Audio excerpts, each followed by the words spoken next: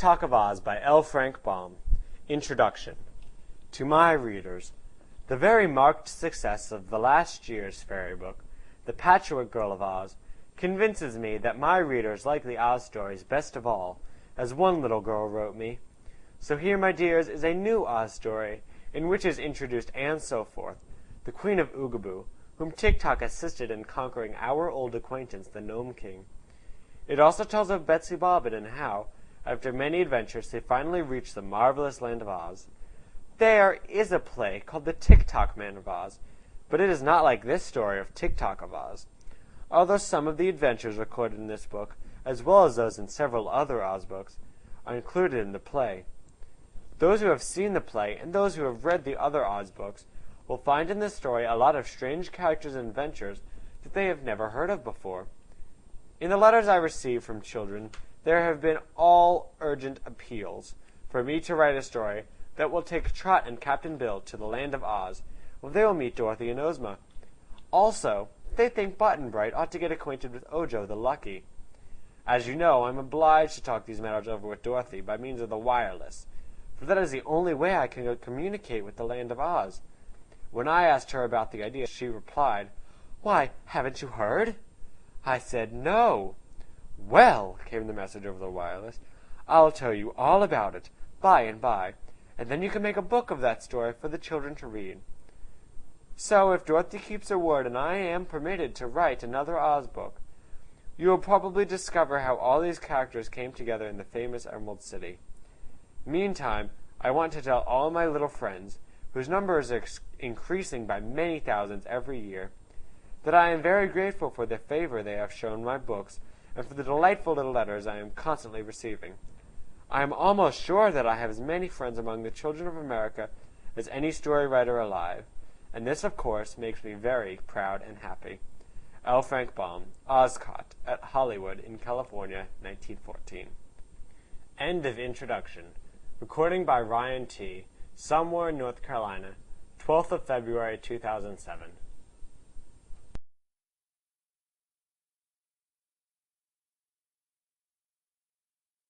Chapter 22. Kindly Kisses. "Won't you be dreadful sorry to leave this lovely place?" Betsy asked the ugly one. "No, indeed," said he. "Jewels and gold are cold and heartless things, and I am sure I would presently have died of loneliness had I not found the natural forest at the edge of the artificial one. Anyhow, without these real trees I should soon have starved to death." Betsy looked around at the quaint trees. "I don't just understand that," she admitted. "What could you find to eat here?" "The best food in the world," Ugly answered. "Do you see that grove at your left?" He added, pointing it out, "Well, such trees as those do not grow in your country, or in any other place but this cavern.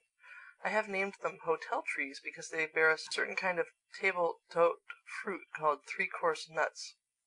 "That's funny," said Betsy. "What are the three-course nuts like?" "Something like coconuts to look at," explained the ugly one. "All you have to do is to pick one of them and then sit down and eat your dinner. You first unscrew the top part and find a cupful of good soup.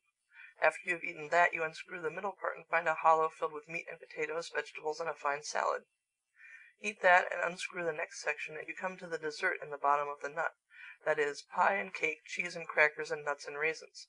The three-course nuts are not all exactly alike in flavor or in contents, but they are all good, and in each one may be found a complete three-course dinner." "But how about breakfasts?" inquired Betsy. "Why, there are breakfast trees for that, which grow over there at the right. They bear nuts, like the others, only the nuts contain coffee or chocolate instead of soup, oatmeal instead of meat and potatoes, and fruits instead of dessert. Sad as has been my life in this wonderful prison, I must admit that no one could live more luxuriously in the best hotel in the world than I have lived here. But I will be glad to get into the open air again and see the good old sun and the silvery moon and the soft green grass and the flowers that are kissed by the morning dew. Ah, how much more lovely are those blessed things than the glitter of gems or the cold gleam of gold." "Of course," said Betsy. "I once knew a little boy who wanted to catch the measles, because all the little boys in his neighborhood but him had 'em, and he was really unhappy because he couldn't catch 'em, try as he would. So I'm pretty certain that the things we want and can't have are not good for us. Isn't that true, Shaggy?" "Not always, my dear," he gravely replied. "If we didn't want anything, we would never get anything, good or bad. I think our longings are natural, and if we act as nature prompts us, we can't go far wrong. For my part, said Queen Anne, I think the world would be a dreary place without the gold and jewels. All things are good in their way, said Shaggy, but we may have too much of any good thing. And I have noticed that the value of anything depends upon how scarce it is and how difficult it is to obtain. Pardon me for interrupting you, said King Calico, coming to their side, but now that we have rescued Shaggy's brother, I would like to return to my royal cavern. Being the king of the gnomes, it is my duty to look after my restless subjects and see that they behave themselves. So they all turned and began walking through the metal forest to the other side of the great domed cave where they had first entered it. Shaggy and his brother walked side by side, and both seemed rejoiced that they were together after their long separation. Betsy didn't dare look at the polka-dot handkerchief, for fear she would laugh aloud. So she walked behind the two brothers and led Hank by holding fast to his left ear. When at last they reached the place where the passage led to the outer world, Queen Anne said, in a hesitating way that was unusual with her, I have not conquered this gnome country, nor do I expect to do so, but I would like to gather a few of these pretty jewels before I leave this place. Help yourself, ma'am, said King Calico, and at once the officers of the army took advantage of his royal permission and began filling their pockets, while Anne tied a lot of diamonds in a big handkerchief. This accomplished, they all entered the passage, the gnomes going first to light the way with their torches. They had not proceeded far when Betsy exclaimed, Why, there are jewels here, too. All eyes were turned upon the ground, and they found a regular trail of jewels strewn along the rock floor. This is queer, said Calico, much surprised. I must send some of my gnomes to gather up these gems and replace them in the metal forest where they belong. I wonder how they came to be here. All the way along the passage they found this trail of jewels, but when they neared the end the mystery was explained. For there, squatted upon the floor with his back to the rock wall, sat old Ruggedo, puffing and blowing as if he was all tired out. Then they realized it was he who had scattered the jewels from his many pockets, which one by one had burst with the weight of their contents as he had stumbled along the passage.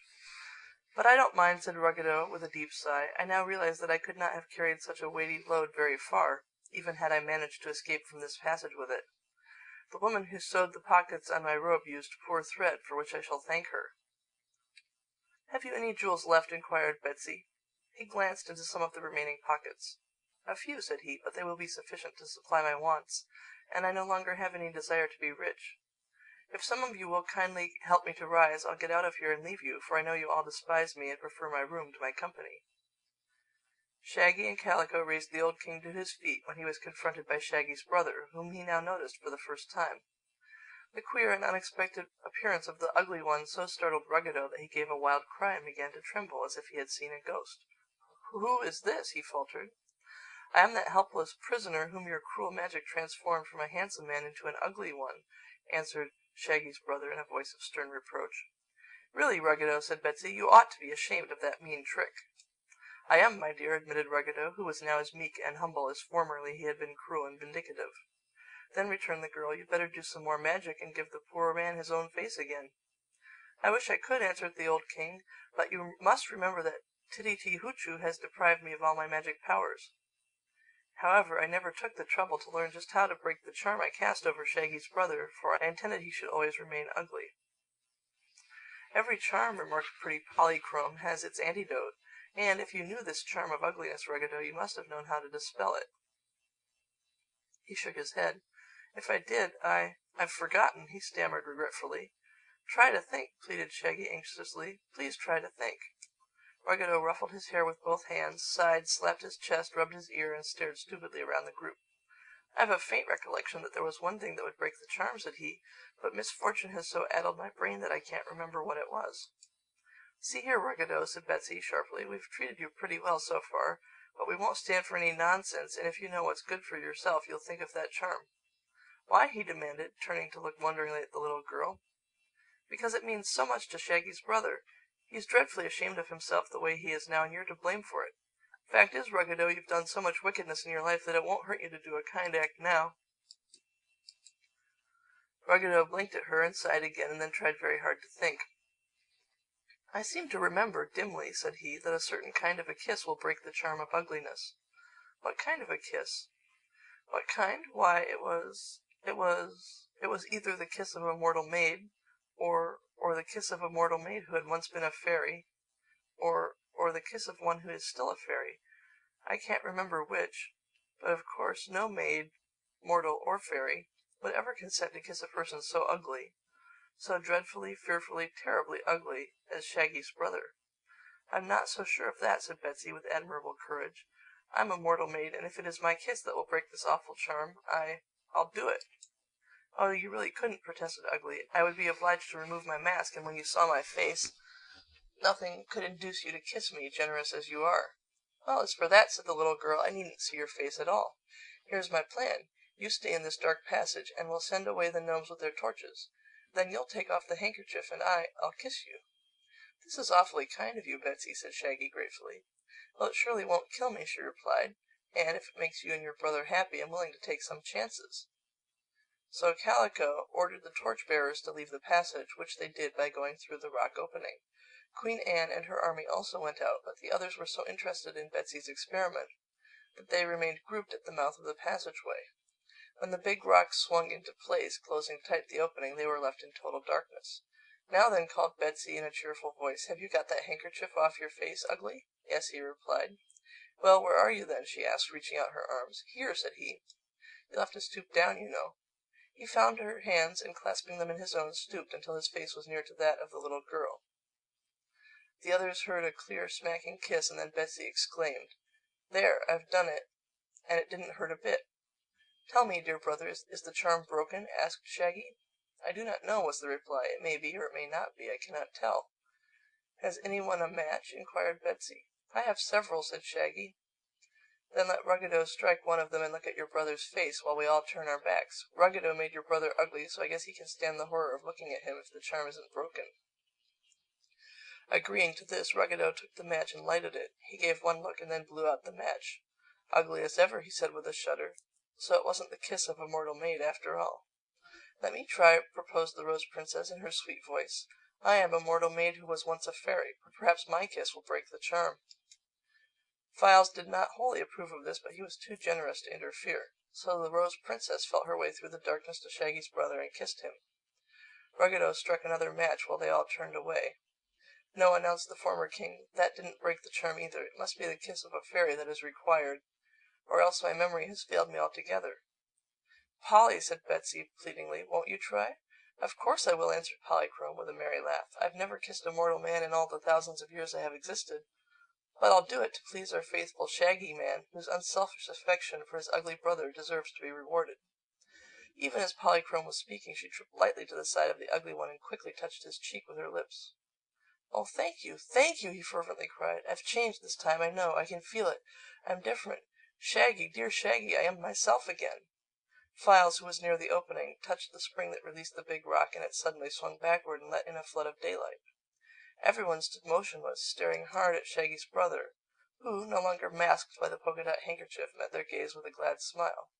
Well, said Shaggy Man, breaking the silence at last, and drawing a long, deep breath of satisfaction, you are no longer the ugly one, my dear brother. But to be entirely frank with you, the face that belongs to you is no more handsome than it ought to be.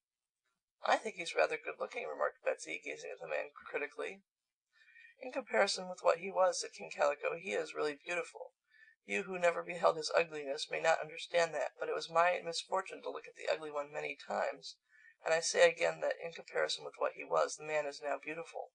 All right, returned Betsy briskly, we'll take your word for it, Calico, and now let us get out of this tunnel and into the world again. End of Chapter 22. Kindly Kisses.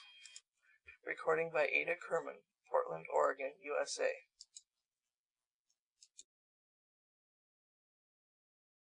Chapter 2. Out of Oogaboo. 3 days later, the grand army of Oogaboo assembled in the square in front of the royal palace.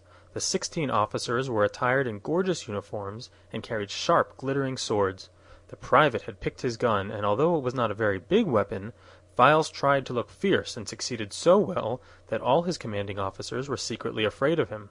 The women were there, protesting that Queen Anne so forth had no right to take their husbands and fathers from them, but Anne commanded them to keep silent, and that was the hardest order to obey they had ever received.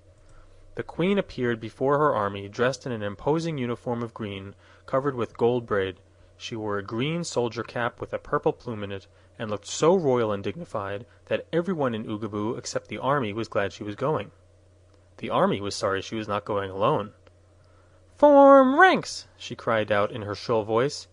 Sally leaned out of the palace window and laughed. "I believe your army can run better than it can fight," she observed. "Of course," replied General Bunn proudly. "We're not looking for trouble, you know, but for plunder. The more plunder and the less fighting we get, the better we shall like our work." "For my part," said Files, "I prefer war and carnage to anything. The only way to become a hero is to conquer, and the storybooks all say that the easiest way to conquer is to fight." "That's the idea, my brave man," agreed Anne. "To fight is to conquer is to secure plunder, and to secure plunder is to become a hero. With such noble determination to back me, the world is mine. Goodbye, Sally. When we return, we shall be rich and famous. Come, generals, let us march." At this the generals straightened up and threw out their chests. Then they swung their glittering swords in rapid circles and cried to the colonels, "Forward, march!" Then the colonels shouted to the majors, "Forward, march!" And the majors yelled to the captains, "Forward, march!" And the captain screamed to the private, "Forward, march!" So Files shouldered his gun and began to march, and all the officers followed after him. Queen Anne came last of all, rejoicing in her noble army, and wondering why she had not decided long ago to conquer the world. In this order the procession marched out of Oogaboo and took the narrow mountain pass which led into the lovely fairyland of Oz. End of Chapter 2. Recording by Scott Sherris, Atlanta, Georgia, USA. Chapter 23, Ruggedo Reforms. Ruggedo Reforms. It did not take them long to regain the royal cavern of the Gnome King, where Calico ordered served to them the nicest refreshments the place afforded. Ruggedo had come trailing along after the rest of the party, and while no one paid any attention to the old king, they did not offer any objection to his presence, or command him to leave them. He looked fearfully to see if the eggs were still guarding the entrance, but they had now disappeared. So he crept into the cavern after the others and humbly squatted down in a corner of the room. There Betsy discovered him. All of the little girl's companions were now so happy at the success of Shaggy's quest for his brother, and the laughter and merriment seemed so general, that Betsy's heart softened toward the friendless old man who had once been their bitter enemy, and she carried to him some of the food and drink. Ruggedo's eyes filled with tears at this unexpected kindness. He took the child's hand in his own and pressed it gratefully. "Look here, Calico," said Betsy, addressing the new king. "What's the use of being hard on Ruggedo?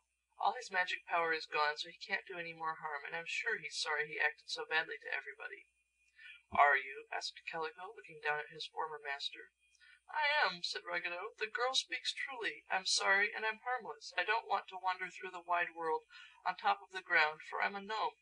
No gnome can ever be happy any place but underground." "That being the case," said Calico, "I will let you stay here as long as you behave yourself. But if you try to act badly again, I shall drive you out, as Tititi-Hoochoo has commanded, and you'll have to wander." "Never fear, I'll behave," promised Ruggedo. "It is hard work being a king, and harder still to be a good king. But now that I am a common gnome, I am sure I can lead a blameless life." They were all pleased to hear this, and to know that Ruggedo had really reformed. "I hope he'll keep his word," whispered Betsy to Shaggy. "But if he gets bad again, we will be far away from the Gnome Kingdom, and Calico will have to tend to the old gnome himself." Polychrome had been a little restless during the last hour or two. The lovely daughter of the Rainbow knew that she had now done all in her power to assist her Earth friends, and so she began to long for her sky home. "I think," she said, after listening intently, "that it is beginning to rain. The Rain King is my uncle, you know, and perhaps he has read my thoughts and is going to help me. Anyway, I must take a look at the sky and make sure." So she jumped up and ran through the passage to the outer entrance, and they all followed after her and grouped themselves on a ledge of the mountainside. Sure enough, dark clouds had filled the sky, and a slow drizzling rain had set in. "It can't last for long," said Shaggy, looking upward, "and when it stops we shall lose the sweet little fairy we have learned to love. Alas," he continued, after a moment, "the clouds are already breaking in the west, and see, isn't that the rainbow coming?" Betsy didn't look at the sky. She looked at Polychrome, whose happy, smiling face surely foretold the coming of her father to take her to the cloud palaces. A moment later a gleam of sunshine flooded the mountain, and a gorgeous rainbow appeared. With a cry of gladness, Polychrome sprang upon a point of rock and held out her arms. Straightway the rainbow descended until its end was at her very feet, when with a graceful leap she sprang upon it, and was at once clasped in the arms of her radiant sisters, the Daughters of the Rainbow. but Polychrome released herself to lean over the edge of the glowing arch and nod, and smile and throw a dozen kisses to her late comrades. "Goodbye," she called, and they all shouted "Goodbye" in return and waved their hands to their pretty friend. Slowly the magnificent bow lifted and melted into the sky until the eyes of the earnest watchers saw only fleecy clouds flitting across the blue. "I'm dreadful sorry to see Polychrome go," said Betsy, who felt like crying, "but I suppose she'll be a good deal happier with her sisters in the sky palaces." "To be sure," returned Shaggy, nodding gravely. "It's her home, you know, and those poor wanderers who, like ourselves, have no home, can realize what that means to her." "Once," said Betsy, "I too had a home. Now I've only dear old Hank." She twined her arms around her shaggy friend who was not human, and he said "hee-haw" in a tone that showed he understood her mood. And the shaggy friend who was human stroked the child's head tenderly and said, "You're wrong about that, Betsy dear. I will never desert you." "Nor I," exclaimed Shaggy's brother in earnest tones. The little girl looked up at them gratefully, and her eyes smiled through their tears. "All right," she said, "it's raining again, so let's go back into the cavern." Rather soberly, for all loved Polychrome and would miss her, they re-entered the dominions of the Gnome King. End of Chapter 23, Ruggedo Reforms.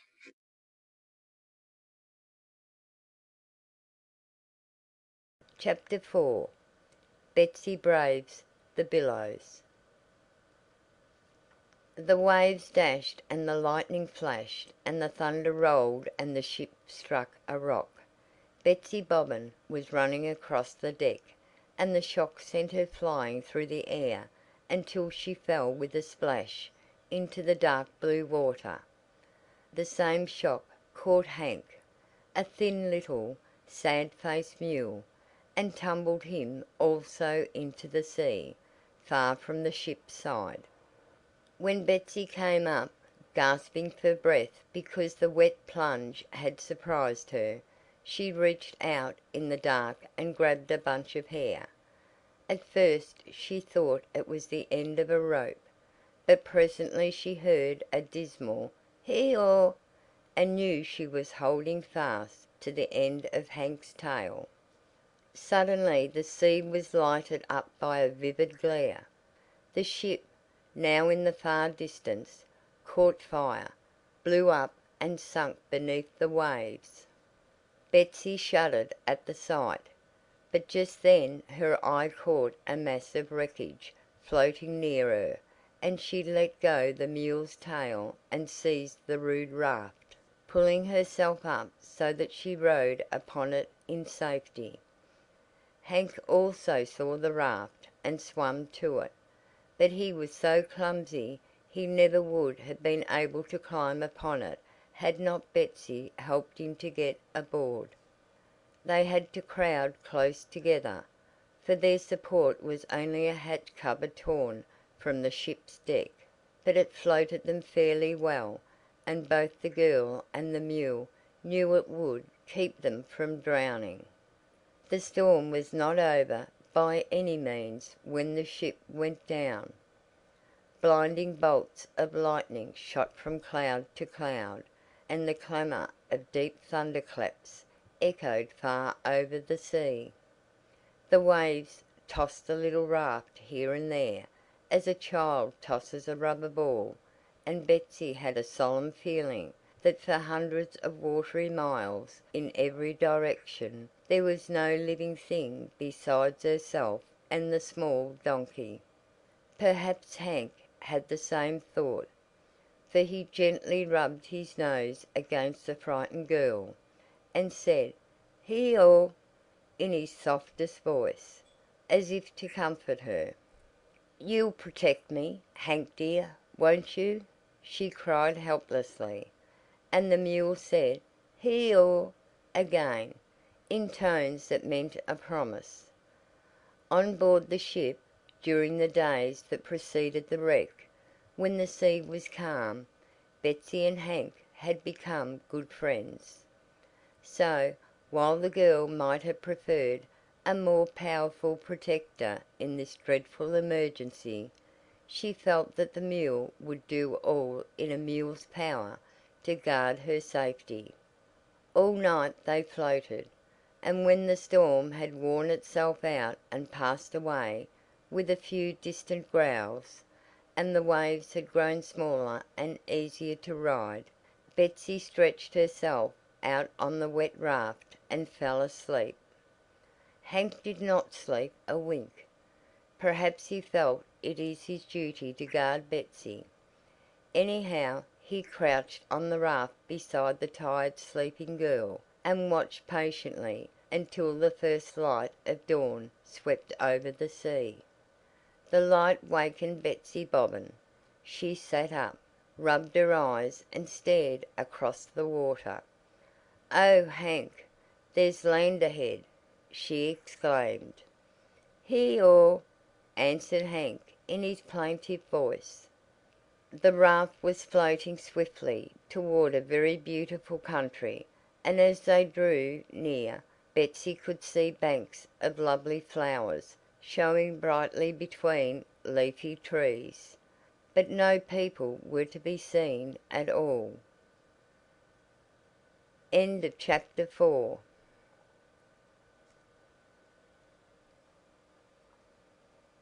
Chapter 5. The Roses Repulse the Refugees. Gently the raft grated on the sandy beach. Then Betsy easily waded ashore, the mule following closely behind her. The sun was now shining, and the air was warm and laden with the fragrance of roses. "I'd like some breakfast, Hank," remarked the girl, feeling more cheerful now that she was on dry land. "But we can't eat the flowers, although they do smell mighty good." "Hee-haw!" replied Hank, and trotted up a little pathway to the top of the bank. Betsy followed, and from the eminence looked around her. A little way off stood a splendid big greenhouse, its thousands of crystal panes glittering in the sunlight. "There ought to be people somewhere round," observed Betsy thoughtfully. "Gardeners, or somebody. Let's go and see, Hank. I'm getting hungrier every minute." So they walked toward the great greenhouse, and came to its entrance without meeting with anyone at all. A door stood ajar, so Hank went in first, thinking if there was any danger he could back out and warn his companion. But Betsy was close at his heels, and the moment she entered was lost in amazement at the wonderful sight she saw. The greenhouse was filled with magnificent rose bushes, all growing in big pots. On the central stem of each bush bloomed a splendid rose, gorgeously colored and deliciously fragrant, and in the center of each rose was the face of a lovely girl. As Betsy and Hank entered, the heads of the roses were drooping, and their eyelids were closed in slumber. But the mule was so amazed that he uttered a loud "Hee-haw!" and at the sound of his harsh voice the rose leaves fluttered, the roses raised their heads, and 100 startled eyes were instantly fixed upon the intruders. I beg your pardon," stammered Betsy, blushing and confused. "Oh!" cried the roses, in a sort of sighing chorus, and one of them added, "What a horrid noise!" "Why, that was only Hank," said Betsy, and as if to prove the truth of her words, the mule uttered another loud "Hee-haw!" At this all the roses turned on their stems as far as they were able, and trembled as if some one were shaking their bushes. A dainty moss rose gasped, "Dear me, how dreadfully dreadful!" "It isn't dreadful at all," said Betsy, somewhat indignant. "When you get used to Hank's voice, it will put you to sleep." The roses now looked at the mule less fearfully, and one of them asked, "Is that savage beast named Hank?" "Yes, Hank's my comrade, faithful and true," answered the girl, twining her arms around the little mule's neck and hugging him tight. "Aren't you, Hank?" Hank could only say in reply, "Hee-haw!" and at his bray the roses shivered again. "Please go away," begged one. "Can't you see you're frightening us out of a week's growth?" "Go away?" echoed Betsy. "Why, we've no place to go. We've just been wrecked." "Wrecked?" asked the roses in a surprised chorus. "Yes, we were on a big ship, and the storm came and wrecked it," explained the girl. "But Hank and I caught hold of a raft and floated ashore to this place, and we're tired and hungry. What country is this, please?" "This is the Rose Kingdom," replied the moss rose, haughtily, "and it is devoted to the culture of the rarest and fairest roses grown. I believe it, said Betsy, admiring the pretty blossoms. But only roses are allowed here, continued a delicate tea rose, bending her brows in a frown. Therefore you must go away before the royal gardener finds you and casts you back into the sea. Oh, is there a royal gardener, then? inquired Betsy. To be sure. And is he a rose also? Of course not. He's a man. A wonderful man, was the reply. Well, I'm not afraid of a man, declared the girl, much relieved, and even as she spoke, the royal gardener popped into the greenhouse, a spading fork in one hand and a watering pot in the other. He was a funny little man, dressed in a rose-colored costume, with ribbons at his knees and elbows, and a bunch of ribbons in his hair. His eyes were small and twinkling, his nose sharp, and his face puckered and deeply lined. "Oh-ho!" he exclaimed, astonished to find strangers in his greenhouse. And when Hank gave a loud bray, the gardener threw the watering-pot over the mule's head, and danced around with his fork, in such agitation that presently he fell over the handle of the implement, and sprawled at full length upon the ground. Betsy laughed, and pulled the watering-pot off from Hank's head. The little mule was angry at the treatment he had received, and backed toward the gardener threateningly. "Look out for his heels," called Betsy warningly, and the gardener scrambled to his feet, and hastily hid behind the roses. "You are breaking the law," he shouted, sticking out his head to glare at the girl and the mule. "What law?" asked Betsy. "The law of the Rose Kingdom. No strangers are allowed in these domains." "Not when they're shipwrecked?" she inquired. "The law doesn't accept shipwrecks," replied the royal gardener, and he was about to say more when suddenly there was a crash of glass, and a man came tumbling through the roof of the greenhouse and fell plump to the ground. End of chapter 5. Chapter 6. Shaggy Seeks His Stray Brother. This sudden arrival was a queer-looking man, dressed all in garments so shaggy that Betsy at first thought he must be some animal, but the stranger ended his fall in a sitting position, and then the girl saw it was really a man. He held an apple in his hand, which he had evidently been eating when he fell, and so little was he jarred or flustered by the accident that he continued to munch this apple as he calmly looked around him. "Good gracious!" exclaimed Betsy, approaching him. "Who are you, and where did you come from?" "Me? Oh, I'm Shaggy Man," said he, taking another bite of the apple. "Just dropped in for a short call. Excuse my seeming haste."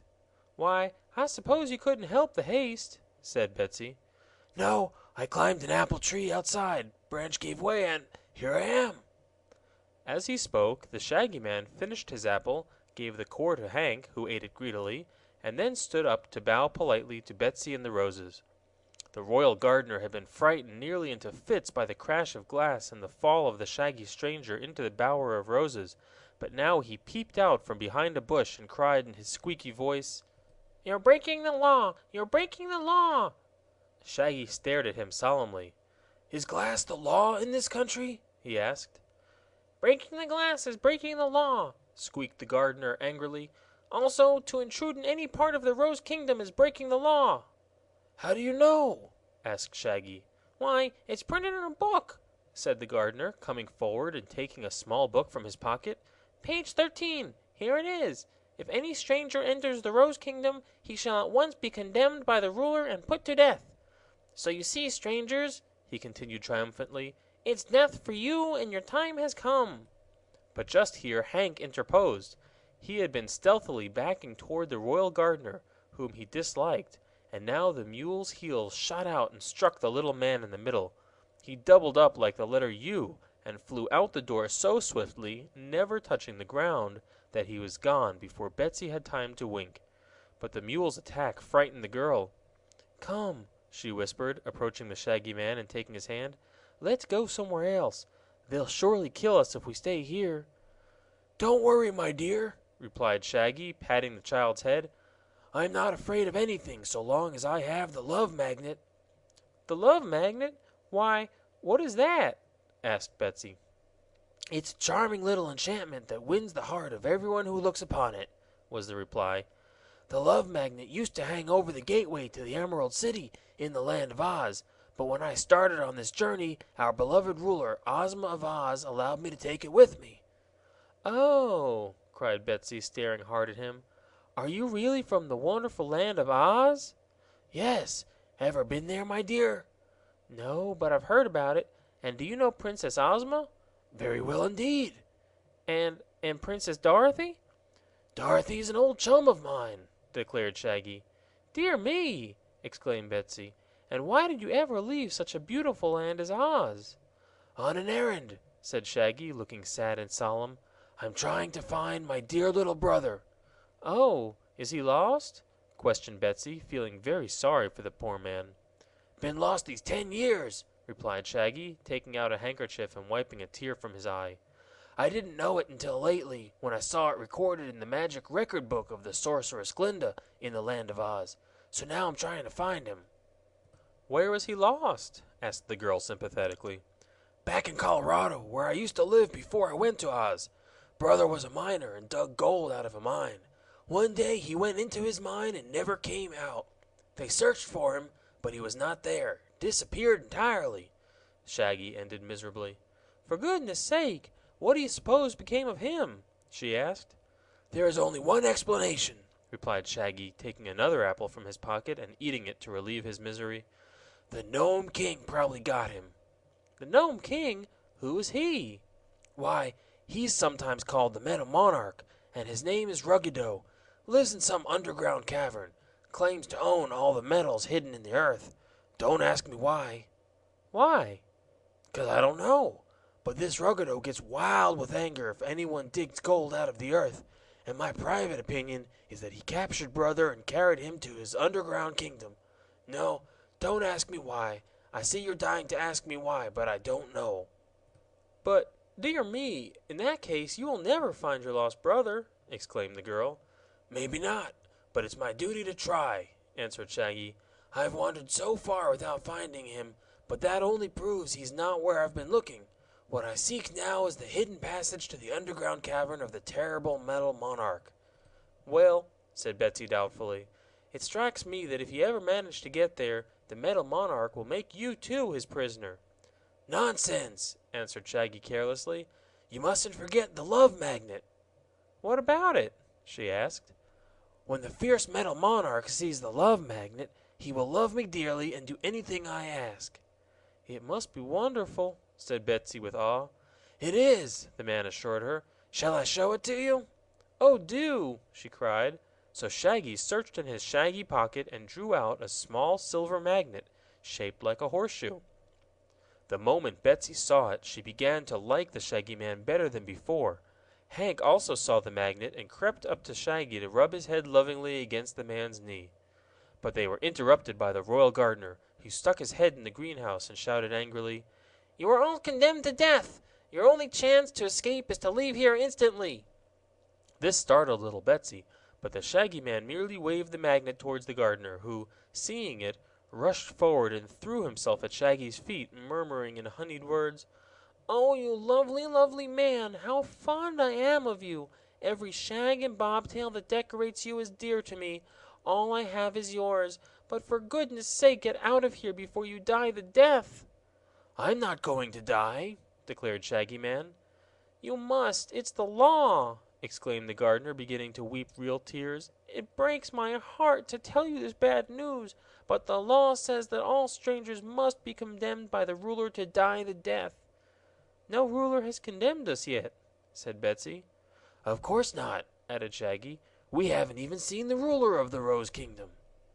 "Well, to tell the truth," said the gardener in a perplexed tone of voice, "we haven't any real ruler just now. You see, all our rulers grow on the bushes in the royal gardens, and the last one we had got mildewed and withered before his time, so we had to plant him, and at this time there is no one growing on the royal bushes who is ripe enough to pick." "How do you know?" asked Betsy. "Why, I'm the royal gardener. Plenty of royalties are growing, I admit, but just now they are all green. Until one ripens, I'm supposed to rule the Rose Kingdom myself and see that its laws are obeyed. Therefore, much as I love you, Shaggy, I must put you to death." "Wait a minute," pleaded Betsy. I'd like to see these royal gardens before I die. So would I, added Shaggy Man. Take us there, gardener. Oh, I can't do that, objected the gardener. But Shaggy again showed him the love magnet, and after one glance at it, the gardener could no longer resist. He led Shaggy, Betsy, and Hank to the end of the great greenhouse, and carefully unlocked a small door.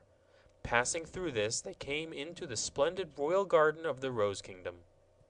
It was all surrounded by a tall hedge, and within the enclosure grew several enormous rose bushes having thick green leaves of the texture of velvet.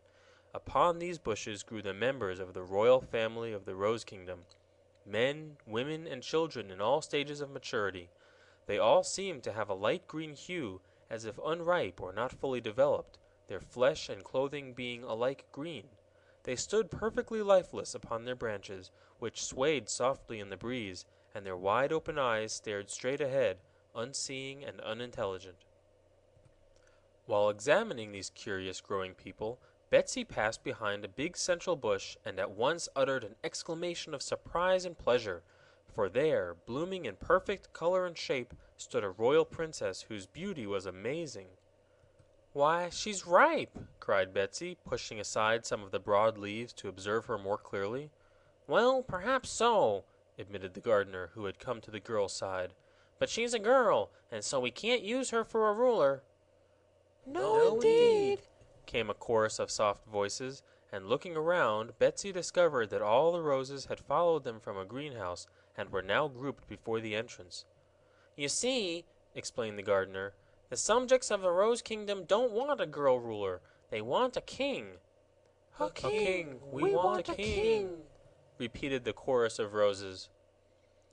Isn't she royal? Inquired Shaggy, admiring the lovely princess. "Of course, for she grows on a royal bush. This princess is named Ozga, as she is a distant cousin of Ozma of Oz, and, were she but a man, we would joyfully hail her as our ruler." The gardener then turned away to talk with his roses, and Betsy whispered to her companion, "Let's pick her, Shaggy." "All right," said he. "If she's royal, she has the right to rule this kingdom, and if we pick her, she will surely protect us and prevent our being hurt or driven away." So Betsy and Shaggy each took an arm of the beautiful Rose Princess, and a little twist of her feet set her free of the branch upon which she grew. Very gracefully she stepped down from the bush to the ground, where she bowed low to Betsy and Shaggy, and said in a delightfully sweet voice, "I thank you." But at the sound of these words, the gardener and the roses turned and discovered that the princess had been picked, and was now alive. Over every face flashed an expression of resentment and anger, and one of the roses cried aloud, "Audacious mortals, what have you done?" "Picked a princess for you, that's all," replied Betsy cheerfully. "But we won't have her. We want a king!" exclaimed the Jacques Rose, and another added with a voice of scorn, "No girl shall rule over us." The newly picked princess looked from one to another of her rebellious subjects in astonishment. A grieved look came over her exquisite features. "Have I no welcome here, pretty subjects?" she asked gently. "Have I not come from my royal bush to be a ruler?" "You were picked by mortals without our consent," replied the Moss Rose coldly. "So we refuse to allow you to rule us." "Turn her out, gardener, with the others!" cried the Tea Rose. "Just a second, please," called Shaggy, taking the love magnet from his pocket. "I guess this will win their love, Princess. Here, take it in your hand and let the roses see it." Princess Ozga took the magnet and held it poised before the eyes of her subjects, but the roses regarded it with calm disdain. "Why, what's the matter?" demanded Shaggy in surprise. "The magnet never failed to work before." "I know," said Betsy, nodding her head wisely. "These roses have no hearts." "That's it," agreed the gardener. "They're pretty and sweet and alive, but still they are roses. Their stems have thorns, but no hearts." The princess sighed and handed the magnet to the Shaggy Man. "What shall I do?" she asked sorrowfully. "Turn her out, gardener, with the others!" commanded the roses. "We will have no ruler until a man rose, a king, is ripe enough to pick." "Very well," said the gardener meekly. "You must excuse me, my dear Shaggy, for opposing your wishes, but you and the others, including Ozga, must get out of the Rose Kingdom immediately, if not before." "Don't you love me, Guardy?" asked Shaggy, carelessly displaying the magnet. "I do, I don't on thee," answered the gardener earnestly. "But no true man will neglect his duty for the sake of love. My duty is to drive you out, so out you go." With this, he seized a garden fork and began jabbing it at the strangers, in order to force them to leave. Hank the mule was not afraid of the fork, and when he got his heels nearer to the gardener, the man fell back to avoid a kick. But now the roses crowded around the outcasts, and it was soon discovered that beneath their draperies of green leaves were many sharp thorns, which were more dangerous than Hank's heels. Neither Betsy nor Ozga nor Shaggy nor the mule cared to brave those thorns, and when they pressed away from them they found themselves slowly driven through the garden door into the greenhouse. From there they were forced out at the entrance, and so through the territory of the flower-strewn Rose Kingdom, which was not of very great extent. The Rose Princess was sobbing bitterly. Betsy was indignant and angry. Hank uttered defiant hee-haws, and the Shaggy Man whistled softly to himself. The boundary of the Rose Kingdom was a deep gulf, but there was a drawbridge in one place, and this the royal gardener let down until the outcasts had passed over it. Then he drew it up again and returned with his roses to the greenhouse, leaving the four queerly assorted comrades to wander into the bleak and unknown country that lay beyond. "I don't mind much," remarked Shaggy as he led the way over the stony, barren ground. "I've got to search for my long-lost little brother anyhow, so it won't matter where I go." "Hank and I will help you find your brother," said Betsy in her most cheerful voice. "I'm so far away from home now that I don't suppose I'll ever find my way back, and to tell you the truth, it's more fun traveling around and having adventures than sticking at home. Don't you think so, Hank?" "Hee-haw," said Hank, and the Shaggy Man thanked them both. "For my part," said Princess Ozga of Roseland with a gentle sigh, "I must remain forever exiled from my kingdom, so I, too, will be glad to help the Shaggy Man find his lost brother." "That's very kind of you, ma'am," said Shaggy. "But unless I can find the underground cavern of Ruggedo, the Metal Monarch, I shall never find poor brother." This king was formerly named Roquat, but after he drank the waters of oblivion, he forgot his own name and had to take another. "Doesn't anyone know where it is?" inquired Betsy. "Someone must know, of course," was Shaggy's reply. "But we are not the ones. The only way to succeed is for us to keep going until we find a person who can direct us to Ruggedo's cavern." "We may find it ourselves without any help," suggested Betsy. "Who knows?" "No one knows that except the person who's writing this story," said Shaggy. "But we won't find anything, not even supper, unless we travel on. Here's a path. Let's take it and see where it leads to." End of Chapter 6. Recording by Scott Sherris, Atlanta, Georgia, USA. Chapter 7. Polychrome's Pitiful Plight. The Rain King got too much water in his basin and spilled some over the brim. That made it rain in a certain part of the country, a real hard shower for a time, and sent the rainbow scampering to the place to show the gorgeous colors of his glorious bow as soon as the mist of the rain had passed and the sky was clear. The coming of the rainbow was always a joyous event to Earth folk, yet few have ever seen it close by. Usually the rainbow is so far distant that you can observe its splendid hues but dimly, and that is why we seldom catch sight of the dancing daughters of the rainbow. In the barren country where the rain had just fallen, there appeared to be no human beings at all, but the rainbow appeared just the same, and dancing gaily upon its arch were the rainbow's daughters, led by the fairy-like Polychrome, who was so dainty and beautiful that no girl has ever quite equaled her in loveliness. Polychrome was in a merry mood, and danced down the arch of the bow to the ground, daring her sisters to follow her. Laughing and gleeful, they also touched the ground with their twinkling feet, but all the daughters of the rainbow knew that this was a dangerous pastime, so they quickly climbed upon their bow again. All but Polychrome, though the sweetest and merriest of them all, she was likewise the most reckless.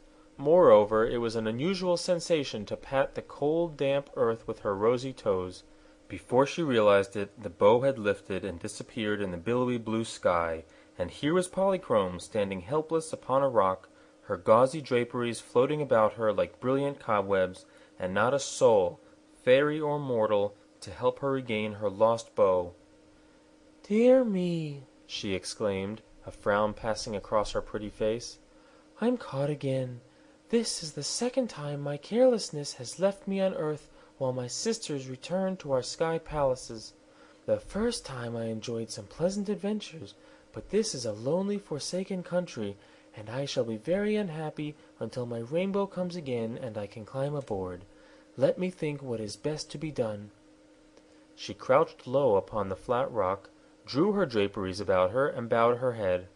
It was in this position that Betsy Bobbin spied Polychrome as she came along the stony path, followed by Hank, the princess, and Shaggy. At once the girl ran up to the radiant daughter of the rainbow and exclaimed, "Oh, what a lovely, lovely creature!" Polychrome raised her golden head. There were tears in her blue eyes. "I'm the most miserable girl in the whole world," she sobbed.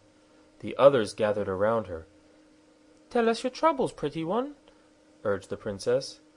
I've lost my bow," wailed Polychrome. "Take me, my dear," said Shaggy Man in a sympathetic tone, thinking she meant boo instead of bow. "I don't want you," cried Polychrome, stamping her foot imperiously. "I want my rainbow."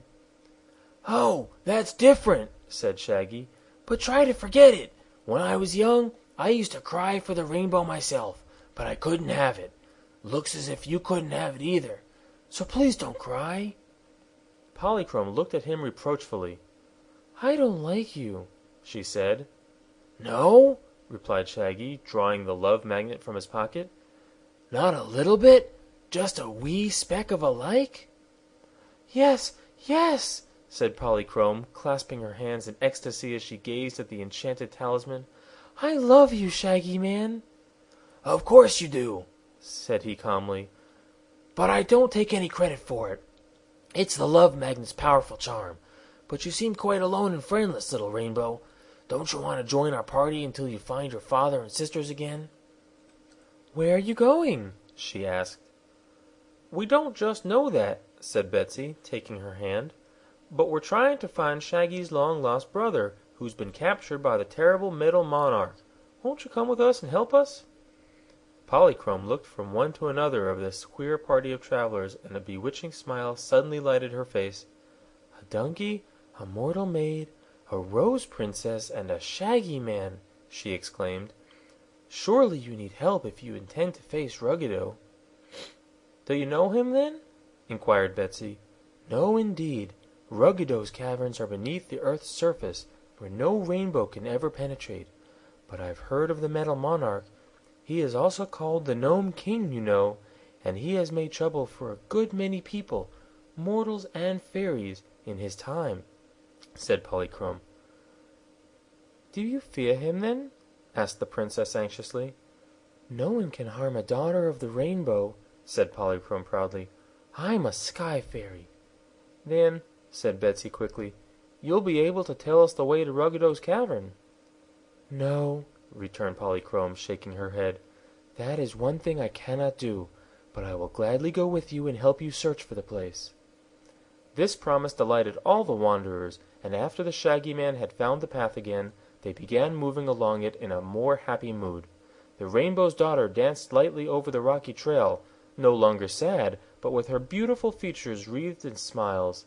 Shaggy came next, walking steadily, and now and then supporting the Rose Princess, who followed him. Betsy and Hank brought up the rear, and if she tired with walking, the girl got upon Hank's back and let the stout little donkey carry her for a while. At nightfall, they came to some trees that grew beside a tiny brook, and here they made camp and rested until morning. Then away they tramped, finding berries and fruits here and there which satisfied the hunger of Betsy, Shaggy, and Hank, so that they were well content with their lot. It surprised Betty to see the Rose Princess partake of their food, for she considered her a fairy, but when she mentioned this to Polychrome, the Rainbow's daughter explained that when Ozga was driven out of her Rose Kingdom, she ceased to be a fairy, and would never again be more than a mere mortal. Polychrome, however, was a fairy wherever she happened to be, and if she sipped a few dewdrops by moonlight for refreshment, no one ever saw her do it. As they continued their wandering journey, Direction meant very little to them, for they were hopelessly lost in this strange country. Shaggy said it would be best to go toward the mountains, as the natural entrance to Ruggedo's underground cavern was likely to be hidden in some rocky, deserted place, but mountains seemed all around them, except in the one direction that they had come from, which led to the Rose Kingdom and the sea. Therefore it mattered little which way they traveled. By and by they espied a faint trail that looked like a path, and after following this for some time, they reached a crossroads.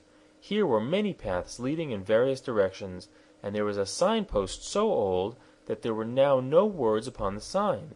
At one side was an old well with a chain windlass for drawing water, yet there was no house or other building anywhere in sight. While the party halted, puzzled which way to proceed, the mule approached the well and tried to look into it. "He's thirsty," said Betsy. "It's a dry well," remarked Shaggy.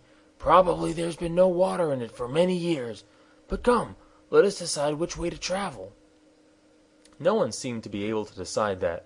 They sat down in a group and tried to consider which road might be the best to take. Hank, however, could not keep away from the well, and finally he reared up on his hind legs, got his head over the edge, and uttered a loud "Hee-haw!" Betsy watched her animal friend curiously. "I wonder if he sees anything down there," she said. At this, Shaggy rose and went over to the well to investigate, and Betsy went with him. The Princess and Polychrome, who had become fast friends, linked arms and sauntered down one of the roads to find an easy path. "Really," said Shaggy, "there does seem to be something at the bottom of this old well." "Can't we pull it up and see what it is?" asked the girl. There was no bucket at the end of the windlass chain, but there was a big hook that at one time was used to hold a bucket. Shaggy let down this hook, dragged it around on the bottom, and then pulled it up. An old hoop skirt came with it, and Betsy laughed and threw it away. The thing frightened Hank, who had never seen a hoop skirt before, and he kept a good distance away from it. Several other objects the Shaggy Man captured with the hook and drew up, but none of these was important. "This well seems to have been the dump for all the old rubbish in this country," he said, letting down the hook once more. "I guess I've captured everything now. No, the hook is caught again. Help me, Betsy. Whatever this thing is, it's heavy." She ran up and helped him turn the windlass, and after much effort a confused mass of copper came in sight. "Good gracious!" exclaimed Shaggy. "Here is a surprise indeed." "What is it?" inquired Betsy, clinging to the windlass and panting for breath. For answer, the Shaggy Man grasped the bundle of copper and dumped it upon the ground, free of the well. Then he turned it over with his foot, spread it out, and to Betsy's astonishment the thing proved to be a copper man. "Just as I thought," said Shaggy, looking hard at the object. "But unless there are two copper men in the world, this is the most astonishing thing I ever came across." At this moment the Rainbow's Daughter and the Rose Princess approached them, and Polychrome said, "What have you found, Shaggy One?" "Either an old friend or a stranger," he replied. "Oh, here's a sign on his back," cried Betsy, who had knelt down to examine the man. "Dear me, how funny! Listen to this." Then she read the following words engraved upon the copper plates of the man's body. "Smith & Tinker's patent double-action extra-responsive thought-creating perfect-talking mechanical man, fitted with our special clockwork attachment, thinks, speaks, acts, and does everything but live." "Isn't he wonderful?" exclaimed the princess. "Yes, but here's more," said Betsy, reading from another engraved plate. "Directions for using. For thinking, wind the clockwork man under his left arm, marked number 1. For speaking, wind the clockwork man under his right arm, marked number 2. For walking and action, wind clockwork man in the middle of his back, marked number 3. Note well, this mechanism is guaranteed to work perfectly for 1,000 years. "If he's guaranteed for 1,000 years," said Polychrome, "he ought to work yet." "Of course," replied Shaggy. "Let's wind him up." In order to do this, they were obliged to set the copper man upon his feet in an upright position, and this was no easy task. He was inclined to topple over, and had to be propped again and again. The girls assisted Shaggy, and at last Tik Tok seemed to be balanced and stood alone upon his broad feet. "Yes," said Shaggy, looking at the Copper Man carefully, "this must be, indeed, my old friend Tik Tok, whom I left ticking merrily in the land of Oz. But how he came to this lonely place and got into that old well is surely a mystery." "If we wind him up, perhaps he will tell us," suggested Betsy. "Here's the key, hanging to a hook on his back. What part of him shall I wind up first?" "His thoughts, of course," said Polychrome, "for it requires thought to speak or move intelligently." So Betsy wound him under his left arm, and at once little flashes of light began to show in the top of his head, which was proof that he had begun to think. "Now then," said Shaggy, "wind up his phonograph." "What's that?" she asked. "Why, his talking machine. His thoughts may be interesting, but they don't tell us anything." So Betsy wound the Copper Man under his right arm, and then from the interior of his copper body came in jerky tones the words, "Many thanks." "Hurrah!" cried Shaggy joyfully, and he slapped Tik Tok upon the back in such a hearty manner that the Copper Man lost his balance and tumbled to the ground in a heap. But the clockwork that enabled him to speak had been wound up, and he kept saying, "Pick me up, pick me up, pick me up," until they had again raised him and balanced him upon his feet, when he added politely, "Many thanks." "He won't be self-supporting until we wind up his action," remarked Shaggy. So Betsy wound it as tight as she could, for the key turned rather hard, and then Tik Tok lifted his feet, marched around in a circle, and ended by stopping before the group and making them all a low bow.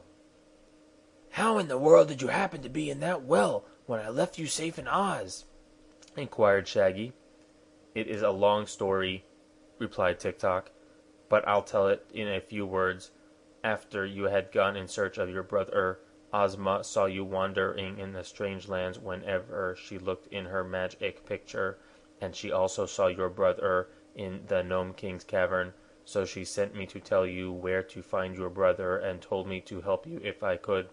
The sorceress Glinda the Good transported me to this place in the wink of an eye, but here I met the Gnome King himself, old Ruggedo, who is called in these parts the Metal Monarch. Ruggedo knew what I had come for, and he was so angry that he threw me down the well. After my works ran down, I was helpless until you came along and pulled me out again. Many thanks." "That is indeed good news," said Shaggy. "I suspected that my brother was the prisoner of Ruggedo, but now I know it. Tell us, Tik Tok, how shall we get to the Gnome King's underground cavern?" "The best way is to walk," said Tik Tok. "We might crawl or jump or roll over and over until we get there, but the best way is to walk." "I know, but which road shall we take?" "My machinery isn't made to tell that," replied Tik Tok. "There is more than one entrance to the underground cavern," said Polychrome. "but old Ruggedo has cleverly concealed every opening so that earth dwellers cannot intrude in his domain. If we find our way underground at all, it will be by chance." "Then," said Betsy, "let us select any road haphazard and see where it leads us." "That seems sensible," declared the Princess. "It may require a lot of time for us to find Ruggedo, but we have more time than anything else." "If you keep me wound up," said Tik Tok, "I will last 1,000 years." "Then the only question to decide is which way to go," added Shaggy, looking first at one road and then at another. But while they stood hesitating, a peculiar sound reached their ears, a sound like the tramping of many feet. "What's coming?" cried Betsy, and then she ran to the left-hand road and glanced along the path. "Why, it's an army!" she exclaimed. "What shall we do? Hide or run?" "Stand still," commanded Shaggy. "I'm not afraid of an army. If they prove to be friendly, they can help us. If they are enemies, I'll show them the love magnet." Marked number 3. Note well, this mechanism is guaranteed to work perfectly for 1,000 years. If he's guaranteed for 1,000 years, said Polychrome, he ought to work yet. Of course, replied Shaggy. Let's wind him up. In order to do this, they were obliged to set the Copper Man upon his feet in an upright position, and this was no easy task. He was inclined to topple over, and had to be propped again and again. The girls assisted Shaggy, and at last Tik Tok seemed to be balanced and stood alone upon his broad feet. Yes, said Shaggy, looking at the Copper Man carefully.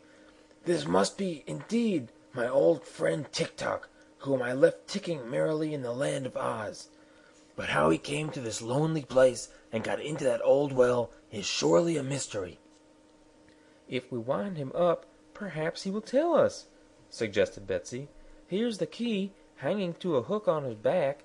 What part of him shall I wind up first? His thoughts, of course, said Polychrome, for it requires thought to speak or move intelligently. So Betsy wound him under his left arm, and at once little flashes of light began to show in the top of his head, which was proof that he had begun to think. Now then, said Shaggy, wind up his phonograph. What's that? She asked. Why, his talking machine. His thoughts may be interesting, but they don't tell us anything. So Betsy wound the Copper Man under his right arm, and then from the interior of his copper body came in jerky tones the words, "Many thanks." Hurrah! cried Shaggy joyfully, and he slapped Tik Tok upon the back in such a hearty manner that the Copper Man lost his balance and tumbled to the ground in a heap. But the clockwork that enabled him to speak had been wound up, and he kept saying, "Pick me up, pick me up, pick me up," until they had again raised him and balanced him upon his feet, when he added politely, "Many thanks." He won't be self-supporting until we wind up his action, remarked Shaggy. So Betsy wound it as tight as she could, for the key turned rather hard, and then Tik Tok lifted his feet, marched around in a circle, and ended by stopping before the group and making them all a low bow. How in the world did you happen to be in that well when I left you safe in Oz? Inquired Shaggy. It is a long story, replied Tik Tok, but I'll tell it in a few words. After you had gone in search of your brother, Ozma saw you wandering in the strange lands whenever she looked in her magic picture, and she also saw your brother in the Gnome King's cavern, so she sent me to tell you where to find your brother and told me to help you if I could. The sorceress Glinda the Good transported me to this place in the wink of an eye, but here I met the Gnome King himself, old Ruggedo, who is called in these parts the Metal Monarch. Ruggedo knew what I had come for, and he was so angry that he threw me down the well. After my works ran down, I was helpless until you came along and pulled me out again. Many thanks. That is indeed good news, said Shaggy. I suspected that my brother was the prisoner of Ruggedo, but now I know it. Tell us, Tik Tok, how shall we get to the Gnome King's underground cavern? The best way is to walk, said Tik Tok. We might crawl or jump or roll over and over until we get there, but the best way is to walk. I know, but which road shall we take? My machinery isn't made to tell that, replied Tik Tok. There is more than one entrance to the underground cavern, said Polychrome. But old Ruggedo has cleverly concealed every opening so that earth dwellers cannot intrude in his domain. If we find our way underground at all, it will be by chance. Then, said Betsy, let us select any road haphazard and see where it leads us. That seems sensible, declared the princess. It may require a lot of time for us to find Ruggedo, but we have more time than anything else. If you keep me wound up, said Tik Tok, I will last 1,000 years. Then the only question to decide is which way to go, added Shaggy, looking first at one road and then at another. But while they stood hesitating, a peculiar sound reached their ears, a sound like the tramping of many feet. What's coming? cried Betsy, and then she ran to the left-hand road and glanced along the path. Why, it's an army! she exclaimed. What shall we do? Hide or run?" "Stand still," commanded Shaggy. "I'm not afraid of an army. If they prove to be friendly, they can help us. If they are enemies, I'll show them the love magnet." End of Chapter 7. Recording by Scott Sherris, Atlanta, Georgia, USA.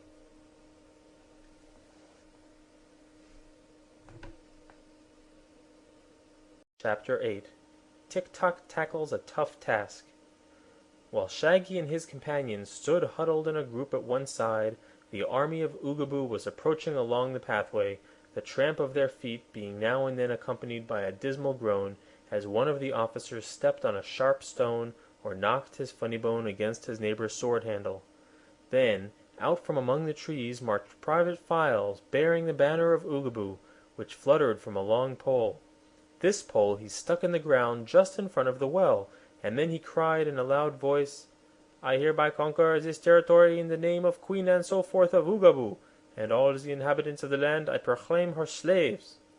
Some of the officers now stuck their heads out of bushes and asked, "Is the coast clear, Private Files?" "There is no coast here," was the reply, "but all's well." "I hope there's water in it," said General Cone, mustering courage to advance to the well. But just then he caught a glimpse of Tik Tok and Shaggy, and at once fell upon his knees, trembling and frightened, and cried out, "Mercy, kind enemies, mercy! Spare us, and we will be your slaves forever." The other officers, who had now advanced into the clearing, likewise fell upon their knees and begged for mercy. Files turned around, and seeing the strangers for the first time, examined them with much curiosity. Then, discovering that 3 of the party were girls, he lifted his cap and made a polite bow. "What's all this?" demanded a harsh voice, as Queen Anne reached the place and beheld her kneeling army. "Permit us to introduce ourselves," replied Shaggy, stepping forward. "This is Tik Tok, the clockwork man, who works better than some meat people. And here is Princess Ozga of Roseland, just now unfortunately exiled from her kingdom of roses. I next present Polychrome, a sky fairy, who lost her bow by an accident and can't find her way home. The small girl here is Betsy Bobbin, from some unknown earthly paradise called Oklahoma. And with her you see Mr. Hank, a mule with a long tail and a short temper." "Pah!"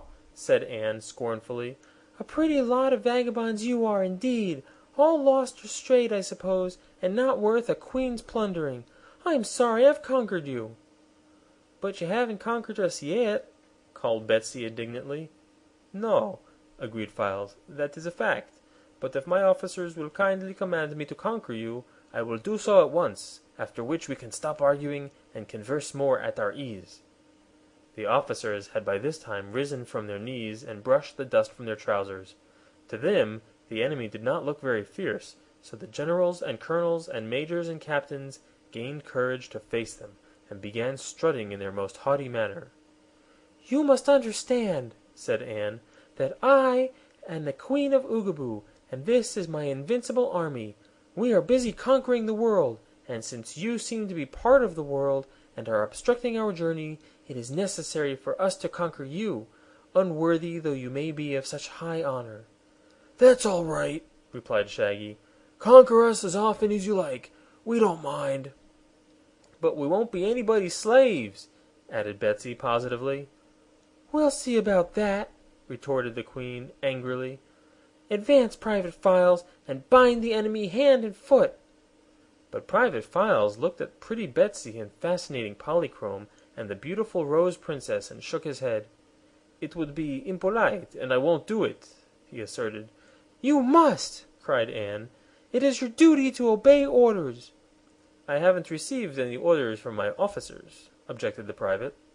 But the generals now shouted, "Forward and bind the prisoners!" and the colonels and majors and captains repeated the command, yelling it as loud as they could. All this noise annoyed Hank, who had been eyeing the army of Oogaboo with strong disfavor. The mule now dashed forward and began backing upon the officers and kicking fierce and dangerous heels at them. The attack was so sudden that the officers scattered like dust in a whirlwind, dropping their swords as they ran and trying to seek refuge behind trees and bushes.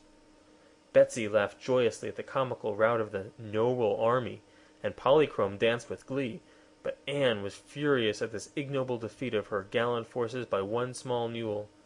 "Private Files, I command you to do your duty!" she cried again, and then she herself ducked to escape the mule's heels, for Hank made no distinction in favor of a lady who was an open enemy. Betsy grabbed her champion by the forelock, however, and so held him fast, and when the officers saw that the mule was restrained from further attacks, they crept fearfully back and picked up their discarded swords. "Private Files, seize and bind these prisoners!" screamed the Queen. "No," said Files, throwing down his gun and removing the knapsack which was strapped to his back. "I resign my position as the army of Oogaboo. I enlisted to fight the enemy and become a hero, but if you want someone to bind harmless girls, you will have to hire another private." Then he walked over to the others and shook hands with Shaggy and Tik Tok. "Treason!" shrieked Anne, and all the officers echoed her cry. "Nonsense," said Files. "I've the right to resign if I want to." "Indeed you haven't," retorted the Queen. "If you resign, it will break up my army, and then I cannot conquer the world." She now turned to the officers and said, "I must ask you to do me a favor. I know it is undignified in officers to fight, but unless you immediately capture Private Files and force him to obey my orders, there will be no plunder for any of us. Also, it is likely you will all suffer the pangs of hunger, and when we meet a powerful foe, you are liable to be captured and made slaves."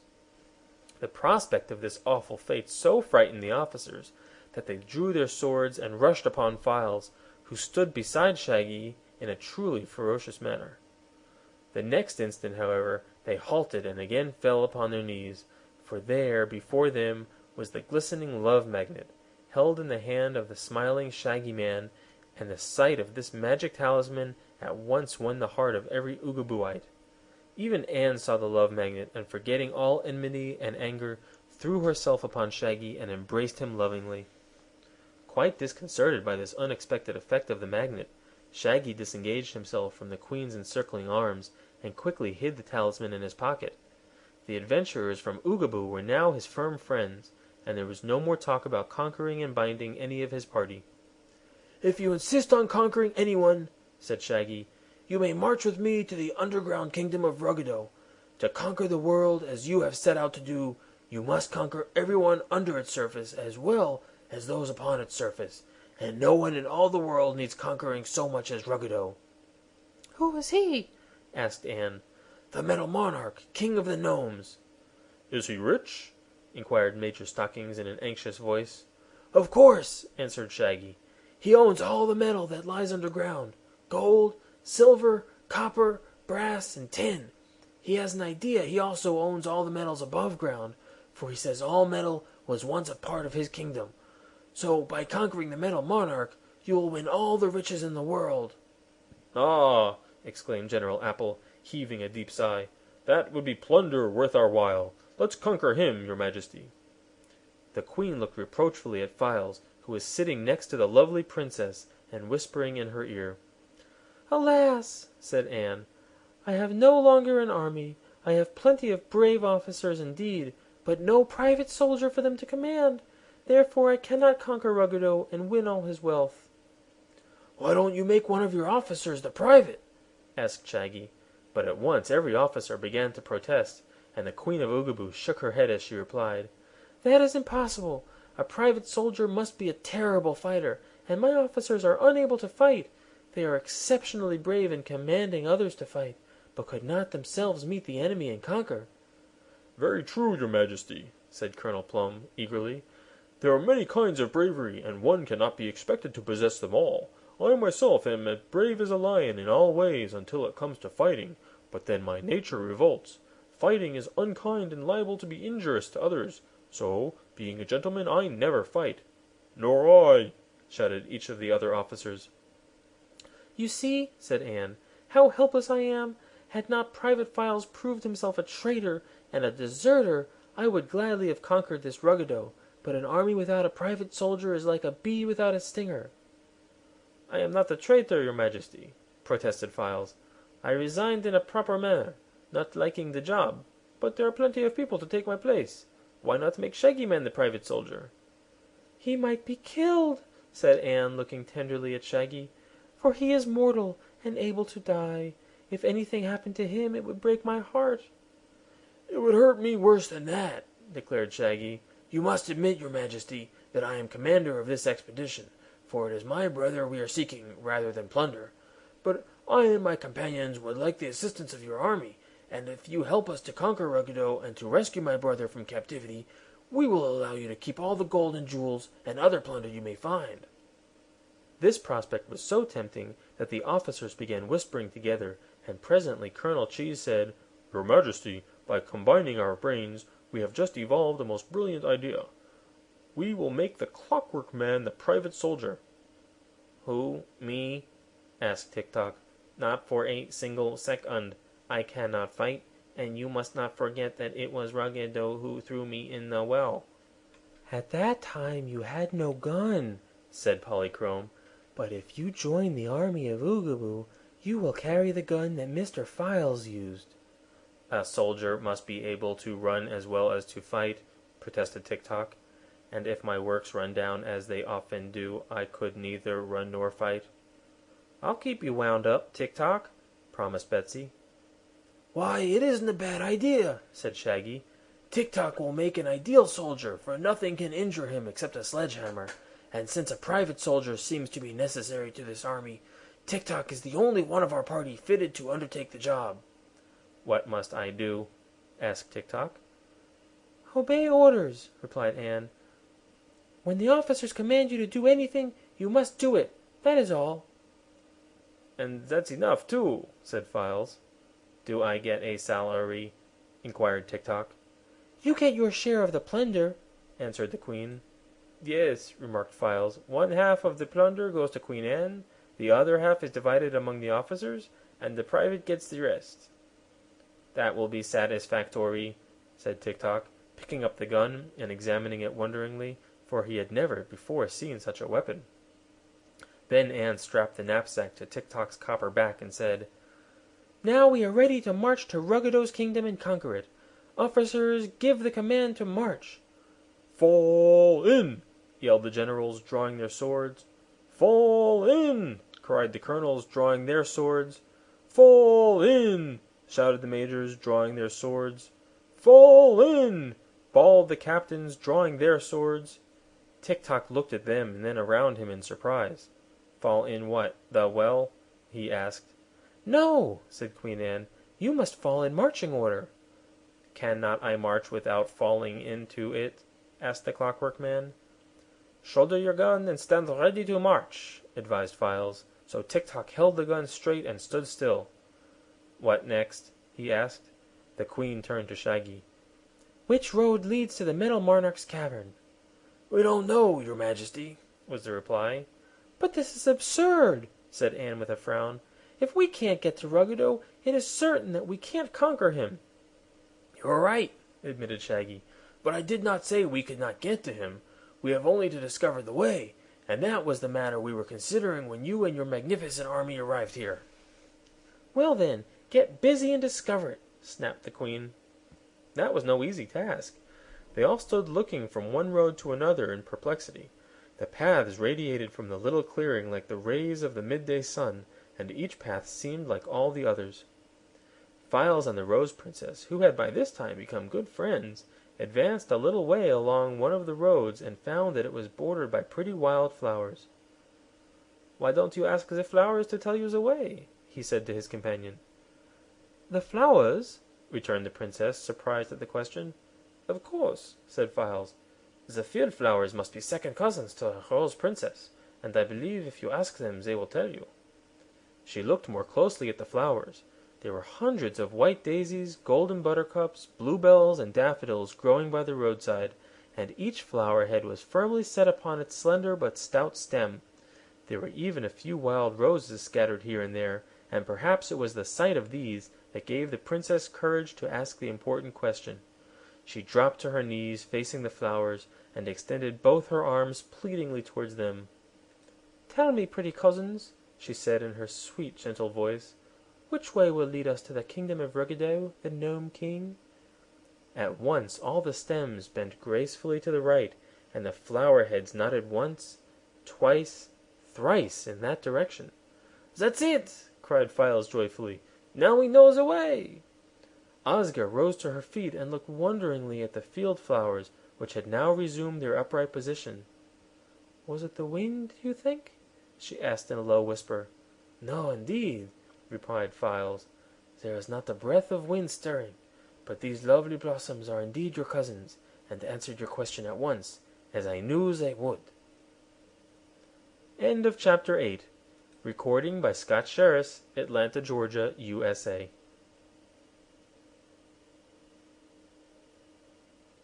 Chapter 9.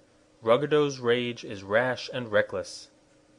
The way taken by the adventurers led uphill and down dale, and wound here and there in a fashion that seemed aimless, but always it drew nearer to a range of low mountains, and Files said more than once that he was certain the entrance to Ruggedo's cavern would be found among these rugged hills.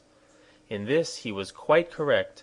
Far underneath the nearest mountain was a gorgeous chamber hollowed from the solid rock, the walls and roof of which glittered with thousands of magnificent jewels. Here, on a throne of virgin gold, sat the famous Gnome King, dressed in splendid robes and wearing a superb crown, cut from a single blood-red ruby. Ruggedo, the monarch of all the metals and precious stones of the underground world, was a round little man with a flowing white beard, a red face, bright eyes, and a scowl that covered all his forehead. One would think, to look at him, that he ought to be jolly. One might think, considering his enormous wealth, that he ought to be happy, but this was not the case.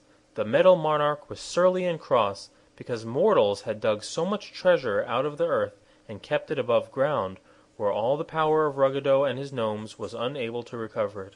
He hated not only the mortals, but also the fairies who live upon the earth or above it, and instead of being content with the riches he still possessed, he was unhappy because he did not own all the gold and jewels in the world. Ruggedo had been nodding, half asleep, in his chair, when suddenly he sat upright, uttered a roar of rage, and began pounding upon a huge gong that stood beside him. The sound filled the vast cavern and penetrated to many caverns beyond, where countless thousands of gnomes were working at their unending tasks, hammering out gold and silver and other metals, or melting ores in great furnaces, or polishing glittering gems. The gnomes trembled at the sound of the king's gong, and whispered fearfully to one another that something unpleasant was sure to happen, but none dared pause in his task. The heavy curtains of cloth of gold were pushed aside, and Kaliko, the king's high chamberlain, entered the royal presence. "What's up, your majesty?" he asked, with a wide yawn, for he had just wakened. "Up!" roared Ruggedo, stamping his foot viciously. "Those foolish mortals are up, that's what, and they want to come down." "Down here?" inquired Kaliko. "Yes." "How do you know?" continued the chamberlain, yawning again. "I feel it in my bones," said Ruggedo. "I can always feel it when those hateful earth-crawlers draw near to my kingdom. I am positive, Kaliko, that mortals are this very minute on their way here to annoy me, and I hate mortals more than I do catnip tea." "Well, what's to be done?" demanded the gnome. "Look through your spyglass and see where the invaders are," commanded the king. So Kaliko went to a tube in the wall of rock and put his eye to it. The tube ran from the cavern up to the side of the mountain, and turned several curves and corners, but as it was a magic spyglass, Kaliko was able to see through it just as easily as if it had been straight. "Hum," said he. "I see 'em, your majesty." "What do they look like?" inquired the monarch. "That's a hard question to answer, for a queerer assortment of creatures I never yet beheld," replied the gnome. "However, such a collection of curiosities may prove dangerous. There's a copper man worked by machinery." "Bah, that's only Tik Tok," said Ruggedo. "I'm not afraid of him. Why, only the other day I met the fellow and threw him down a well." "Then someone must have pulled him out again," said Kaliko. "And there's a little girl—" "Dorothy?" asked Ruggedo, jumping up in fear. "No, some other girl. In fact, there are several girls of various sizes, but Dorothy is not with them, nor is Ozma." "That's good!" exclaimed the king, sighing in relief. Kaliko still had his eye to the spyglass. "I see," said he, "an army of men from Oogaboo. They are all officers and carry swords, and there is a shaggy man who seems very harmless, and a little donkey with big ears." "Pooh!" cried Ruggedo, snapping his fingers in scorn. "I've no fear of such a mob as that. A dozen of my gnomes can destroy them all in a jiffy." "I'm not so sure of that," said Kaliko. "The people of Oogaboo are hard to destroy, and I believe the Rose Princess is a fairy. As for Polychrome, you know very well that the Rainbow's daughter cannot be injured by a gnome." Polychrome, is she among them? asked the king. "Yes, I have just recognized her." Then these people are coming here on no peaceful errand, declared Ruggedo, scowling fiercely. In fact, no one ever comes here on a peaceful errand. I hate everyone, and everyone hates me. "Very true," said Kaliko. I must in some way prevent these people from reaching my dominions. Where are they now? "Just now they are crossing the rubber country, your majesty." Good. Are your magnetic rubber wires in working order? "I think so," replied Kaliko. "Is it your royal will that we have some fun with these invaders?" It is, answered Ruggedo. I want to teach them a lesson they will never forget. Now, Shaggy had no idea that he was in a rubber country, nor had any of his companions.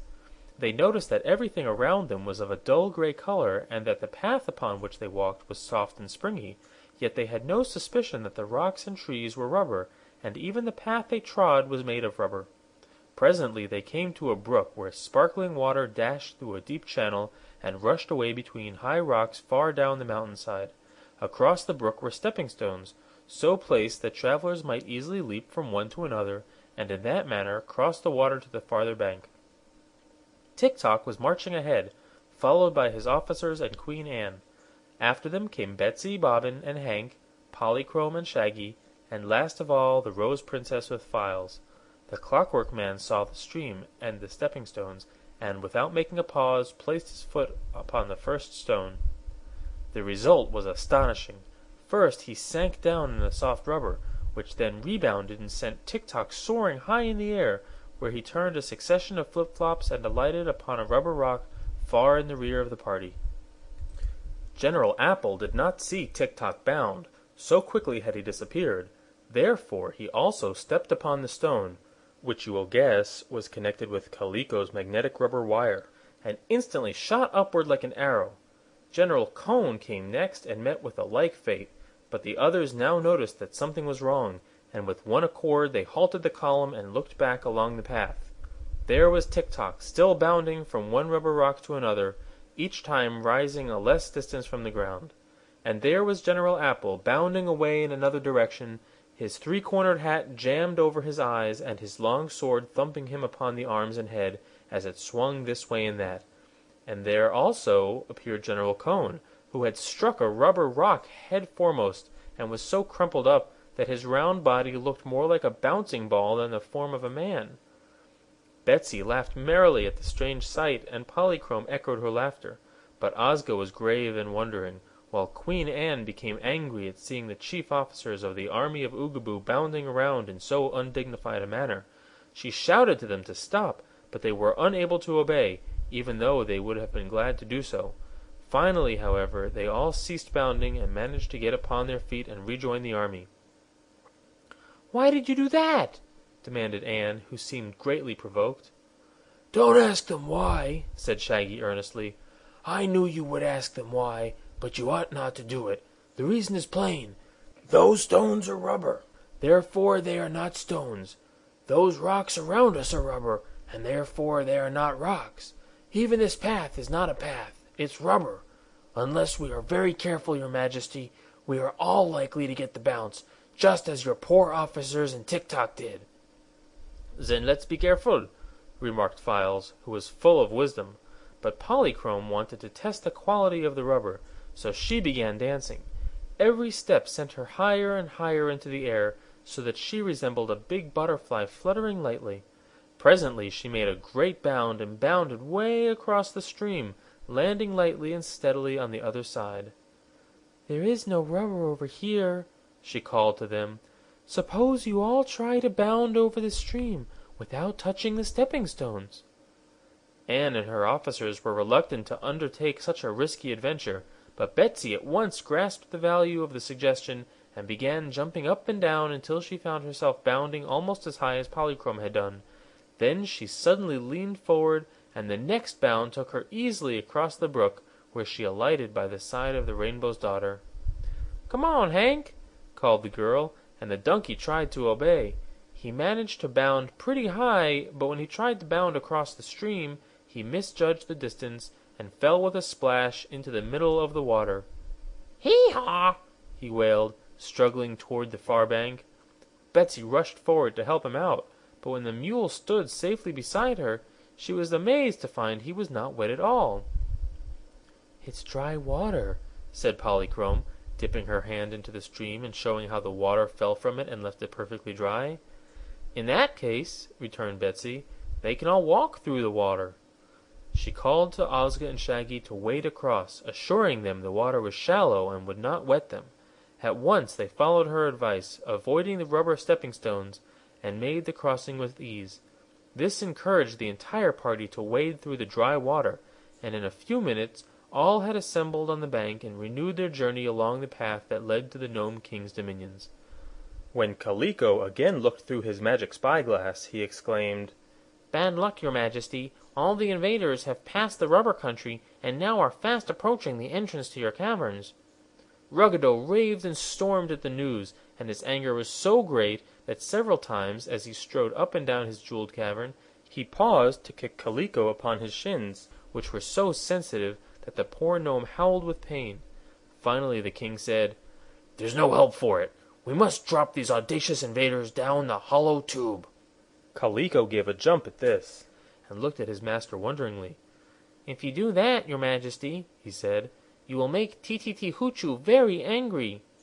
"Never mind that," retorted Ruggedo. "Tititi Hoochoo lives on the other side of the world, so what do I care for his anger?" Kaliko shuddered and uttered a little groan. "Remember his terrible powers," he pleaded, "and remember that he warned you the last time you slid people through the hollow tube, that if you did it again, he would take vengeance upon you." The Metal Monarch walked up and down in silence, thinking deeper. "Of two dangers," said he, "it is wise to choose the least. What do you suppose these invaders want?" "Let the long-eared hearer listen to them," suggested Kaliko. "Call him here at once," commanded Ruggedo eagerly. So in a few minutes there entered the cavern a gnome with enormous ears, who bowed low before the king. "Strangers are approaching," said Ruggedo, "and I wish to know their errand. Listen carefully to their talk, and tell me why they are coming here and what for." The gnome bowed again and spread out his great ears, swaying them gently up and down and back and forth. For half an hour he stood silent, in an attitude of listening, while both the king and Kaliko grew impatient at the delay. At last the long-eared hearer spoke. "Shaggy Man is coming here to rescue his brother from captivity," said he. "Ha! The ugly one!" exclaimed Ruggedo. "Well, Shaggy Man may have his ugly brother for all I care. He's too lazy to work, and is always getting in my way. Where is the ugly one now, Kaliko?" "The last time your Majesty stumbled over the prisoner, you commanded me to send him to the Metal Forest, which I did. I suppose he is still there." "Very good. The invaders will have a hard time finding the Metal Forest," said the king, with a grin of malicious delight. "For half the time I can't find it myself. Yet I created the forest and made every tree out of gold and silver, so as to keep the precious metals in a safe place and out of the reach of mortals. But tell me, hearer, do the strangers want anything else?" "Yes, indeed they do," returned the gnome. "The army of Oogaboo is determined to capture all the rich metals and rare jewels in your kingdom, and the officers and their queen have arranged to divide the spoils and carry them away." When he heard this, Ruggedo uttered a bellow of rage and began dancing up and down, rolling his eyes, clicking his teeth together, and swinging his arms furiously. Then, in an ecstasy of anger, he seized the long ears of the hearer and pulled and twisted them cruelly. But Kaliko grabbed up the king's scepter and rapped him over the knuckles with it, so that Ruggedo let go of the ears and began to chase his royal chamberlain around the throne. The hearer took advantage of this opportunity to slip away from the cavern and escape, and after the king had tired himself out chasing Kaliko, he threw himself into his throne and panted for breath, while he glared wickedly at his defiant subject. "You'd better save your strength to fight the enemy," suggested Kaliko. "There will be a terrible battle when the army of Oogaboo gets here." "The army won't get here," said the king, still coughing and panting. "I'll drop 'em down the hollow tube, every man Jack, and every girl Jill of 'em." and defy Hoochoo?" asked Kaliko. "Yes. Go at once to my chief magician and order him to turn the path toward the hollow tube and to make the tip of the tube invisible so they'll all fall into it." Kaliko went away shaking his head, for he thought Ruggedo was making a great mistake. He found the magician and had the path twisted so that it led directly to the opening of the hollow tube, and this opening he made invisible. Having obeyed the orders of his master, the royal chamberlain went to his private room and began to write letters of recommendation of himself, stating that he was an honest man, a good servant, and a small eater. "Pretty soon," he said to himself, "I shall have to look for another job, for it is certain that Ruggedo has ruined himself by this reckless defiance of the mighty Hoochoo, and in seeking a job nothing is so effective as a letter of recommendation." End of Chapter 9. Recording by Scott Sherris, Atlanta, Georgia, USA. Chapter 10. A Terrible Tumble Through a Tube. I suppose that Polychrome, and perhaps Queen Anne and her army, might have been able to dispel the enchantment of Ruggedo's chief magician had they known that danger lay in their pathway, for the Rainbow's Daughter was a fairy, and as Oogaboo is a part of the land of Oz, its inhabitants cannot be easily deceived by such common magic as the Gnome King could command.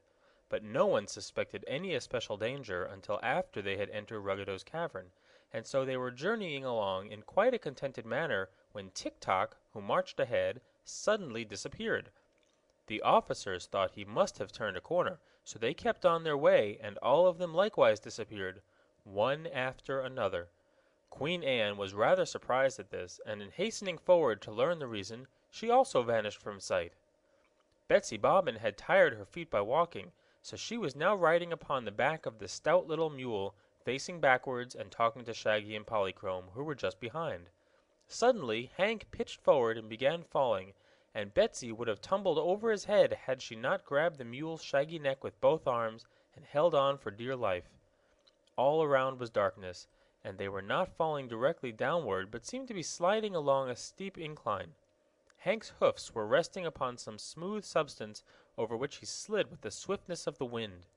Once Betsy's heels flew up and struck a similar substance overhead. They were indeed descending the hollow tube that led to the other side of the world. "Stop, Hank, stop!" cried the girl, but Hank only uttered a plaintive hee-haw, for it was impossible for him to obey. After several minutes had passed and no harm had befallen them, Betsy gained courage. She could see nothing at all, nor could she hear anything except the rush of air past her ears as they plunged downward along the tube. Whether she and Hank were alone, or the others were with them, she could not tell, but had someone been able to take a flashlight photograph of the tube at the time, a most curious picture would have resulted. There was Tik Tok, flat upon his back and sliding head foremost down the incline, and there were the officers of the army of Oogaboo, all tangled up in a confused crowd, flapping their arms and trying to shield their faces from the clanking swords, which swung back and forth during the swift journey, and pummeled everyone within their reach. Now followed Queen Anne, who had struck the tube in a sitting position, and went flying along with a dash and abandon that thoroughly bewildered the poor lady, who had no idea what had happened to her. Then, a little distance away, but unseen by the others in the inky darkness, slid Betsy and Hank, while behind them were Shaggy and Polychrome, and finally Files and the Princess. When first they tumbled into the tube, all were too dazed to think clearly, but the trip was a long one, because the cavity led straight through the earth to a place just opposite the Gnome King's dominions, and long before the adventurers got to their end, they had begun to recover their wits. "This is awful, Hank!" cried Betsy in a loud voice, and Queen Anne heard her and called out, "Are you safe, Betsy?" "Mercy, no!" answered the little girl. "How could anyone be safe when she's going about 60 miles a minute?"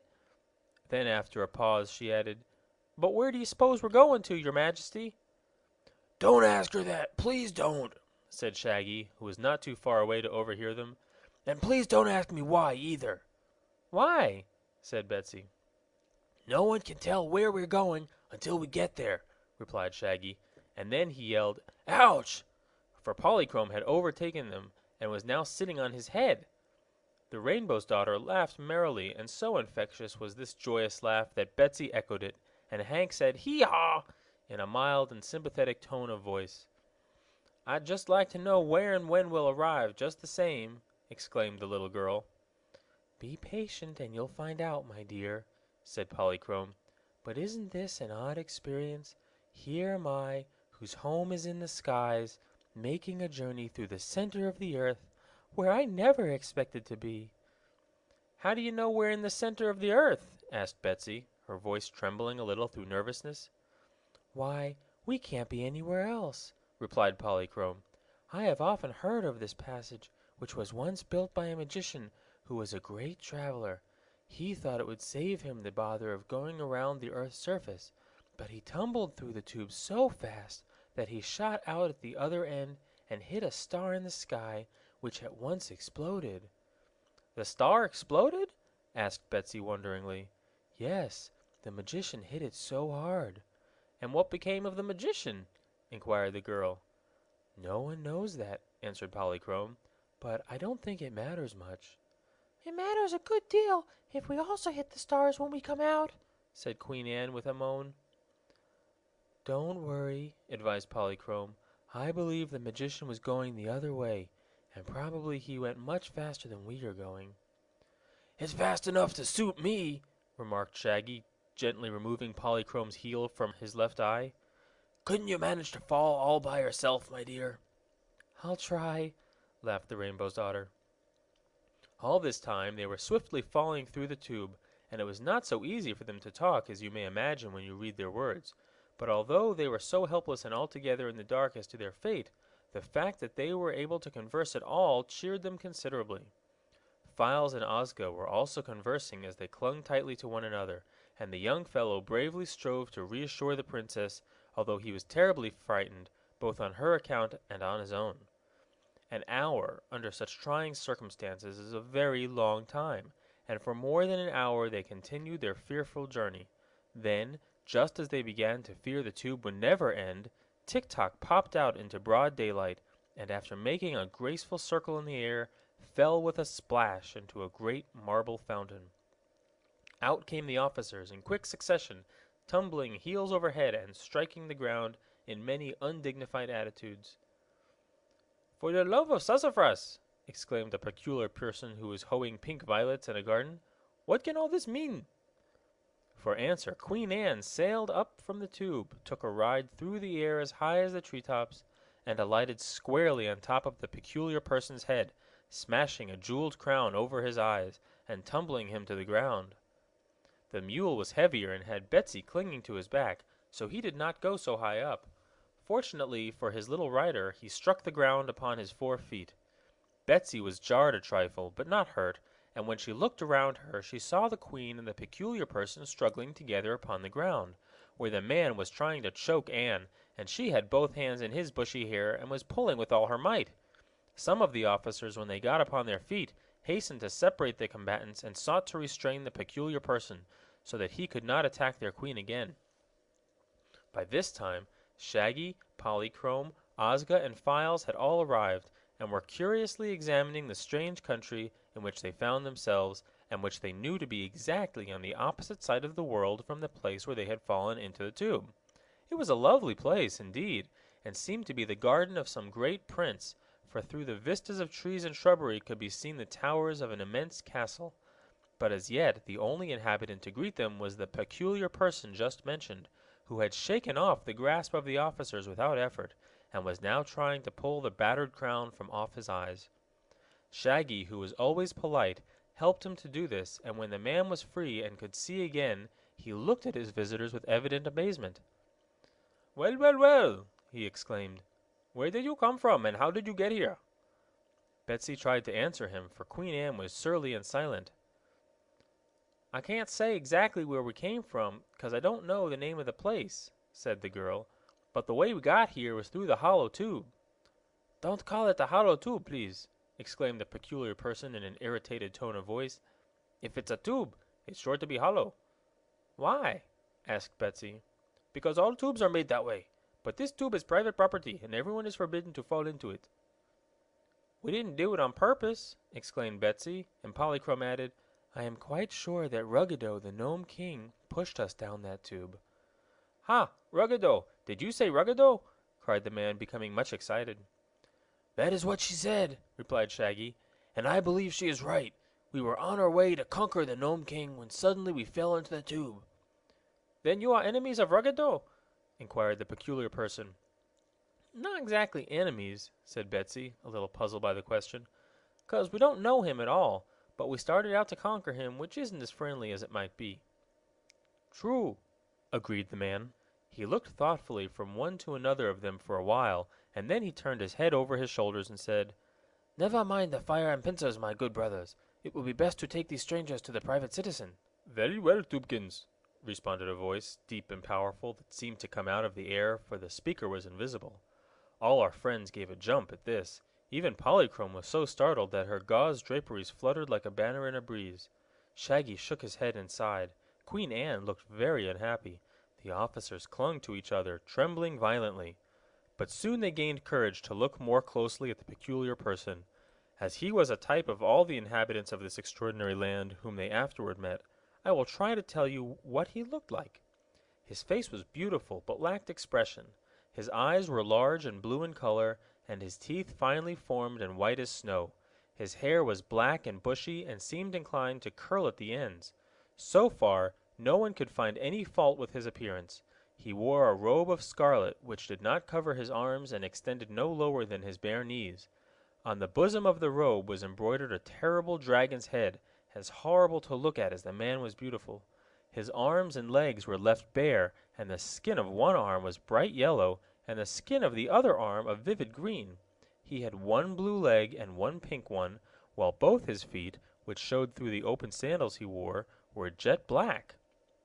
Betsy could not decide whether these gorgeous colors were dyes or the natural tints of the skin, but while she was thinking it over, the man who had been called Tubekins said, Follow me to the residence, all of you. But just then a voice exclaimed, Here's another of them, Tubekins, lying in the water of the fountain. Gracious, cried Betsy, it must be Tik Tok, and he'll drown.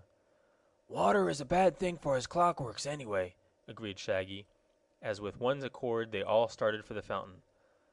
But before they could reach it, invisible hands raised Tik Tok from the marble basin and set him upon his feet beside it, water dripping from every joint of his copper body. Many thanks, he said, and then his copper jaws clicked together, and he could say no more. He next made an attempt to walk, but after several awkward trials found he could not move his joints. Peals of jeering laughter from persons unseen greeted Tik Tok's failure, and the new arrivals in this strange land found it very uncomfortable to realize that there were many creatures around them who were invisible, yet could be heard plainly. Shall I wind him up? Asked Betsy, feeling very sorry for Tik Tok. I think his machinery is wound, but he needs oiling, replied Shaggy. At once an oil can appeared before him, held on a level with his eyes by some unseen hand. Shaggy took the can and tried to oil Tik Tok's joints.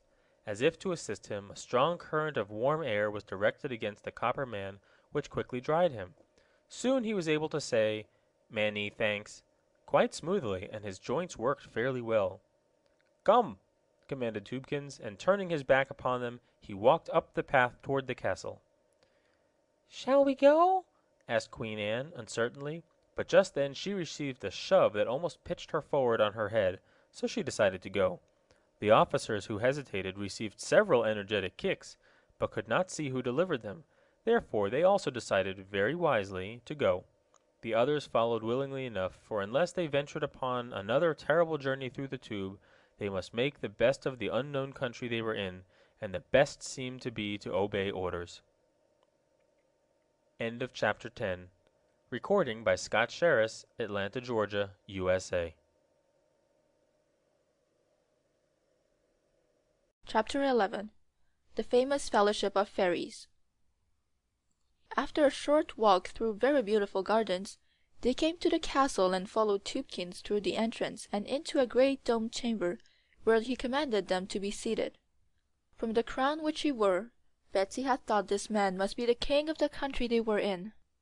Yet after he had seated all the strangers upon the benches that were ranged in a semicircle before a high throne, Tubekins bowed humbly before the vacant throne, and in a flash became invisible and disappeared. The hall was an immense place, but there seemed to be no one in it beside themselves.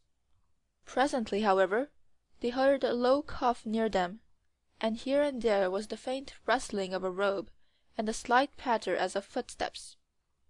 Then suddenly there rang out the clear tone of a bell, and at the sound all was changed. Gazing around the hall in bewilderment, they saw that it was filled with hundreds of men and women, all with beautiful faces and staring blue eyes, and all wearing scarlet robes and jeweled crowns upon their heads.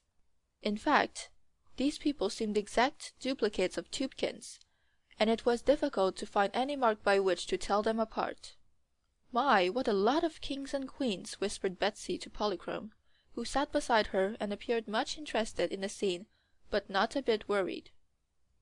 "It is certainly a strange sight," was Polychrome's reply, "but I cannot see how there can be more than one king or queen in any one country, for were these all rulers, no one could tell who was the master." One of the kings who stood near and overheard this remark turned to her and said, "One who is master of himself is always a king, if only to himself. In this favored land all kings and queens are equal, and it is our privilege to bow before one supreme ruler, the private citizen." "Who's he?" inquired Betsy. As if to answer her, the clear tones of the bell again rang out, and instantly there appeared seated in the throne the man who was lord and master of all these royal ones. This fact was evident when with one accord they fell upon their knees and touched their foreheads to the floor.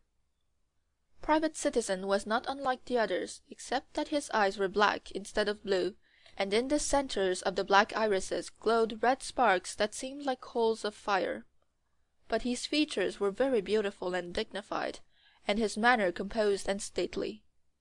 Instead of the prevalent scarlet robe, he wore one of white, and the same dragon's head that decorated the others was embroidered upon its bosom.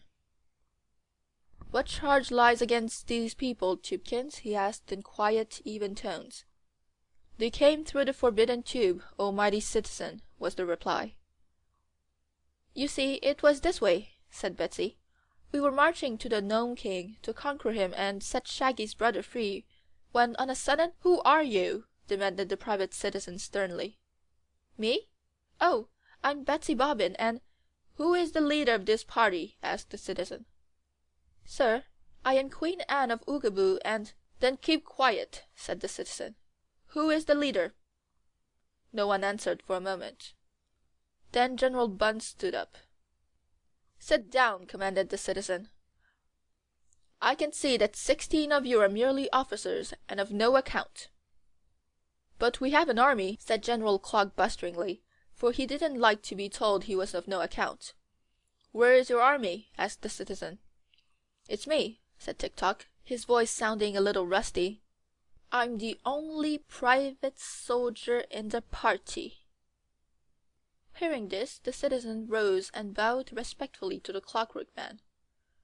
"Pardon me for not realizing your importance before," said he. "Will you oblige me by taking a seat beside me on my throne?" Tik Tok rose and walked over to the throne, all the kings and queens making way for him. Then with clanking steps he mounted the platform and sat on the broad seat beside the citizen. Anne was greatly provoked at this mark of favor shown to the humble Clockwork Man, but Shaggy seemed much pleased that his old friend's importance had been recognized by the ruler of this remarkable country. The citizen now began to question Tik Tok, who told in his mechanical voice about Shaggy's quest and of his lost brother, and how Ozma of Oz had sent the Clockwork Man to assist him, and how they had fallen in with Queen Anne and her people from Oogaboo. Also he told how Betsy and Hank and Polychrome and the Rose Princess had happened to join their party. "And you intended to conquer Ruggedo, the Metal Monarch and King of the Gnomes?" asked the citizen. "Yes, that seemed the only thing for us to do," was Tik Tok's reply. "But he was too clever for us.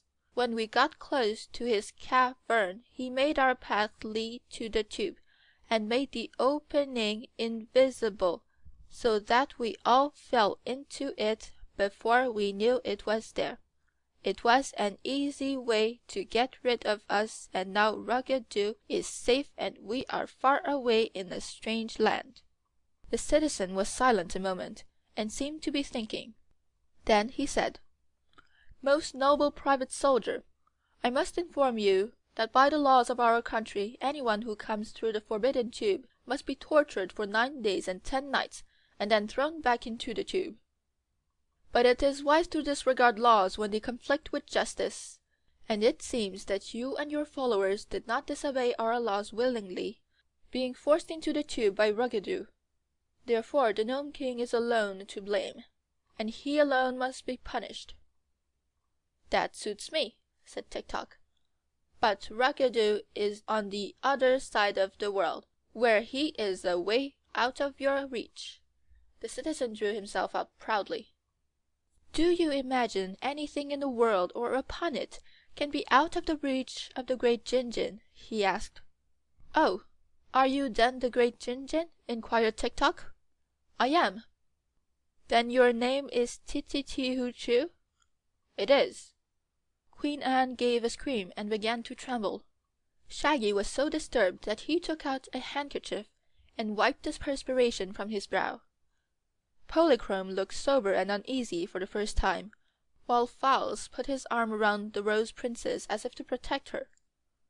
As for the officers, the name of the great Jinjin set them moaning and weeping at a great rate, and everyone fell upon his knees before the throne, begging for mercy.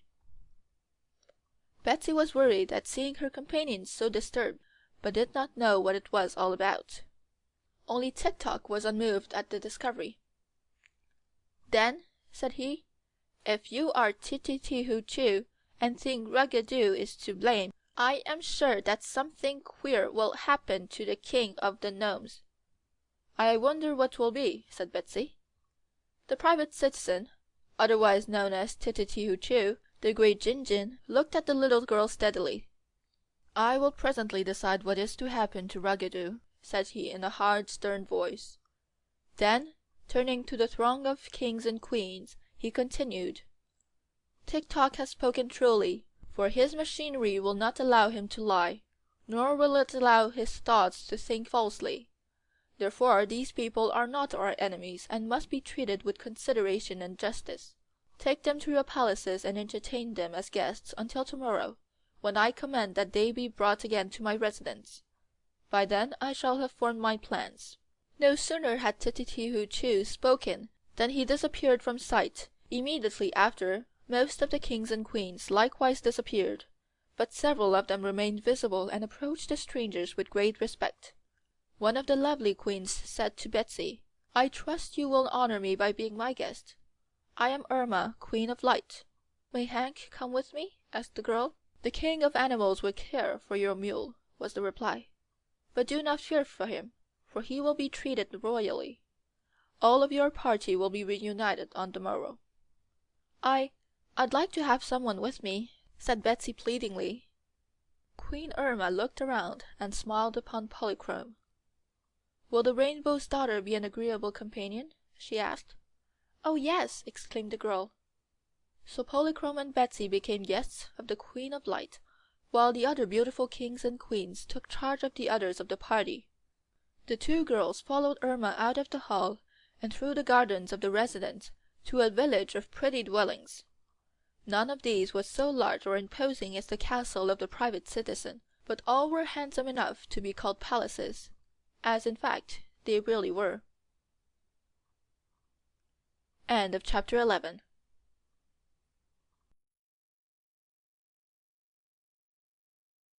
Chapter 12. The Lovely Lady of Light. The palace of the Queen of Light stood on a little eminence, and was a mass of crystal windows, surmounted by a vast crystal dome. When they entered the portals, Irma was greeted by 6 lovely maidens, evidently of high degree, who had once aroused Betsy's admiration. Each bore a wand in her hand, tipped with an emblem of light, and their costumes were also emblematic of the lights they represented.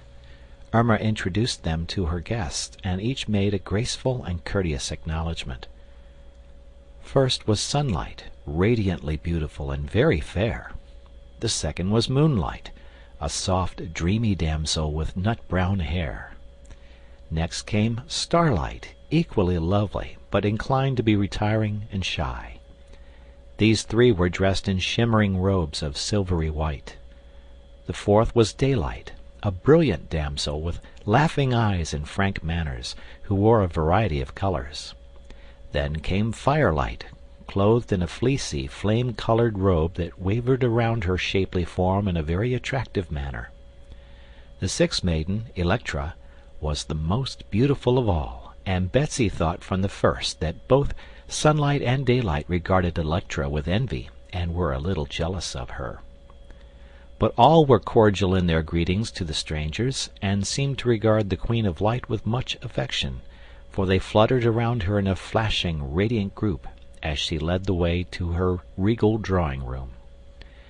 This apartment was richly and cosily furnished, the upholstery being of many tints, and both Betsy and Polychrome enjoyed resting themselves upon the downy divans after their strenuous adventure of the day. The Queen sat down to chat with her guests, who noticed that Daylight was the only maiden now seated beside Irma. The others had retired to another part of the room, where they sat modestly with entwined arms, and did not intrude themselves at all. The Queen told the strangers all about this beautiful land, which is one of the chief residences of fairies who minister to the needs of mankind. So many important fairies lived there that, to avoid rivalry, they had elected as their ruler the only important personage in the country who had no duties to mankind to perform, and was, in effect, a private citizen. This ruler, or Jinjin, as was his title, bore the name of Tititi-Hoochoo, and the most singular thing about him was that he had no heart. But instead of this he possessed a high degree of reason and justice, and while he showed no mercy in his judgments, he never punished unjustly or without reason. To wrongdoers, Tititi-Hoochoo was as terrible as he was heartless, but those who were innocent of evil had nothing to fear from him. All the kings and queens of this fairyland paid reverence to Jinjin, for as they expected to be obeyed by others, they were willing to obey the one in authority over them. The inhabitants of the land of Oz had heard many tales of this fearfully just Jinjin, whose punishments were always equal to the faults committed.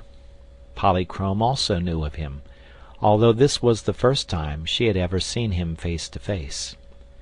But to Betsy the story was all new, and she was greatly interested in Tititi-Hoochoo, whom she no longer feared. Time sped swiftly during their talk, and suddenly Betsy noticed that Moonlight was sitting beside the Queen of Light instead of Daylight. "But tell me, please," she pleaded, "why do you all wear a dragon's head embroidered on your gowns?" Irma's pleasant face became grave as she answered, "The dragon, as you must know, was the first living creature ever made. Therefore the dragon is the oldest and wisest of living things. By good fortune, the original dragon, who still lives, is a resident of this land, and supplies us with wisdom whenever we are in need of it. He is old as the world, and remembers everything that has happened since the world was created." "Did he ever have any children?" inquired the girl. "Yes, many of them. Some wandered into other lands, where men, not understanding them, made war upon them. But many still reside in this country. None, however, is as wise as the original dragon, for whom we have great respect. As he was the first resident here, we wear the emblem of the dragon's head, to show that we are the favored people who alone have the right to inhabit this fairyland, which in beauty almost equals the fairyland of Oz, and in power quite surpasses it." "I understand about the dragon now," said Polychrome, nodding her lovely head. Betsy did not quite understand, but she was at present interested in observing the changing lights. As daylight had given way to moonlight, so now starlight sat at the right hand of Irma the Queen, and with her coming a spirit of peace and content seemed to fill the room. Polychrome, being herself a fairy, had many questions to ask about the various kings and queens who lived in this far-away, secluded place, and before Irma had finished answering them, a rosy glow filled the room, and firelight took her place beside the Queen. Betsy liked firelight, but to gaze upon her warm and glowing features made the little girl sleepy, and presently she began to nod. Thereupon Irma rose and took Betsy's hand gently in her own. "Come," said she, "the feast time has arrived, and the feast is spread." "That's nice," exclaimed the small mortal. "Now that I think of it, I'm awful hungry, but perhaps I can't eat your fairy food." The Queen smiled and led her to a doorway. As she pushed aside a heavy drapery, a flood of silvery light greeted them, and Betsy saw before her a splendid banquet hall, with a table spread with snowy linen and crystal and silver.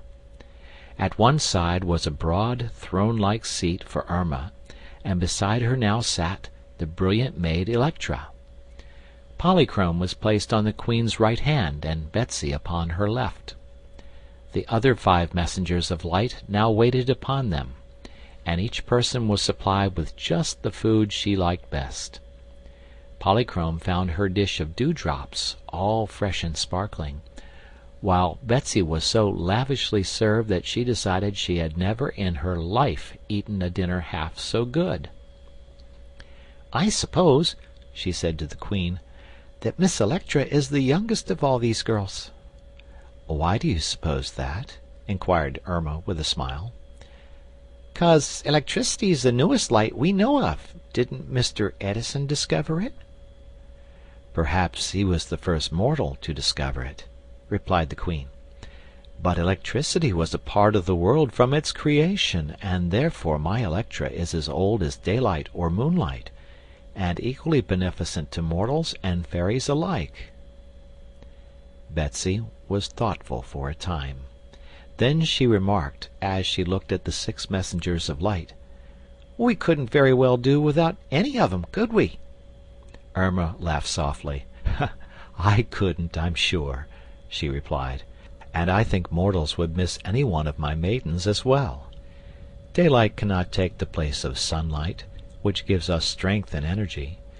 Moonlight is of value when daylight, worn out with her long watch, retires to rest. If the moon in its course is hidden behind the earth's rim, and my sweet moonlight cannot cheer us, starlight takes her place, for the skies always lend her power.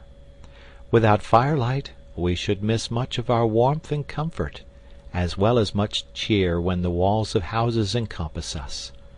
But always, when other lights forsake us, our glorious Electra is ready to flood us with bright rays. As Queen of Light, I love all my maidens, for I know them to be faithful and true." "I love 'em all, too," declared Betsy. "But sometimes, when I'm real sleepy, I can get along without any light at all." "Are you sleepy now?" inquired Irma, for the feast had ended. "A little," admitted the girl. So Electra showed her to a pretty chamber where there was a soft white bed, and waited patiently until Betsy had undressed and put on a shimmery silken night-robe that lay beside her pillow. Then the light maid bade her good night and opened the door. When she closed it after her, Betsy was in darkness. In 6 winks the little girl was fast asleep. End of chapter.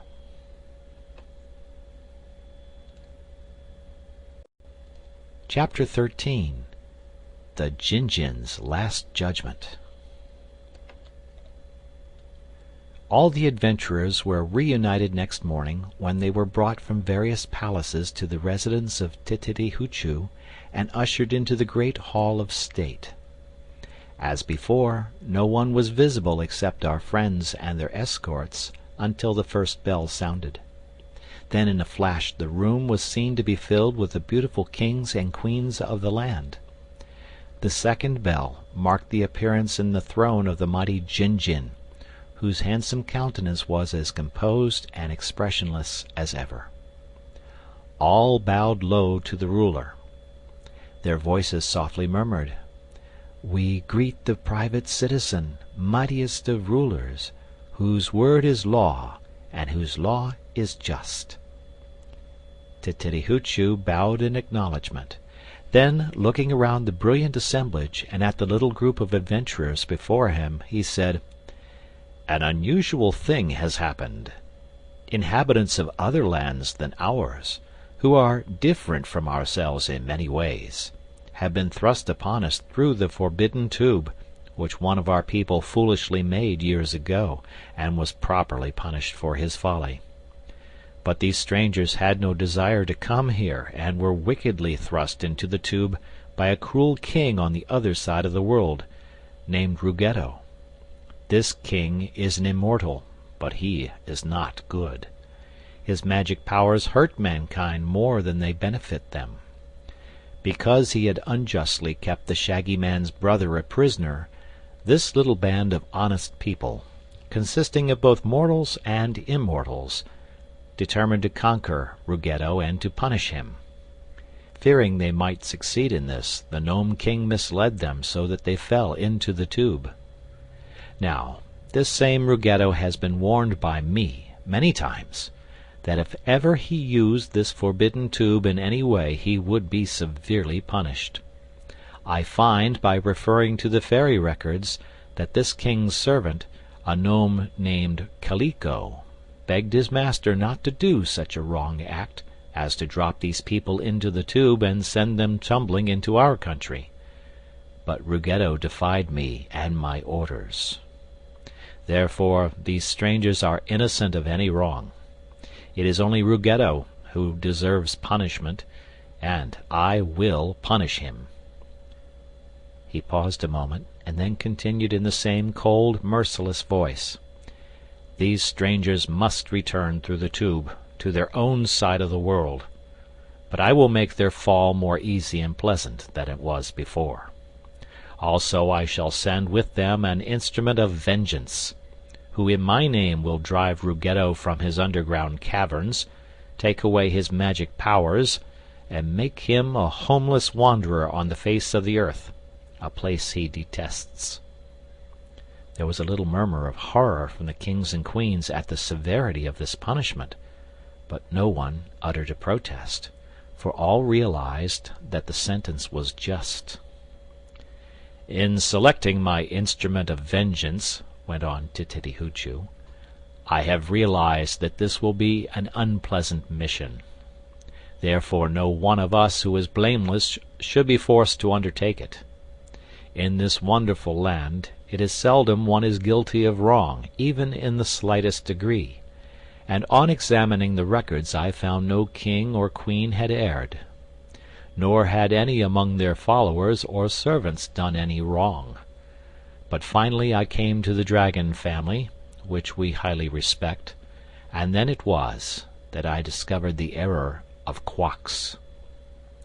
Quox, as you well know, is a young dragon who has not yet acquired the wisdom of his race. Because of this lack, he has been disrespectful toward his most ancient ancestor, the original dragon, telling him once to mind his own business, and again saying that the ancient one had grown foolish with age. We are aware that dragons are not the same as fairies, and cannot be altogether guided by our laws, yet such disrespect as Quox has shown should not be unnoticed by us.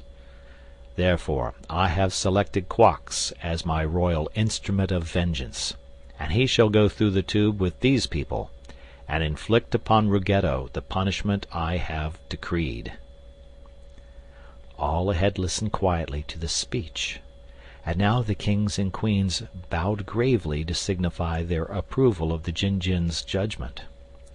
Tititi-Hoochoo turned to Tubekins. "I command you," said he, "to escort these strangers to the tube, and see that they all enter it."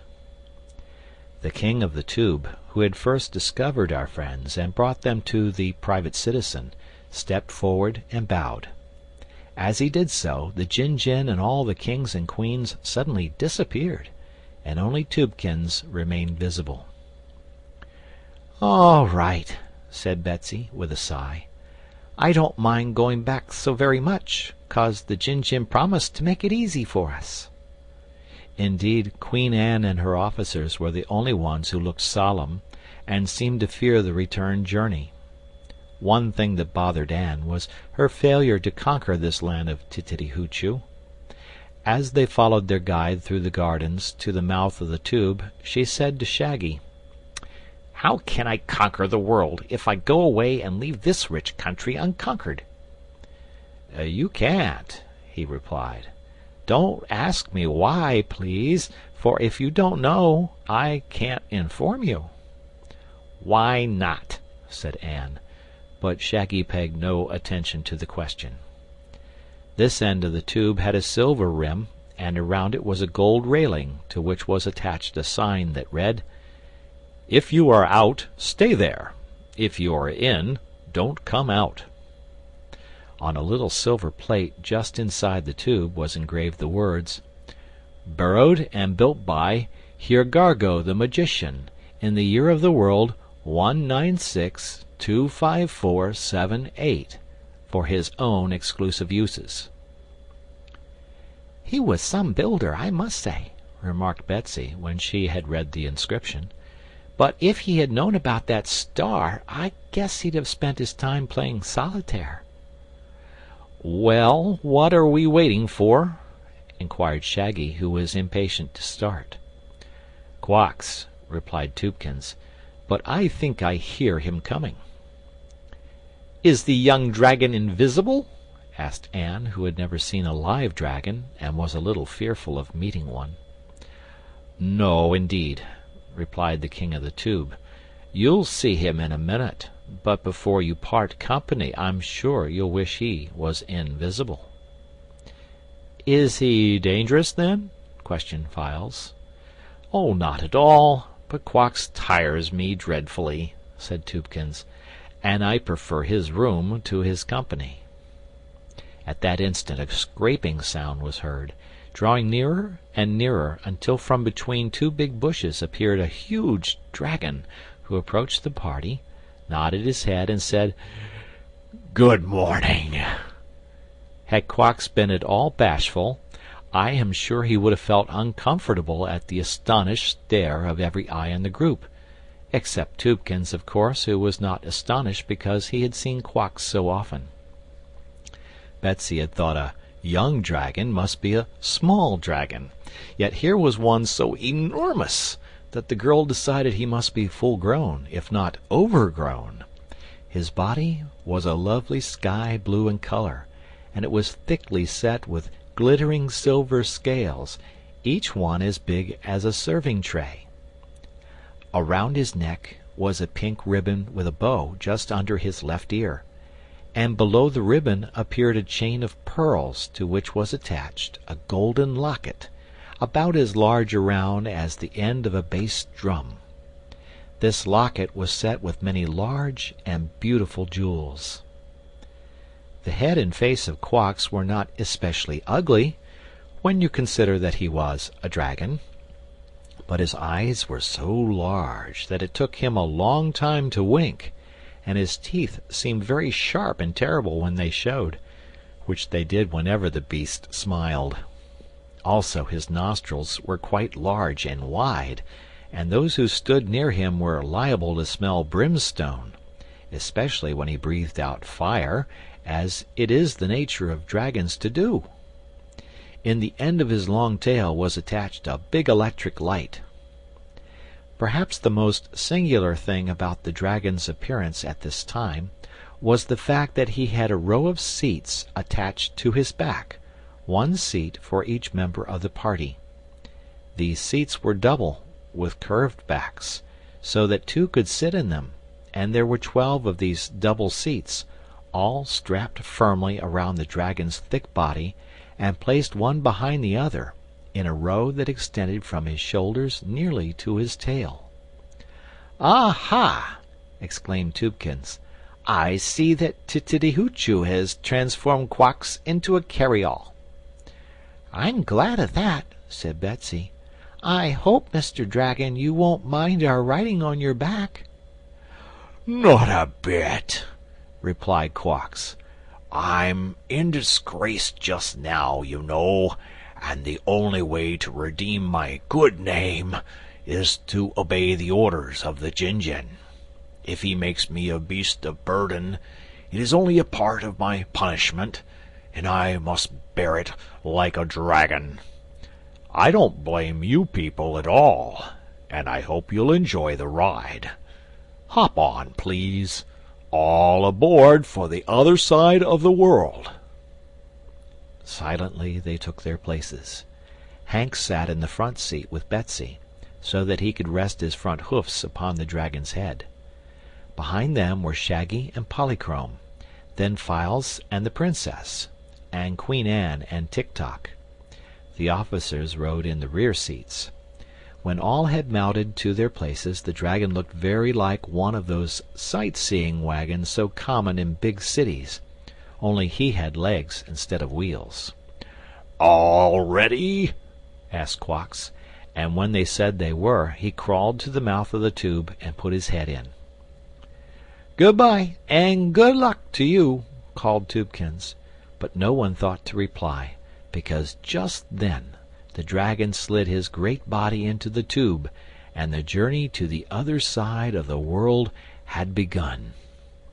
At first they went so fast that they could scarcely catch their breaths, but presently Quox slowed up and said with a sort of cackling laugh, "My scales, but that is some tumble. I think I shall take it easy and fall slower. I'm likely to get dizzy. Is it very far to the other side of the world?" "Haven't you ever been through this tube before?" inquired Shaggy. "Never. Nor has anyone else in our country, at least not since I was born." "How long ago was that?" asked Betsy. "That I was born? Oh, not very long ago. I'm only a mere child. If I had not been sent on this journey, I would have celebrated my 3056th birthday next Thursday. Mother was going to make me a birthday cake with 3056 candles on it. But now, of course, there will be no celebration, for I fear I shall not get home in time for it." 3,056 years!" cried Betsy. "Why, I had no idea anything could live that long." My respected ancestor, whom I would call a stupid old humbug if I had not reformed, is so old that I am a mere baby compared with him," said Quox. "He dates from the beginning of the world, and insists on telling us stories of things that happened 50,000 years ago, which are of no interest at all to youngsters like me. In fact, Grandpa isn't up to date. He lives altogether in the past, so I can't see any good reason for his being alive today. Are you people able to see your way, or shall I turn on more light?" "Oh, we can see very nicely, thank you. Only there's nothing to see but ourselves," answered Betsy. This was true. The dragon's big eyes were like headlights on an automobile, and illuminated the tube very far ahead of them. Also, he curled his tail upwards so that the electric light on the end of it enabled them to see one another quite clearly. But the tube itself was only dark metal, smooth as glass, but exactly the same from one of its ends to the other. Therefore there was no scenery of interest to beguile the journey. They were now falling so gently that the trip was proving entirely comfortable, as the Jinjin had promised it would be. But this meant a longer journey, and the only way they could make time pass was to engage in conversation. The dragon seemed a willing and persistent talker, and he was of so much interest to them that they encouraged him to chatter. His voice was a little gruff, but not unpleasant when one became used to it. "My only fear," said he presently, "is that this constant sliding over the surface of the tube will dull my claws. You see, this hole isn't straight down, but on a steep slant, and so instead of tumbling freely through the air, I must skate along the tube. Fortunately, there is a file in my tool kit, and if my claws get dull, they can be sharpened again." "Why do you want sharp claws?" asked Betsy. "They are my natural weapons, and you must not forget I have been sent to conquer Ruggedo." "Oh, you needn't mind about that," remarked Queen Anne in her most haughty manner. "For when we get to Ruggedo, I and my invincible army can conquer him without your assistance." "Very good," returned the dragon cheerfully. "That will save me a lot of bother, if you succeed. But I think I shall file my claws just the same." He gave a long sigh as he said this, and a sheet of flame several feet in length shot from his mouth. Betsy shuddered, and Hank said, "Hee-haw!" while some of the officers screamed in terror, but the dragon did not notice that he had done anything unusual. "Is there fire inside of you?" asked Shaggy. "Of course," answered Quox.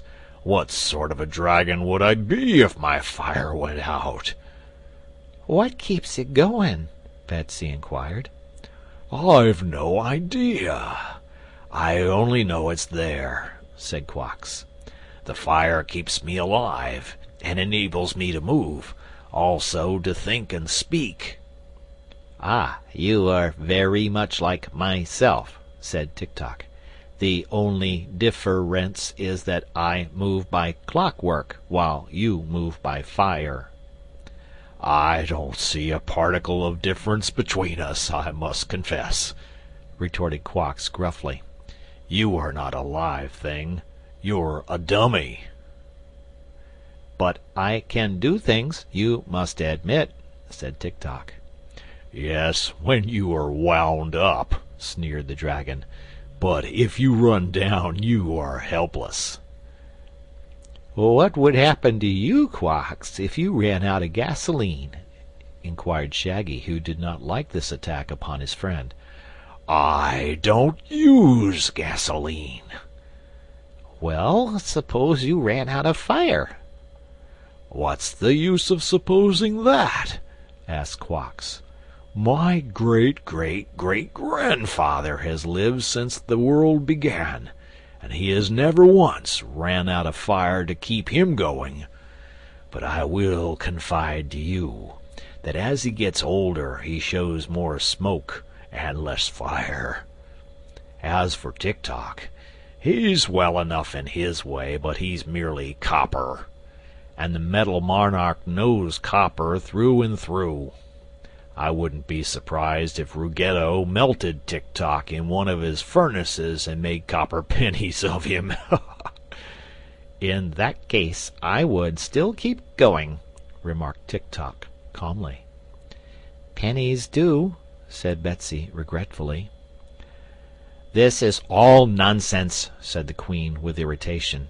"Tik Tok is my great army, all but the officers, and I believe he will be able to conquer Ruggedo with ease.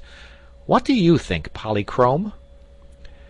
"You might let him try," answered the Rainbow's Daughter with her sweet ringing laugh that sounded like the tinkling of tiny bells. "And if Tik Tok fails, you have still the big fire-breathing dragon to fall back on." "Ah!" said the dragon, another sheet of flame gushing from his mouth and nostrils. "It's a wise little girl, this Polychrome. Anyone would know she is a fairy."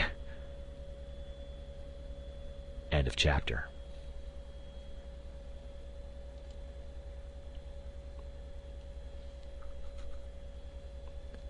Chapter 14. The Long-Eared Hearer Learns by Listening. During this time Ruggedo, the metal monarch and king of the gnomes, was trying to amuse himself in his splendid jeweled cavern. It was hard work for Ruggedo to find amusement today, for all the gnomes were behaving well, and there was no one to scold or to punish. The king had thrown his scepter at Kaliko 6 times without hitting him once. Not that Kaliko had done anything wrong. On the contrary, he had obeyed the king in every way but one. He would not stand still when commanded to do so, and let the heavy scepter strike him. We could hardly blame Kaliko for this, and even the cruel Ruggedo forgave him, for he knew very well that if he mashed his royal chamberlain, he could never find another so intelligent and obedient. Kaliko could make the gnomes work when their king could not, for the gnomes hated Ruggedo, and there were so many thousands of the quaint little underground people that they could easily have rebelled and defied the king had they dared to do so. Sometimes, when Ruggedo abused them worse than usual, they grew sullen and threw down their hammers and picks. Then, however hard the king scolded or whipped them, they would not work until Kaliko came and begged them to. For Kaliko was one of themselves, and was as much abused by the king as any gnome in the vast series of caverns. But today all the little people were working industriously at their tasks, and Ruggedo, having nothing to do, was greatly bored. He sent for the long-eared hearer, and asked him to listen carefully and report what was going on in the big world. "It seems," said the hearer, after listening for a while, "that the women in America have clubs." Are there spikes in them? Asked Ruggedo, yawning.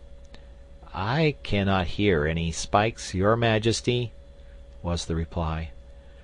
Then their clubs are not as good as my scepter. What else do you hear? "There's a war." Bah! There's always a war. What else?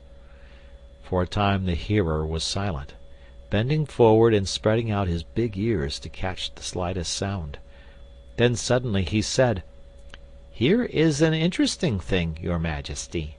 These people are arguing as to who shall conquer the metal monarch, seize his treasure, and drive him from his dominions." What people? demanded Ruggedo, sitting up straight in his throne. "The ones you threw down the hollow tube." Where are they now? "In the same tube, and coming back this way," said the hearer. Ruggedo got out of his throne and began to pace up and down the cavern.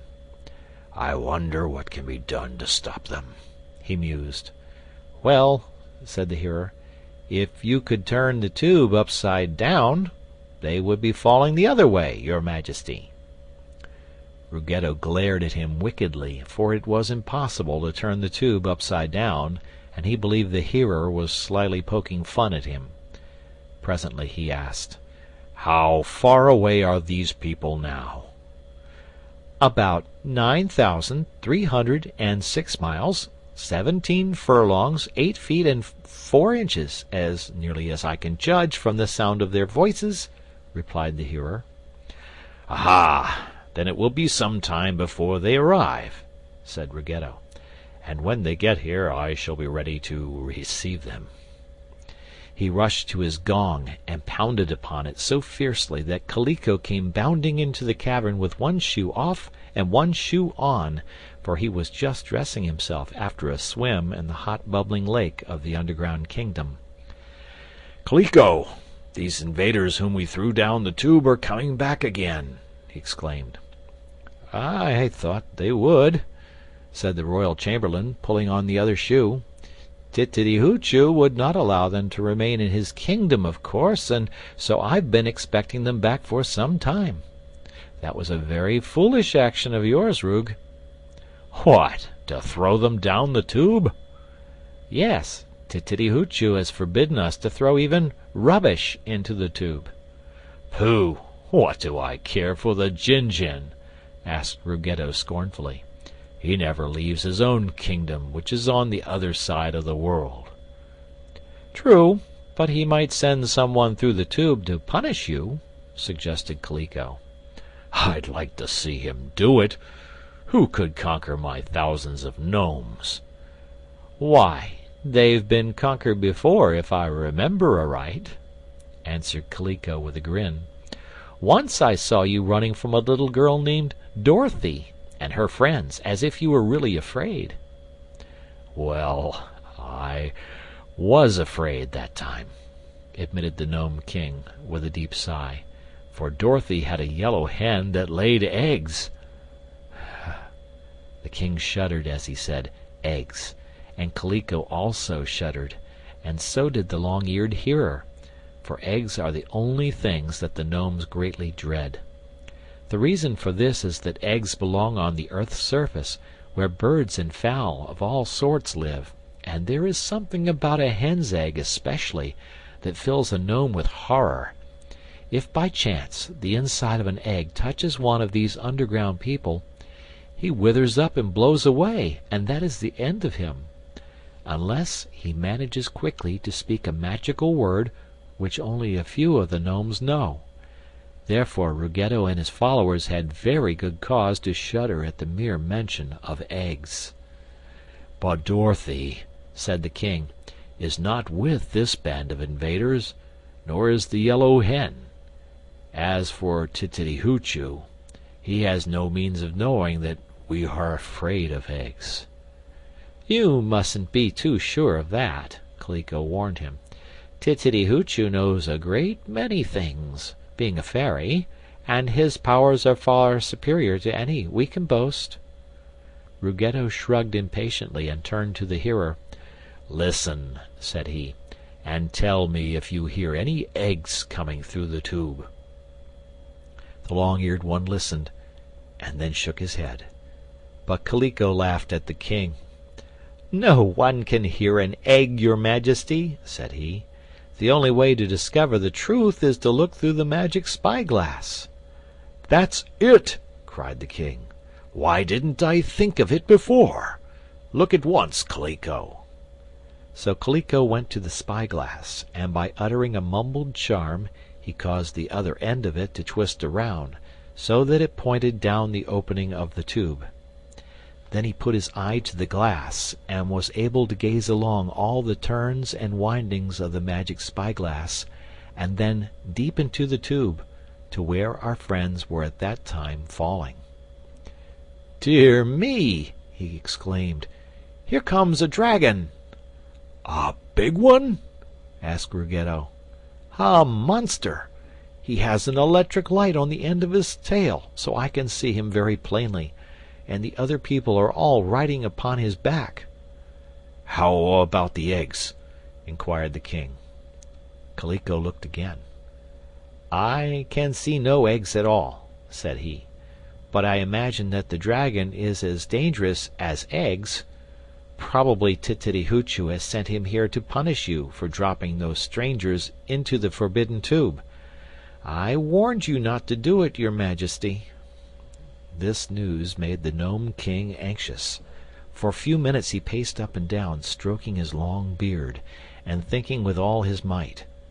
After this he turned to Kaliko and said, "All the harm a dragon can do is to scratch with his claws and bite with his teeth." "That is not all, but it's quite enough," returned Kaliko earnestly. "On the other hand, no one can hurt a dragon, because he's the toughest creature alive. One flop of his huge tail could smash 100 gnomes to pancakes, and with teeth and claws he could tear even you or me into small bits, so that it would be almost impossible to put us together again. Once, a few hundred years ago, while wandering through some deserted caverns, I came upon a small piece of a gnome lying on the rocky floor. I asked the piece of gnome what had happened to it. Fortunately, the mouth was a part of this piece, the mouth and the left eye, so it was able to tell me that a fierce dragon was the cause. It had attacked the poor gnome and scattered him in every direction, and as there was no friend near to collect his pieces and put him together, they had been separated for a great many years. So you see, your majesty, It is not in good taste to sneer at a dragon." The king had listened attentively to Kaliko. Said he, "It will only be necessary to chain this dragon, which Tititi Hoochoo has sent here, in order to prevent his reaching us with his claws and teeth." "He also breathes flames," Kaliko reminded him. "My gnomes are not afraid of fire, nor am I," said Ruggedo. "Well, how about the army of Oogaboo?" 16 cowardly officers and Tik Tok. Why, I could defeat them single-handed, but I won't try to. I'll summon my army of gnomes to drive the invaders out of my territory, and if we catch any of them, I intend to stick needles into them until they hop with pain." "I hope you won't hurt any of the girls," said Kaliko. "I'll hurt 'em all!" roared the angry metal monarch. "And that braying mule I'll make into hoof soup, and feed it to my gnomes, that it may add to their strength." "Why not be good to the strangers and release your prisoner, the Shaggy Man's brother?" suggested Kaliko. "Never!" "It may save you a lot of annoyance, and you don't want the ugly one." "I don't want him, that's true, but I won't allow anybody to order me around.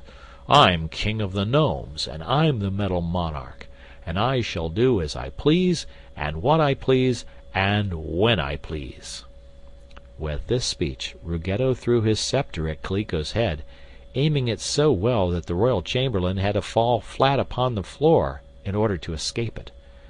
But the hero did not see the scepter coming, and it swept past his head so closely that it broke off the tip of one of his long ears. He gave a dreadful yell that quite startled Ruggedo, and the king was sorry for the accident because those long ears of the hero were really valuable to him. So the Gnome King forgot to be angry with Kaliko, and ordered his chamberlain to summon General Guff and the army of gnomes and have them properly armed. They were then to march to the mouth of the tube, where they could seize the travelers as soon as they appeared. End of chapter.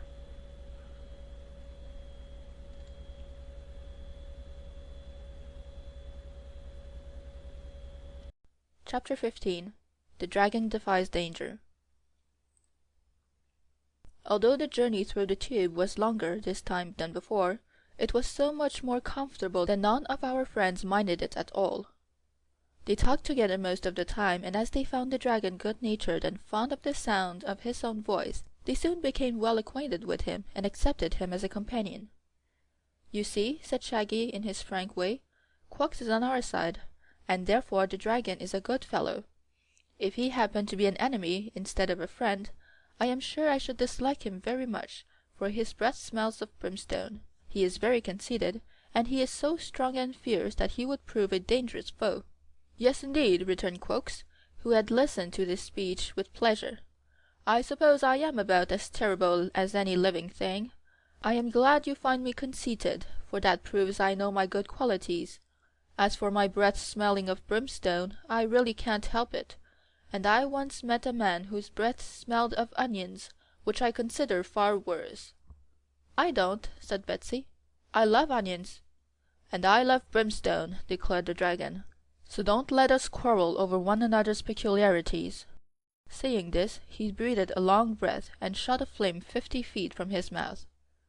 The brimstone made Betsy cough, but she remembered about the onions and said nothing. They had no idea how far they had gone through the center of the earth, nor when to expect the trip to end. At one time the little girl remarked, "I wonder when we'll reach the bottom of this hole. And isn't it funny, Shaggy Man, that what is the bottom to us now was the top when we fell the other way?" "What puzzles me," said Files, "is that we are able to fall both ways." "That," announced Tik Tok, "is because the world is round." "Exactly," responded Shaggy. "The machinery in your head is in fine working order, Tik Tok. You know, Betsy, that there is such a thing as the attraction of gravitation, which draws everything toward the center of the earth. That is why we fall out of bed, and why everything clings to the surface of the earth." "Then why doesn't everyone go down to the center of the earth?" inquired the little girl. "I was afraid you were going to ask me that," replied Shaggy in a sad tone. "The reason, my dear, is that the earth is so solid that other solid things can't get through it. But when there's a hole, as there is in this case, we drop right down to the center of the world." "Why don't we stop there?" asked Betsy. "Because we go so fast that we acquire speed enough to carry us right up to the other end." "I don't understand that, and it makes my head ache to try to figure it out," she said after some thought. "One thing draws us to the center, and another thing pushes us away from it. But—" "Don't ask me why, please," interrupted the Shaggy Man. "If you can't understand it, let it go at that." "Do you understand it?" she inquired. "All the magic isn't in fairyland," he said gravely. "There's lots of magic in all nature, and you may see it as well in the United States, where you and I once lived, as you can here." "I never did," she replied. "Because you were so used to it all that you didn't realize it was magic. Is anything more wonderful than to see a flower grow and blossom, or to get light out of the electricity in the air? The cows that manufacture milk for us must have machinery fully as remarkable as that in Tik Tok's copper body.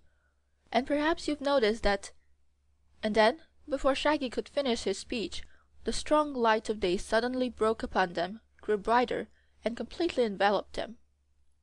The dragon's claws no longer scraped against the metal tube, for he shot into the open air 100 feet or more, and sailed so far away from the slanting hole that when he landed it was on the peak of a mountain and just over the entrance to the many underground caverns of the Gnome King. Some of the officers tumbled off their seats when Quox struck the ground, but most of the dragon's passengers only felt a slight jar. All were glad to be on solid earth again, and they at once dismounted and began to look about them. Queerly enough, as soon as they had left the dragon, the seats that were strapped to the monster's back disappeared, and this probably happened because there was no further use for them, and because Quox looked far more dignified in just his silver scales. Of course, he still wore the 40 yards of ribbon around his neck, as well as the great locket, but these only made him look dressed up, as Betty remarked. Now the army of gnomes had gathered thickly around the mouth of the tube, in order to be ready to capture the band of invaders as soon as they popped out. There were indeed hundreds of gnomes assembled, and they were led by Guff, their most famous general. But they did not expect the dragon to fly so high, and he shot out of the tube so suddenly that it took them by surprise. When the gnomes had rubbed the astonishment out of their eyes and regained their wits, they discovered the dragon quietly seated on the mountainside far above their heads, while the other strangers were standing in a group and calmly looking down upon them. General Guff was very angry at the escape, which was no one's fault but his own. "Come down here and be captured," he shouted, waving his sword at them. "Come up here and capture us if you dare," replied Queen Anne, who was winding up the clockwork of her private soldier so he could fight more briskly. Guff's first answer was a roar of rage at the defiance. Then he turned and issued a command to his gnomes. These were all armed with sharp spears, and with one accord they raised these spears and threw them straight at their foes, so that they rushed through the air in a perfect cloud of flying weapons. Some damage might have been done had not the dragon quickly crawled before the others, his body being so big that it shielded every one of them, including Hank. The spears rattled against the silver scales of Quox, and then fell harmlessly to the ground. They were magic spears, of course, and all straightway bounded back into the hands of those who had thrown them, but Guff could see that it was useless to repeat the attack. It was now Queen Anne's turn to attack, so the generals yelled, "Forward, march!" and the colonels and majors and captains repeated the command, and the valiant army of Oogaboo, which seemed to be composed mainly of Tik Tok, marched forward in single column toward the gnomes, while Betsy and Polychrome cheered and Hank gave a loud hee-haw, and Shaggy shouted hooray, and Queen Anne screamed, "At them, Tik Tok, at them!" The gnomes did not await the Clockwork Man's attack, but in a twinkling disappeared into the underground caverns. They made a great mistake in being so hasty, for Tik Tok had not taken a dozen of steps before he stubbed his copper toe on a rock and fell flat to the ground, where he cried, "Pick me up! Pick me up! Pick me up!" until Shaggy and Falz ran forward and raised him to his feet again. The dragon chuckled softly to himself as he scratched his left ear with his hind claw, but no one was paying much attention to Quox just then. It was evident to Anne and her officers that there could be no fighting unless the enemy was present, and in order to find the enemy they must boldly enter the underground kingdom of the gnomes. So bold a step demanded a council of war. "Don't you think I'd better drop in on Ruggedo and obey the others of the Jinjin?" asked Quox. "By no means," returned Queen Anne. "We have already put the army of gnomes to flight, and all that yet remains is to force our way into those caverns and conquer the Gnome King and all his people." "That seems to me something of a job," said the dragon, closing his eyes sleepily. "But go ahead if you like, and I'll wait here for you. Don't be in any hurry on my account. To one who lives thousands of years, the delay of a few days means nothing at all, and I shall probably sleep until the time comes for me to act." Anne was provoked at this speech. "You may as well go back to Titi-Ti-Hoo-Choo now," she said, "for the Gnome King is as good as conquered already." But Quox shook his head. "No," said he, "I'll wait." End of chapter 15.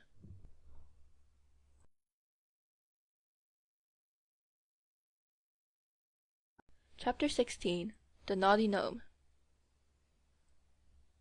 Shaggy Man had said nothing during the conversation between Queen Anne and Quox, for the simple reason that he did not consider the matter worth an argument. Safe within his pocket reposed the love magnet, which had never failed to win every heart. The gnomes, he knew, were not like the heartless roses, and therefore could be won to his side as soon as he exhibited the magic talisman. Shaggy's chief anxiety had been to reach Ruggedo's kingdom, and now that the entrance lay before him, he was confident he would be able to rescue his lost brother. Let Anne and the dragon quarrel as to who should conquer the gnomes if they liked. Shaggy would let them try, and if they failed he had the means of conquest in his own pocket. But Anne was positive she could not fail, for she thought her army could do anything. So she called the officers together and told them how to act, and she also instructed Tik Tok what to do and what to say. "Please do not shoot your gun except as a last resort," she added, "for I do not wish to be cruel or to shed any blood, unless it is absolutely necessary." "All right," replied Tik Tok, "but I do not think Ruggedo would bleed if I filled him full of holes and put him in a cider press." Then the officers fell in line, the 4 generals abreast, and then the 4 colonels, and the 4 majors, and the 4 captains. They drew their glittering swords and commanded Tik Tok to march, which he did. Twice he fell down, being tripped by the rough rocks, but when he struck the smooth path he got along better. Into the gloomy mouth of the cavern entrance he stepped without hesitation, and after him proudly pranced the officers and Queen Anne. The others held back a little, waiting to see what would happen. Of course the Gnome King knew they were coming, and was prepared to receive them. Just within the rocky passage that led to the Jewel Throne Room was a deep pit, which was usually covered. Ruggedo had ordered the cover removed, and it now stood open, scarcely visible in the gloom. The pit was so large around that it nearly filled the passage, and there was barely room for one to walk around it by pressing close to the rock walls. This Tik Tok did, for his copper eyes saw the pit clearly and he avoided it, but the officers marched straight into the hole and tumbled in a heap on the bottom. An instant later Queen Anne also walked into the pit, for she had her chin in the air and was careless where she placed her feet. Then one of the gnomes pulled a lever which replaced the cover on the pit and made the officers of Oogaboo and their queen fast prisoners. As for Tik Tok, he kept straight on to the cavern where Ruggedo sat in his throne, and there he faced the Gnome King and said, "I hereby conquer you in the name of Queen Anne so forth of Oogaboo, whose army I am, and I declare that you are her prisoner." Ruggedo laughed at him. "Where is this famous queen?" he asked. "She'll be here in a minute," said Tik Tok. "Perhaps she stopped to tie her shoestring." "Now see here, Tik Tok," began the Gnome King in a stern voice, "I have had enough of this nonsense. Your queen and her officers are all prisoners, having fallen into my power, so perhaps you'll tell me what you mean to do." "My orders were to conquer you," replied Tik Tok, "and my machinery has done the best it knows how to carry out those orders." Ruggedo pounded on his gong, and Calico appeared, followed closely by General Guff. "Take this copperman into the shops and set him to work hammering gold," commanded the king. "Being run by machinery, he ought to be a steady worker. He ought never to have been made, but since he exists, I shall hereafter put him to good use." "If you try to capture me," said Tik Tok, "I shall fight." "Don't do that," exclaimed General Guff earnestly, "for it will be useless to resist, and you might hurt someone." But Tik Tok raised his gun and took aim, and not knowing what damage the gun might do, the gnomes were afraid to face it. While he was thus defying the Gnome King and his high officials, Betsy Bobbin rode calmly into the royal cavern, seated upon the back of Hank the mule. The little girl had grown tired of waiting for something to happen, and so had come to see if Ruggedo had been conquered. "Nails and nuggets!" roared the king. "How dare you bring that beast here and enter my presence unannounced?" "There wasn't anybody to announce me," replied Betsy. "I guess your folks were all busy. Are you conquered yet?" "No!" shouted the king, almost beside himself with rage. "Then please give me something to eat, for I'm awful hungry," said the girl. "You see, this conquering business is a good deal like waiting for a circus parade. It takes a long time to get around, and don't amount to much anyhow." The gnomes were so much astonished at this speech that for a time they could only glare at her silently, not finding words to reply. The king finally recovered the use of his tongue and said, "Earth crawler, this insolence to my majesty shall be your death warrant. You are an ordinary mortal, and to stop a mortal from living is so easy a thing to do that I will not keep you waiting half so long as you did for my conquest." "I'd rather you wouldn't stop me from living," remarked Betsy, getting off Hank's back and standing beside him. "And it would be a pretty cheap king who killed a visitor while she was hungry. If you'll give me something to eat, I'll talk this killing business over with you afterward. Only I warn you now that I don't approve of it, and never will." Her coldness and lack of fear impressed the Gnome King, although he bore an intense hatred toward all mortals. "What do you wish to eat?" he asked gruffly. "Oh, a ham sandwich will do, or perhaps a couple of hard-boiled eggs." "Eggs!" shrieked the three gnomes who were present, shuddering till their teeth clattered. "What's the matter?" asked Betsy wonderingly. "Are eggs as high here as they are at home?" "Guff," said the king, in an agitated voice, turning to his general, "let us destroy this rash mortal at once. Seize her and take her to the slimy cave and lock her in." Guff glanced at Tik Tok, whose gun was still pointed, but just then Calico stole softly behind the copperman and kicked his knee joints so that they suddenly bent forward and tumbled Tik Tok to the floor, his gun falling from his grasp. Then Guff, seeing Tik Tok helpless, made a grab at Betsy. At the same time Hank's heel shot out and caught the general just where his belt was buckled.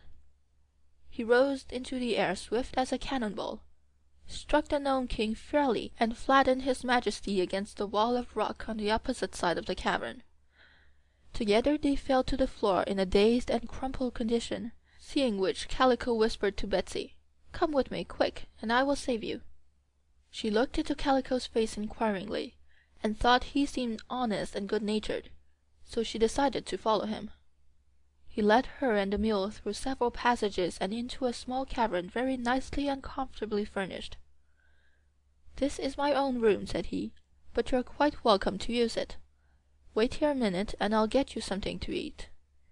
When Calico returned, he brought a tray containing some broiled mushrooms, a loaf of mineral bread, and some petroleum butter.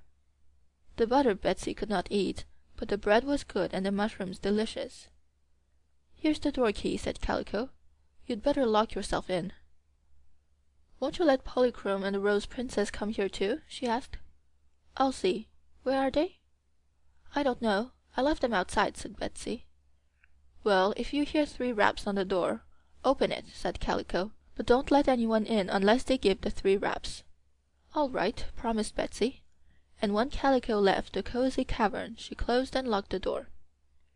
In the meantime Anne and her officers, finding themselves prisoners in the pit, had shouted and screamed until they were tired out, but no one had come to their assistance. It was very dark and damp in the pit, and they could not climb out because the walls were higher than their heads and their cover was on. The Queen was first angry, and then annoyed, and then discouraged. But the officers were only afraid. Every one of the poor fellows heartily wished he was back in Oogaboo caring for his orchard, and some were so unhappy that they began to reproach Anne for causing them all this trouble and danger. Finally the Queen sat down on the bottom of the pit and leaned her back against the wall. By good luck her sharp elbow touched a secret spring in the wall, and the big flat rock swung inward. Anne fell over backward, but the next instant she jumped up and cried to the others, "A passage! A passage! Follow me, my brave man, and we may yet escape." Then she began to crawl through the passage, which was as dark and dank as the pit, and the officers followed her in single file. They crawled and they crawled, and they kept on crawling, for the passage was not big enough to allow them to stand upright. It turned this way and twisted that, sometimes like a corkscrew and sometimes zigzag, but seldom running for long in a straight line. "It will never end, never," moaned the officers, who were rubbing all the skin off their knees on the rough rocks. "It must end," retorted Anne courageously, "or it never would have been made. We don't know where it will lead us to, but any place is better than that loathsome pit."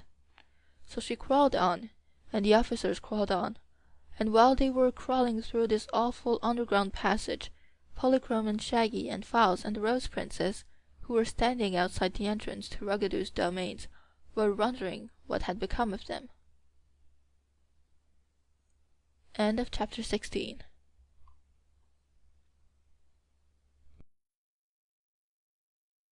Chapter 17. A Tragic Transformation.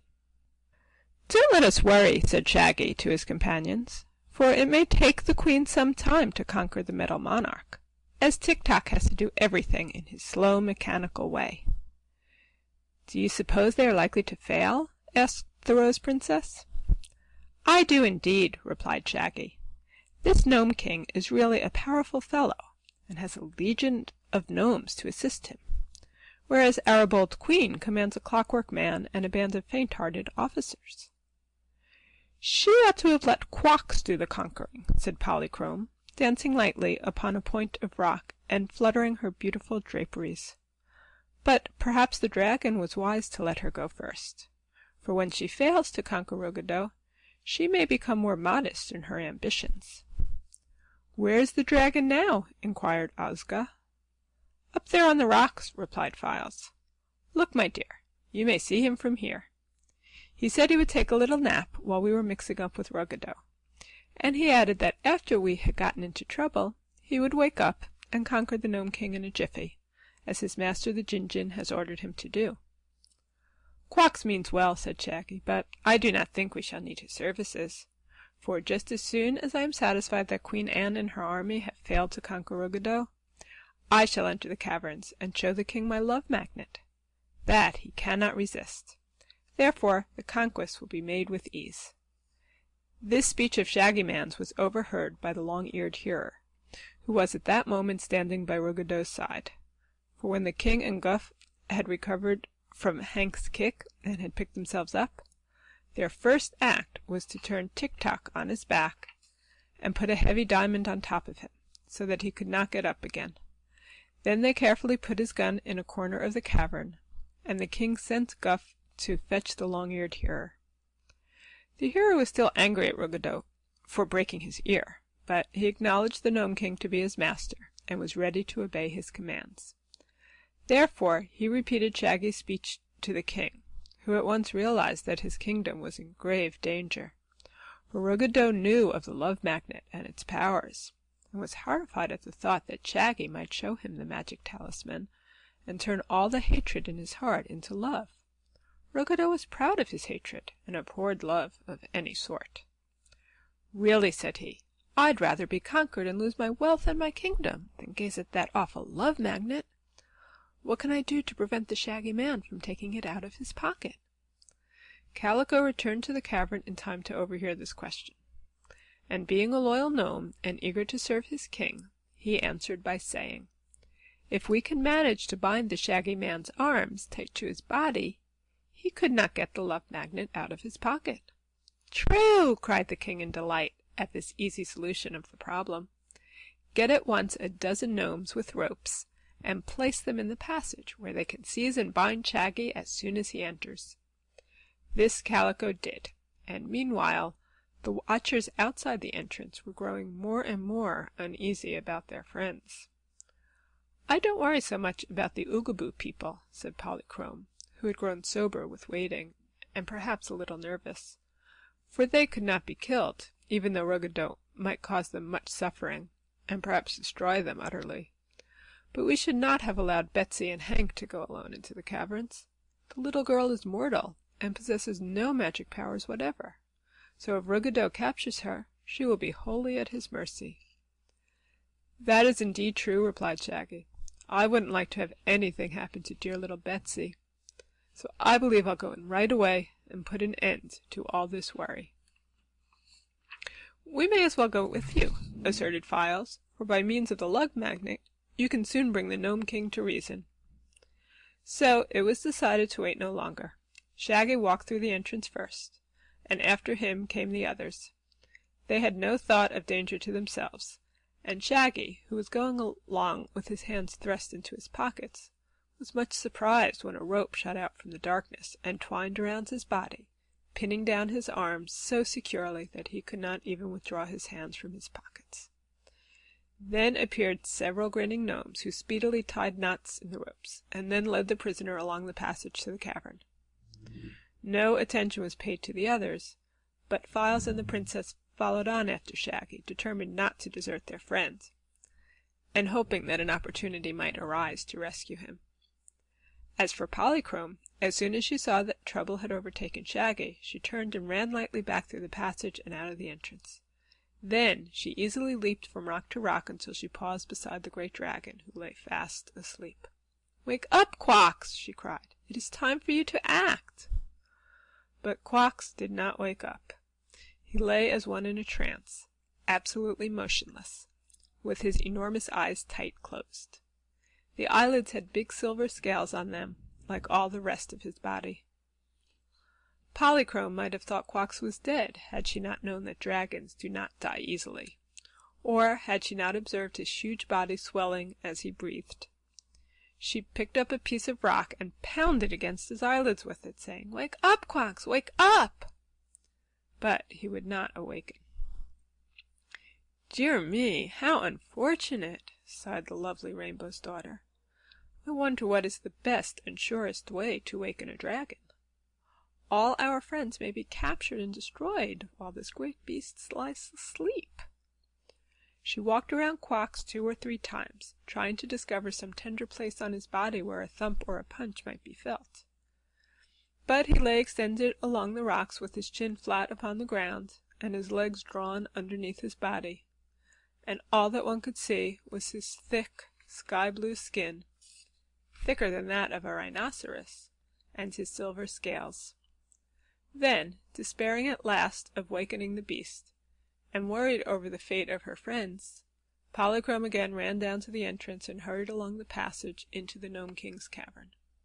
Here she found Ruggedo lolling on his throne and smoking a long pipe. Beside him stood General Guff and Calico, and ranged before the king were the Rose Princess, Files, and the Shaggy Man. Tik Tok still lay upon the floor, weighted down by the big diamond. Ruggedo was now in a more contented frame of mind. One by one he had met the invaders and easily captured them. The dreaded Love Magnet was indeed in Shaggy's pocket, only a few feet away from the king, but Shaggy was powerless to show it, and unless Ruggedo's eyes beheld the talisman, it could not affect him. As for Betsy Bobbin and her mule, he believed Calico had placed them in the slimy cave, while Anne and her officers he thought safely imprisoned in the pit. Ruggedo had no fear of Files or Ozga, but to be on the safe side he had ordered golden handcuffs placed upon their wrists. These did not cause them any great annoyance, but prevented them from making an attack, had they been inclined to do so. The Gnome King, thinking himself wholly master of the situation, was laughing and jeering at his prisoners when Polychrome, exquisitely beautiful and dancing like a ray of light, entered the cavern. "Oho!" cried the king. "A rainbow underground, eh?" And then he stared hard at Polychrome, and still harder. And then he sat up and pulled the wrinkles out of his robe and arranged his whiskers. "On my word," said he, "you are a very captivating creature. Moreover, I perceive you are a fairy." "I am Polychrome, the rainbow's daughter," she said proudly. "Well," replied Ruggedo, "I like you. The others I hate. I hate everybody but you. Wouldn't you like to live always in this beautiful cavern, Polychrome? See, the jewels that stud the walls have every tint and color of your rainbow, and they are not so elusive. I'll have fresh dewdrops gathered for your feasting every day, and you shall be queen of all my gnomes, and pull Calico's nose whenever you like." "No, thank you," laughed Polychrome. "My home is in the sky, and I'm only on a visit to this solid, sordid earth. But tell me, Ruggedo, why my friends have been wound with cords and bound with chains." "They threatened me," answered Ruggedo. "The fools did not know how powerful I am." "Then, since they are now helpless, why not release them and send them back to the earth's surface?" "Because I hate 'em and mean to make 'em suffer for their invasion. But I'll make a bargain with you, sweet Polly. Remain here and live with me, and I'll set all these people free. You shall be my daughter, or my wife, or my aunt, or grandmother, whichever you like. Only stay here to brighten my gloomy kingdom and make me happy." Polychrome looked at him wonderingly. Then she turned to Shaggy and asked, "Are you sure he hasn't seen the Love Magnet?" "I'm positive," answered Shaggy. "But you seem to be something of a love magnet yourself, Polychrome." She laughed again and said to Ruggedo, "Not even to rescue my friends would I live in your kingdom, nor could I endure for the society of such a wicked monster as you." "You forget," retorted the king, scowling darkly, "that you also are in my power." "Not so, Ruggedo. The rainbow's daughter is beyond the reach of your spite or malice." "Seize her!" suddenly shouted the king, and General Guff sprang forward to obey. Polychrome stood quite still, yet when Guff attempted to clutch her, his hands met in air, and now the rainbow's daughter was in another part of the room, as smiling and composed as before. Several times Guff endeavored to capture her, and Ruggedo even came down from his throne to assist his general, but never could they lay hands upon the lovely Sky Fairy, who flitted here and there with the swiftness of light, and constantly defied them with her merry laughter as she evaded their efforts. So, after a time, they abandoned the chase, and Ruggedo returned to his throne and wiped the perspiration from his face with a finely woven handkerchief of cloth of gold. "Well," said Polychrome, "what do you intend to do now?" "I'm going to have some fun, to repay me for all my bother," replied the Gnome King. Then he said to Calico, "Summon the executioners." Calico at once withdrew, and presently returned with a score of gnomes, all of whom were nearly as evil-looking as their hated master.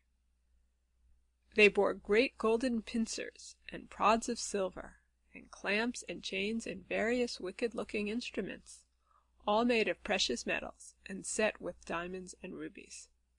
"Now, Pang," said Ruggedo, addressing the leader of the executioners, "fetch the army of Oogaboo and their queen from the pit, and torture them here in my presence, as well as in the presence of their friends.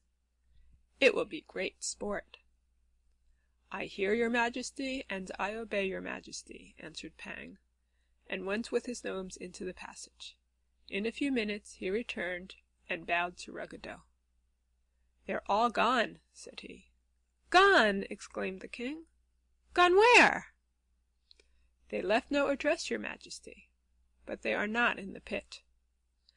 "Picks and puddles!" roared the king. "Who took the cover off?" "No one," said Pang. "The cover was there, but the prisoners were not under it."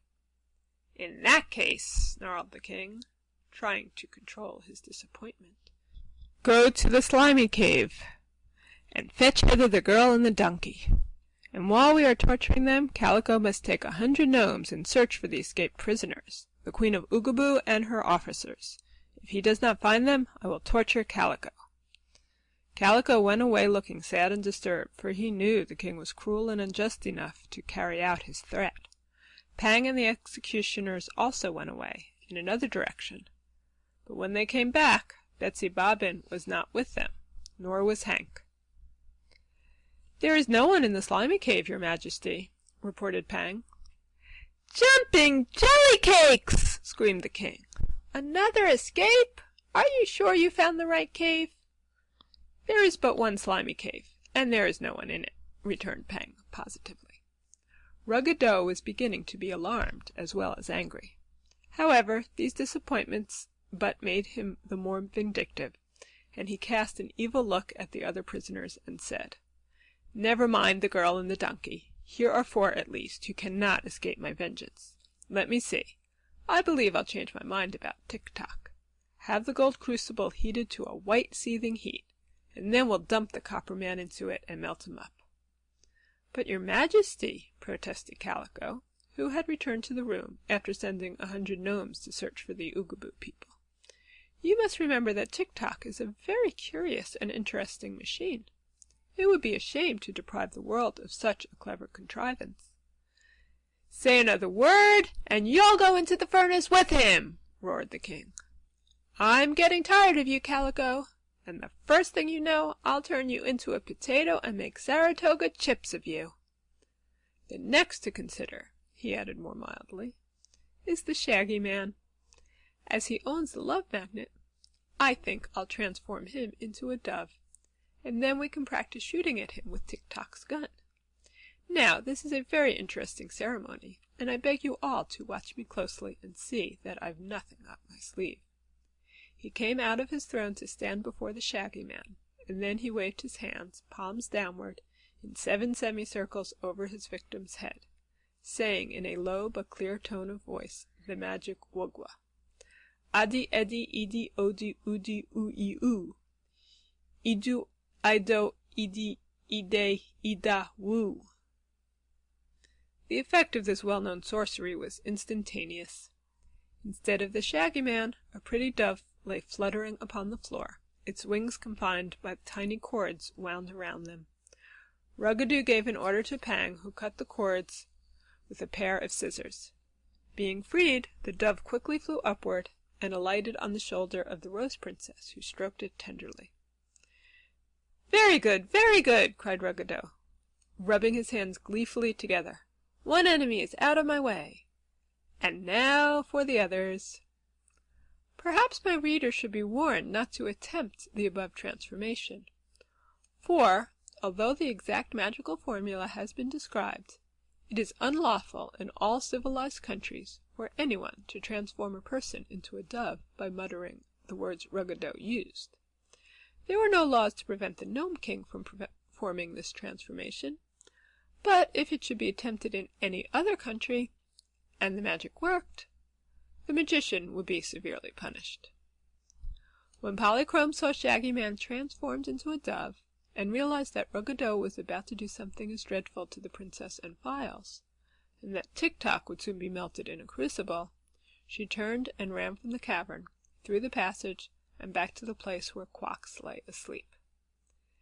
End of Chapter 17. A Tragic Transformation.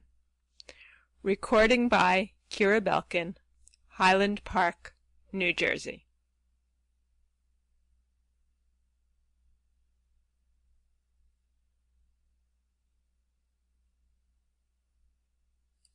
Chapter 18, A Clever Conquest. The great dragon still had his eyes closed and was even snoring in a manner that resembled distant thunder.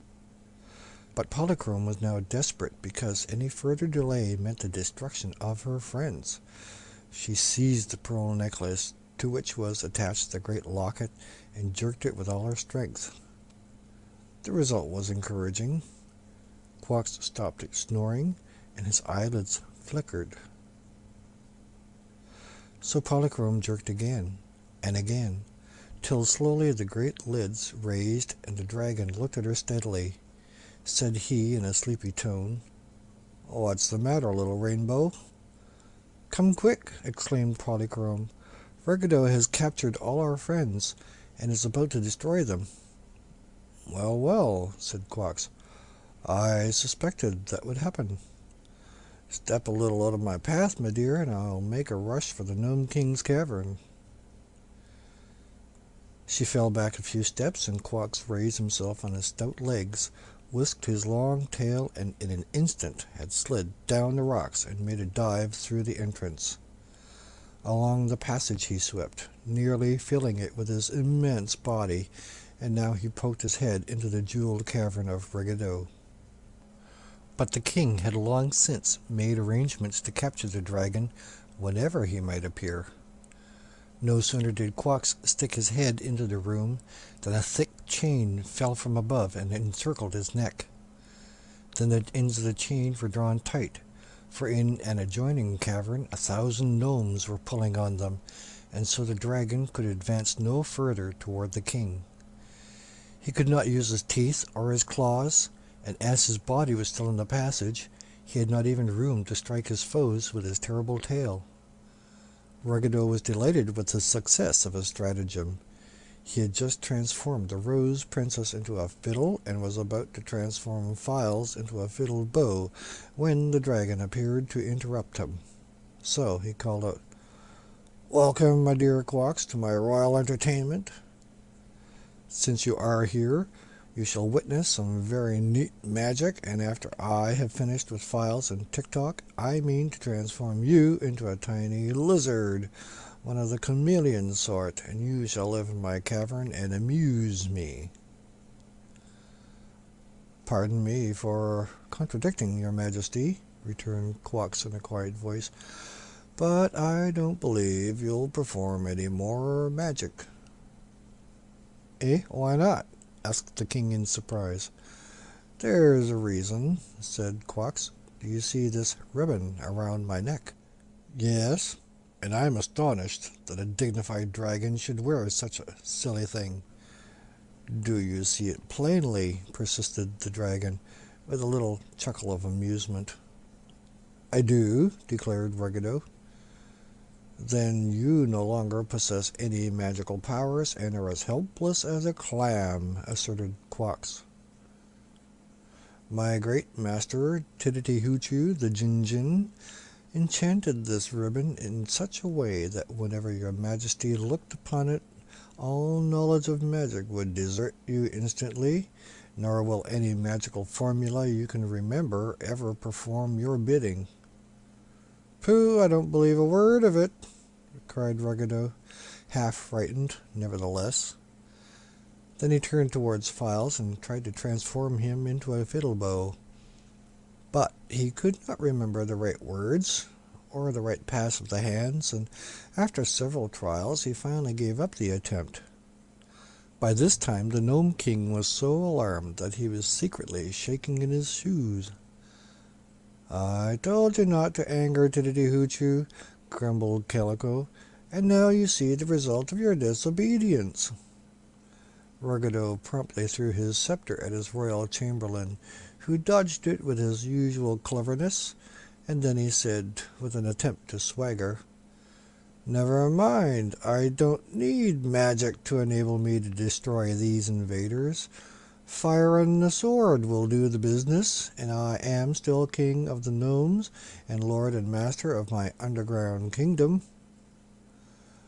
"Again, I beg to differ with your majesty," said Quox. "The great Jinjin commands you to depart instantly from this kingdom, and seek the earth's surface, where you will wander for all time to come, without a home or a country, without a friend or a follower, and without any more riches than you can carry with you in your pockets. The great Jinjin is so generous that he will allow you to fill your pockets with jewels or gold, but you must take nothing more." Ruggedo now stared at the dragon in amazement. "Does Tititi-Hoochoo condemn me to such a fate?" he asked in a hoarse voice. "He does," said Quox. "And just for throwing a few strangers down the forbidden tube?" "Just for that," repeated Quox in a stern, gruff voice. "Well, I won't do it, and your crazy old Jinjin can't make me do it either," declared Ruggedo. "I intend to remain here, King of the Gnomes, until the end of the world, and I defy your Titity-Hoochoo and all his fairies, as well as his clumsy messenger, whom I have been obliged to chain up." The dragon smiled again, but it was not the sort of smile that made Ruggedo feel very happy.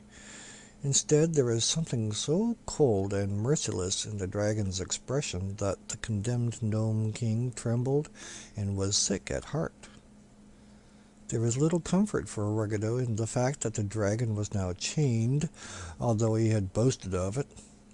He glared at the immense head of Quox as if fascinated, and there was fear in the old king's eyes as he watched his enemy's movements. For the dragon was now moving, not abruptly, but as if he had something to do and was about to do it.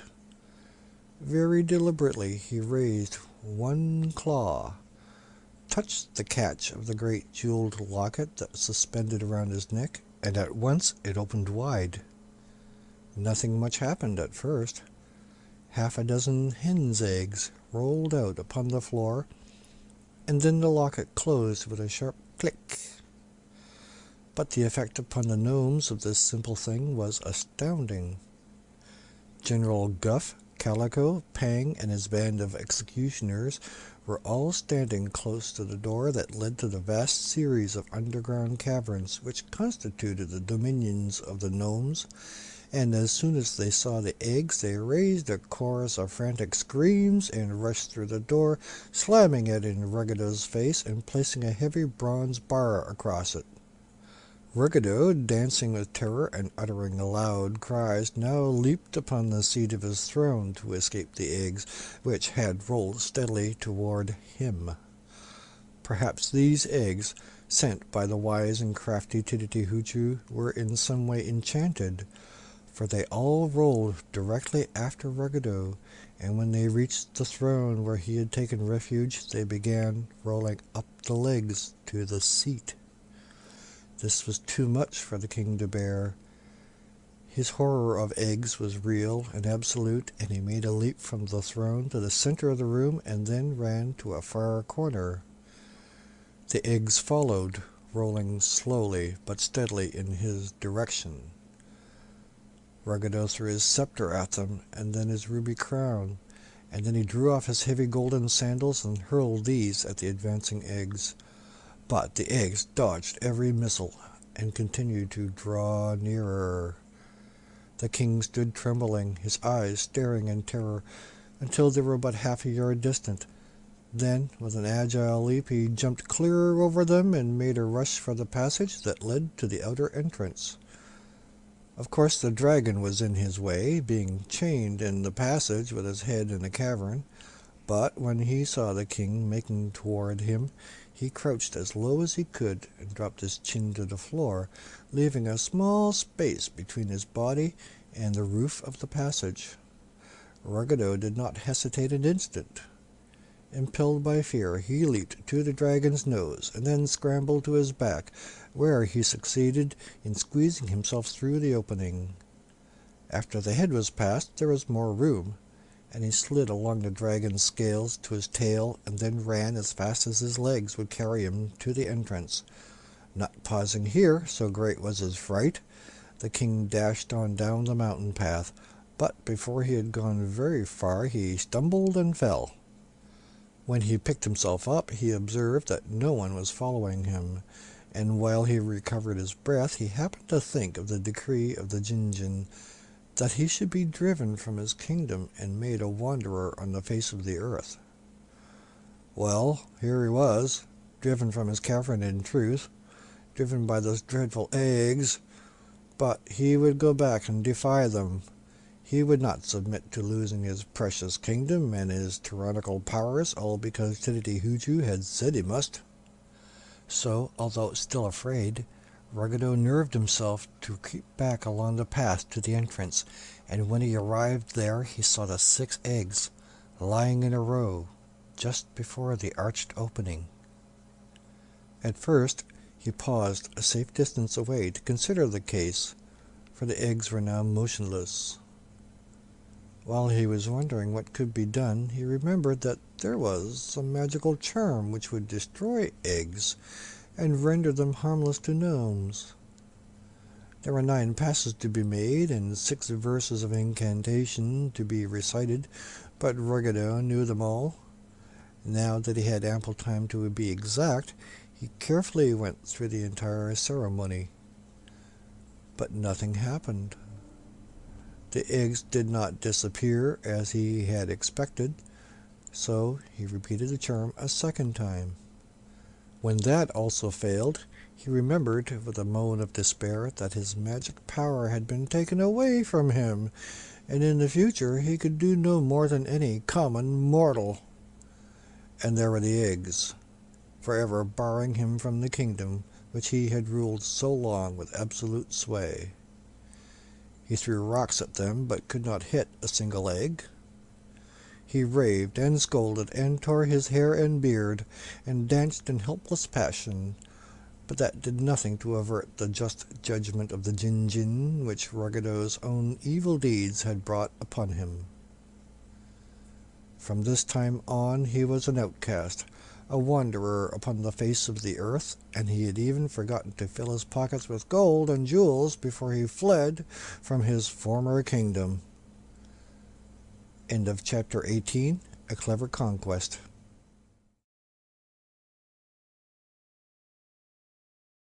Chapter 19, King Calico. After the king had made good his escape, Files said to the dragon in a sad voice, "Alas, why did you not come before?" "Because you were sleeping instead of conquering. The lovely Rose Princess has become a fiddle without a bow, while poor Shaggy sits there a cooing dove." "Don't worry," replied Quox. "Titty Hoochoo knows his business, and I have my orders from the great Jin-Jin himself. Bring the fiddle here, and touch it lightly to my pink ribbon." Files obeyed, and at the moment of contact with the ribbon the Gnome King's charm was broken, and the Rose Princess herself stood before them, as sweet and smiling as ever.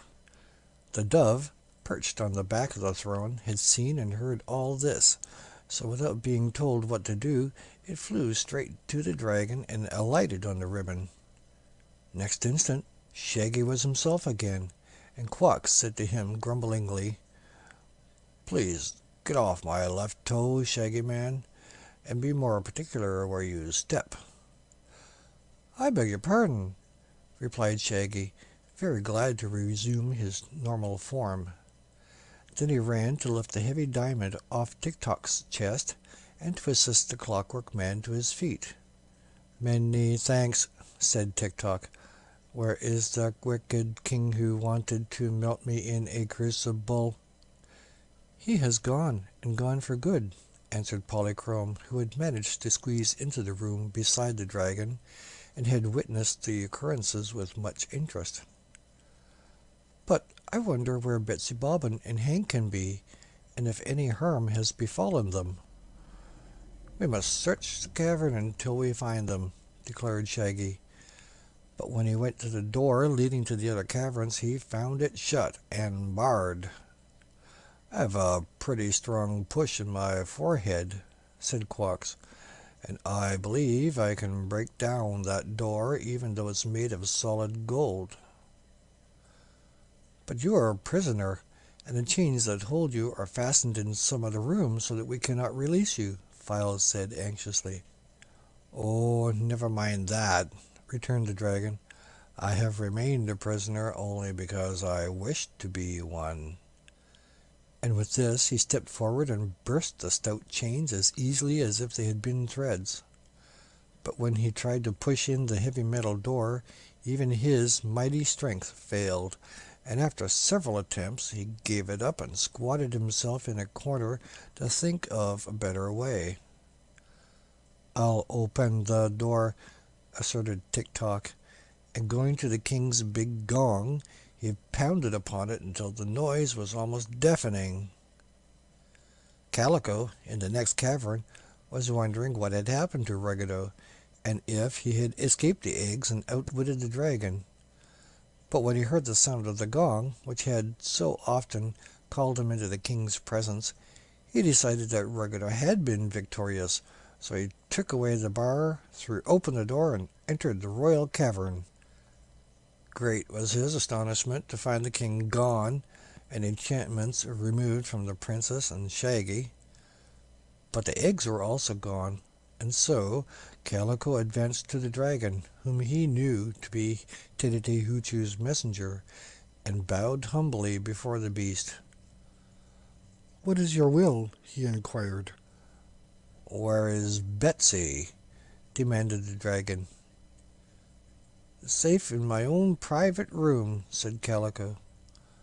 "Go and get her," commanded Quox. So Calico went to Betsy's room and gave 3 raps upon the door. The little girl had been asleep, but she heard the raps and opened the door. "You may come out now," said Calico. "The king has fled in disgrace, and your friends are asking for you." So Betsy and Hank returned with the royal chamberlain to the throne cavern, where she was received with great joy by her friends.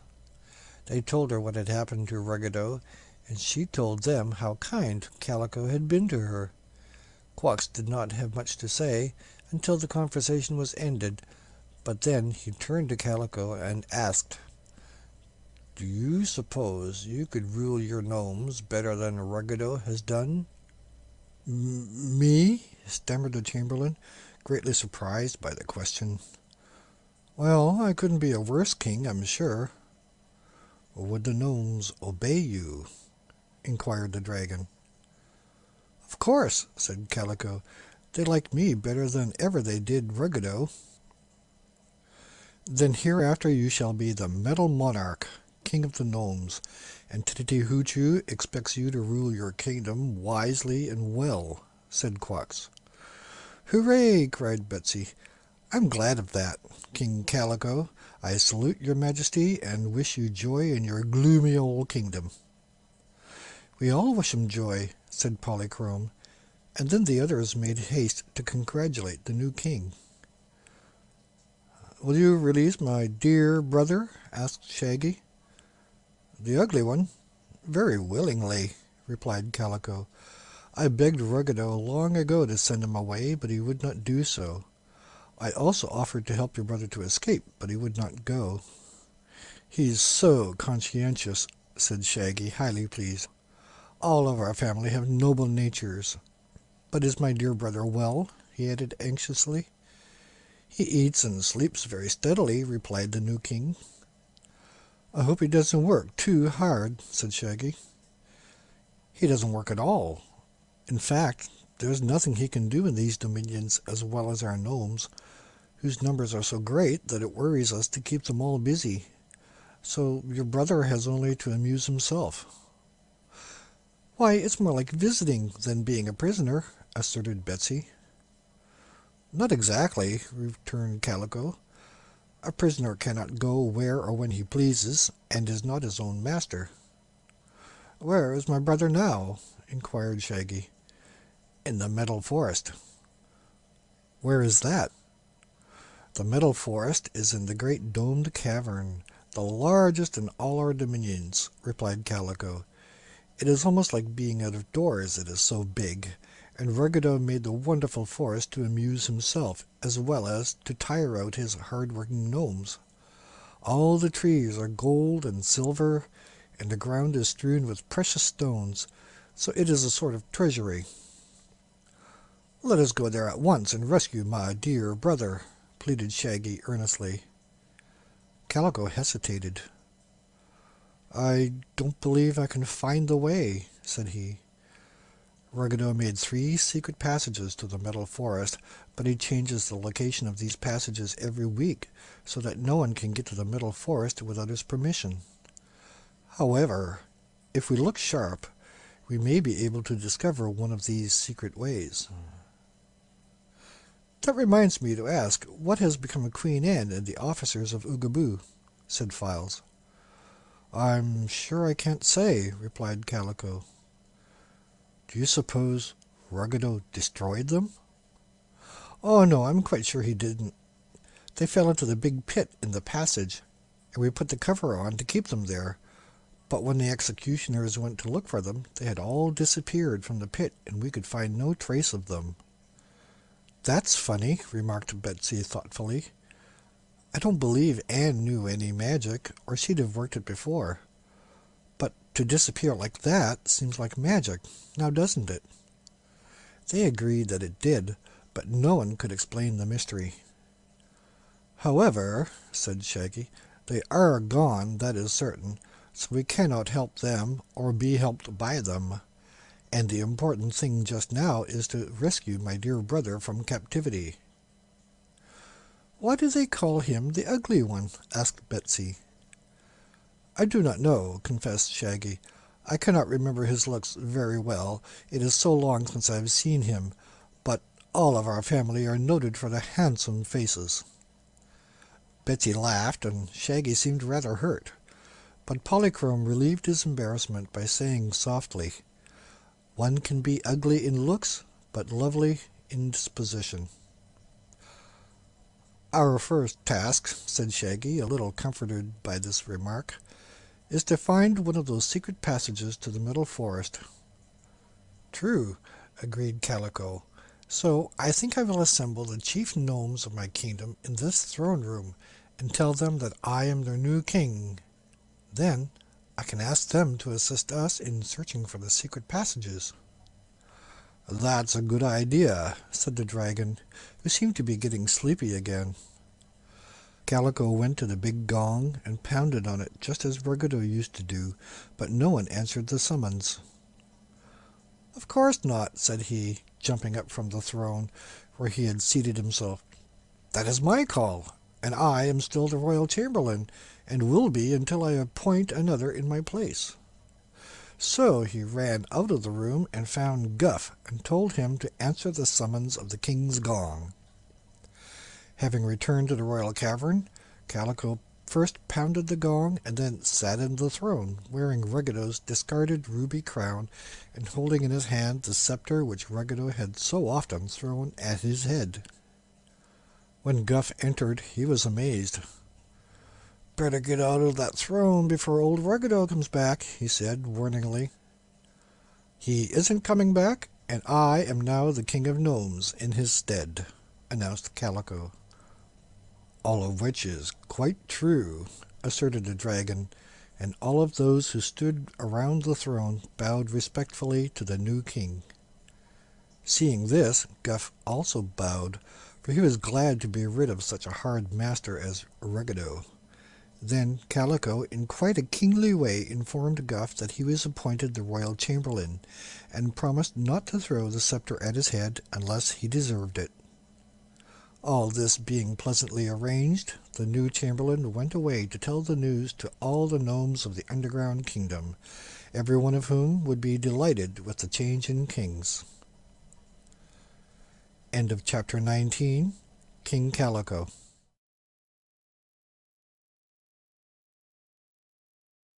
Chapter 20. Quox quietly quits. When the chief gnomes assembled before their new king, they joyfully saluted him and promised to obey his commands. But when Calico questioned them, none knew the way to the Middle Forest, although all had assisted in its making. So the king instructed them to search carefully for one of the passages, and to bring him the news as soon as they had found it. Meantime, Quox had managed to back out of the rocky corridor, and so regained the open air and his old station on the mountainside, and there he lay upon the rocks, sound asleep until the next day. The others of the party were all given as good rooms as the caverns of the gnomes afforded, for King Calico felt that he was indebted to them for his promotion, and was anxious to be as hospitable as he could. Much wonderment had been caused by the absolute disappearance of the 16 officers of Oogaboo and their queen. Not a gnome had seen them, nor were they discovered during the search for the passages leading to the Middle Forest. Perhaps no one was unhappy over their loss, but all were curious to know what had become of them. On the next day, when our friends went to visit the dragon, Quox said to them, "I must now bid you good-bye, for my mission here is finished, and I must depart for the other side of the world, where I belong." "Will you go through the tube again?" asked Betsy. "To be sure, but it will be a lonely trip this time, with no one to talk to, and I cannot invite any of you to go with me. Therefore, as soon as I slide into the hole, I shall go to sleep, and when I pop out at the other end, I will wake up at home." They thanked the dragon for befriending them, and wished him a pleasant journey. Also, they sent their thanks to the great Jinjin, whose just condemnation of Ruggedo had served their interests so well. Then Quox yawned and stretched himself, and ambled over to the tube, into which he slid head foremost and disappeared. They really felt as if they had lost a friend, for the dragon had been both kind and sociable during their brief acquaintance with him, but they knew it was his duty to return to his own country. So they went back to the caverns to renew the search for the hidden passages that led to the forest, but for 3 days all efforts to find them proved in vain.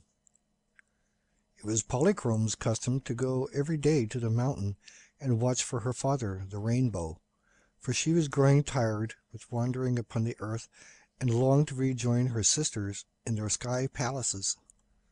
And on the 3rd day, while she sat motionless upon a point of rock, whom should she see slyly creeping up the mountain but Ruggedo? The former king looked very forlorn. His clothes were soiled and torn, and he had no sandals upon his feet or hat upon his head. Having left his crown and scepter behind when he fled, the old gnome no longer seemed kingly, but more like a beggarman. Several times had Ruggedo crept up to the mouth of the caverns, only to find the 6 eggs still on guard. He knew quite well that he must accept his fate and become a homeless wanderer, but his chief regret now was that he had neglected to fill his pockets with gold and jewels. He was aware that a wanderer with wealth at his command would fare much better than one who was a pauper, so he still loitered around the caverns wherein he knew so much treasure was stored, hoping for a chance to fill his pockets. That was how he came to recollect the Middle Forest. "Aha!" he said to himself. "I alone know the way to that forest, and once there I can fill my pockets with the finest jewels in all the world." He glanced at his pockets and was grieved to find them so small. Perhaps they might be enlarged so that they would hold more. He knew of a poor woman who lived in a cottage at the foot of a mountain, so he went to her and begged her to sew pockets all over his robe, paying her with the gift of a diamond ring which he had worn upon his finger. The woman was delighted to possess so valuable a ring, and she sewed as many pockets on Ruggedo's robe as she possibly could. Then he returned up the mountain, and, after gazing cautiously around to make sure he was not observed, he touched a spring in a rock, and it swung slowly backward, disclosing a broad passageway. This he entered, swinging the rock in place behind him. However, Ruggedo had failed to look as carefully as he might have done, for Polychrome was seated only a little distance off, and her clear eyes marked exactly the manner in which Ruggedo had released the hidden spring. So she rose and hurried into the cavern, where she told Calico and her friends of her discovery. "I've no doubt that that is a way to the Middle Forest," exclaimed Shaggy. "Come, let us follow Ruggedo at once and rescue my poor brother." They agreed to this, and King Calico called together a band of gnomes to assist them by carrying torches to light their way.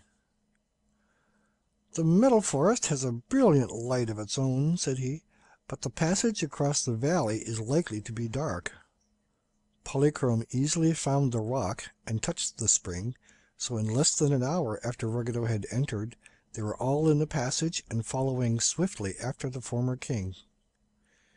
"He means to rob the forest, I'm sure," said Calico, "but he will find he is no longer of any account in this kingdom, and I will have my gnomes throw him out." "Then please throw him as hard as you can," said Betsy, "for he deserves it. I don't mind an honest, out-and-out enemy who fights square, but changing girls into fiddles and ordering them put into slimy caves is mean and tricky. And Ruggedo doesn't deserve any sympathy. But you'll have to let him take as much treasure as he can get in his pockets, Calico." "Yes, the Jinjin said so, but we won't miss it much. There is more treasure in the Metal Forest than 1,000,000 gnomes could carry in their pockets." It was not difficult to walk through this passage, especially when the torches lighted the way, so they made good progress. But it proved to be a long distance, and Betsy had tired herself with walking and was seated upon the back of the mule when the passage made a sharp turn and a wonderful and glorious light burst upon them. The next moment they were all standing upon the edge of the marvelous Metal Forest. It lay under another mountain and occupied a great domed cavern, the roof of which was higher than a church steeple. In this space the industrious gnomes had built, during many years of labor, the most beautiful forest in the world. The trees, trunks, branches, and leaves were all of solid gold, while the bushes and underbrush were formed of filigree silver, virgin pure. The trees towered as high as natural live oaks do, and were of exquisite workmanship. On the ground were thickly strewn precious gems of every hue and size, while here and there among the trees were paths pebbled with cut diamonds of the clearest water. Taken altogether, more treasure was gathered in this Metal Forest than is contained in all the rest of the world, if we except the land of Oz, where perhaps its value is equalled in the famous Emerald City. Our friends were so amazed at the sight that for a while they stood gazing in silent wonder. Then Shaggy exclaimed, "My brother! My dear lost brother! Is he indeed a prisoner in this place?" "Yes," replied Calico. "The Ugly One has been here for 2 or 3 years, to my positive knowledge." "But what could he find to eat?" inquired Betsy. "It's an awfully swell place to live in, but one can't breakfast on rubies and diamonds, or even gold." "One doesn't need to, my dear," Calico assured her. "The Metal Forest does not fill all of this great cavern by any means. Beyond these gold and silver trees are other trees of the real sort, which bear foods very nice to eat. Let us walk in that direction, for I am sure we will find Shaggy's brother in that part of the cavern rather than in this." So they began to tramp over the diamond-pebbled paths, and at every step they were more and more bewildered by the wondrous beauty of the golden trees with their glittering foliage. Suddenly they heard a scream. Jewels scattered in every direction as someone hidden among the bushes scampered away before them. Then a loud voice cried, "Halt!" and there was the sound of a struggle. End of Chapter 20. Quox quietly quits.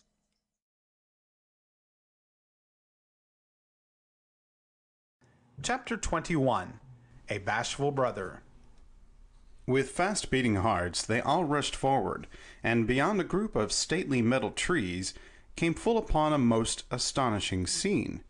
There was Ruggedo, in the hands of the officers of Oogaboo, a dozen of whom were clinging to the old gnome, and holding him fast in spite of his efforts to escape. There also was Queen Ann, looking grimly upon the scene of strife, but when she observed her former companions approaching, she turned away in a shamefaced manner. For Anne and her officers were indeed a sight to behold. Her Majesty's clothing, once so rich and gorgeous, was now worn and torn into shreds by her long crawl through the tunnel, which, by the way, had led her directly into the Metal Forest. It was indeed one of the 3 secret passages, and by far the most difficult of the three. Anne had not only torn her pretty skirt and jacket, but her crown had become bent and battered, and even her shoes were so cut and slashed that they were ready to fall from her feet. The officers had fared somewhat worse than their leader, for holes were worn in the knees of their trousers, while sharp points of rock in the roof and sides of the tunnel had made rags of every inch of their once brilliant uniforms. A more tattered and woeful army never came out of a battle than these harmless victims of the rocky passage. But it had seemed their only means of escape from the cruel gnome king, so they had crawled on regardless of their sufferings. When they reached the metal forest, their eyes beheld more plunder than they had ever dreamed of. Yet they were prisoners in this huge dome, and could not escape with the riches heaped about them. Perhaps a more unhappy and homesick lot of conquerors never existed than this band from Oogaboo. After several days of wandering in their marvelous prison, they were frightened by the discovery that Ruggedo had come among them. Rendered desperate by their sad condition, the officers exhibited courage for the first time since they left home, and, ignorant of the fact that Ruggedo was no longer king of the gnomes, they threw themselves upon him, and had just succeeded in capturing him when their fellow adventurers reached the spot. "Goodness gracious!" cried Betsy. "What has happened to you all?" Anne came forward to greet them, sorrowful and indignant. "We were obliged to escape from the pit through a small tunnel, which was lined with sharp and jagged rocks," said she. "And not only was our clothing torn to rags, but our flesh is so bruised and sore that we are stiff and lame in every joint. To add to our troubles, we find we are still prisoners, but now that we have succeeded in capturing the wicked metal monarch, we shall force him to grant us our liberty." "Ruggedo is no longer metal monarch or king of the gnomes," Files informed her. "He has been deposed and cast out of his kingdom by Quox. But here is the new king, whose name is Calico, and I am pleased to assure your majesty that he is our friend." "Glad to meet your majesty, I'm sure," said Calico, bowing as courteously as if the queen still wore splendid raiment.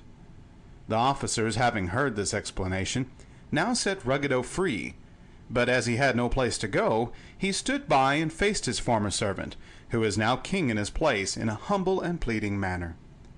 "What are you doing here?" asked Calico sternly.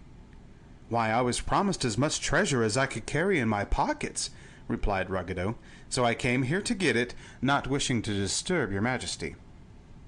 "You are commanded to leave the country of the gnomes forever," declared Calico.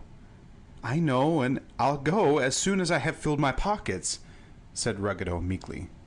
"Then fill them and be gone," returned the new king. Ruggedo obeyed. Stooping down, he began gathering up jewels by the handful and stuffing them into his many pockets. They were heavy things, these diamonds and rubies and emeralds and amethysts and the like, so before long Ruggedo was staggering with the weight he bore, while the pockets were not yet filled. When he could no longer stoop over without falling, Betsy and Polychrome and the Rose Princess came to his assistance, picking up the finest gems and tucking them into his pockets. At last these were all filled, and Ruggedo presented a comical sight, for surely no man ever before had so many pockets, or any at all filled with such a choice collection of precious stones. He neglected to thank the young ladies for their kindness, but gave them a surly nod of farewell, and staggered down the path by the way he had come. They let him depart in silence, for with all he had taken, the masses of jewels upon the ground seemed scarcely to have been disturbed, so numerous were they. Also they hoped they had seen the last of the degraded king. "I'm awful glad he's gone," said Betsy, sighing deeply. "If he doesn't get reckless and spend his wealth foolishly, he's got enough to start a bank when he gets to Oklahoma." "But my brother, my dear brother, where is he?" inquired Shaggy anxiously. "Have you seen him, Queen Anne?" "What does your brother look like?" asked the queen. Shaggy hesitated to reply, but Betsy said, "He's called the Ugly One. Perhaps you'll know him by that." "The only person we have seen in this cavern," said Anne, "has run away from us whenever we approached him. He hides over yonder among the trees that are not gold, and we have never been able to catch sight of his face, so I cannot tell whether he is ugly or not." "That must be my dear brother!" exclaimed Shaggy. "Yes, it must be," assented Calico. "No one else inhabits this splendid dome, so there can be no mistake." But why does he hide among those green trees, instead of enjoying all these glittery golden ones?" asked Betsy. "Because he finds food among the natural trees," replied Kaliko, "and I remember that he has built a little house there to sleep in. As for these glittery golden trees, I will admit they are very pretty at first sight. One cannot fail to admire them, as well as the rich jewels scattered beneath them, but if one has to look at them always, they become pretty tame." "I believe that is true," declared Shaggy. "My dear brother is very wise to prefer real trees to the imitation ones. But come, let us go there and find him." Shaggy started for the green grove at once, and the others followed him, being curious to witness the final rescue of his long-sought, long-lost brother. Not far from the edges of the grove they came upon a small hut, cleverly made of twigs and golden branches woven together. As they approached the place, they caught a glimpse of a form that darted into the hut and slammed the door tight shut after him. Shaggy Man ran to the door and cried aloud, "Brother! Brother!" "Who calls?" demanded a sad, hollow voice from within. "It is Shaggy, your own loving brother, who has been searching for you a long time and has now come to rescue you." "Too late," replied the gloomy voice. "No one can rescue me now." "Oh, but you are mistaken about that," said Shaggy. "There is a new king of the gnomes named Kaliko in Ruggedo's place, and he has promised you shall go free." "Free? I dare not go free," said the ugly one in a voice of despair. "Why not, brother?" asked Shaggy anxiously. "Do you know what they have done to me?" came the answer through the closed door. "No. Tell me, brother, what have they done?" "When Ruggedo first captured me, I was very handsome. Don't you remember, Shaggy?" "Not very well, brother. You were so young when I left home, but I remember that mother thought you were beautiful."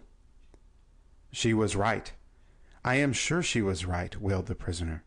"But Ruggedo wanted to injure me, to make me ugly in the eyes of all the world, so he performed a wicked enchantment. I went to bed beautiful, or you might say handsome. To be very modest, I will merely claim that I was good-looking, and I wakened the next morning the homeliest man in all the world. I am so repulsive that when I look in a mirror I frighten myself." "Poor brother," said Shaggy softly, and all the others were silent from sympathy. "I was so ashamed of my looks," continued the voice of Shaggy's brother, "that I tried to hide, but the cruel King Ruggedo forced me to appear before all the legion of gnomes, to whom he said, 'Behold the ugly one!' But when the gnomes saw my face, they all fell to laughing and jeering, which prevented them from working at their tasks. Seeing this, Ruggedo became angry and pushed me into a tunnel, closing the rock entrance so that I could not get out. I followed the length of the tunnel until I reached this huge dome where the marvelous metal forest stands, and here I have remained ever since." "Poor brother," repeated Shaggy. "But I beg you now to come forth and face us, who are your friends. None here will laugh or jeer, however unhandsome you may be." "No, indeed," they all added pleadingly. But the ugly one refused the invitation. "I cannot," said he. "Indeed, I cannot face strangers, ugly as I am." Shaggy Man turned to the group surrounding him. "What shall I do?" he asked in sorrowful tones.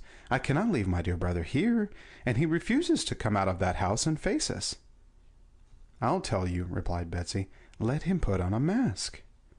"The very idea I was seeking!" exclaimed Shaggy joyfully, and then he called out, "Brother, put a mask over your face, and then none of us can see what your features are like." "I have no mask," answered the ugly one. "Look here," said Betsy, "he can use my handkerchief." Shaggy looked at the little square of cloth and shook his head. "It isn't big enough," he objected.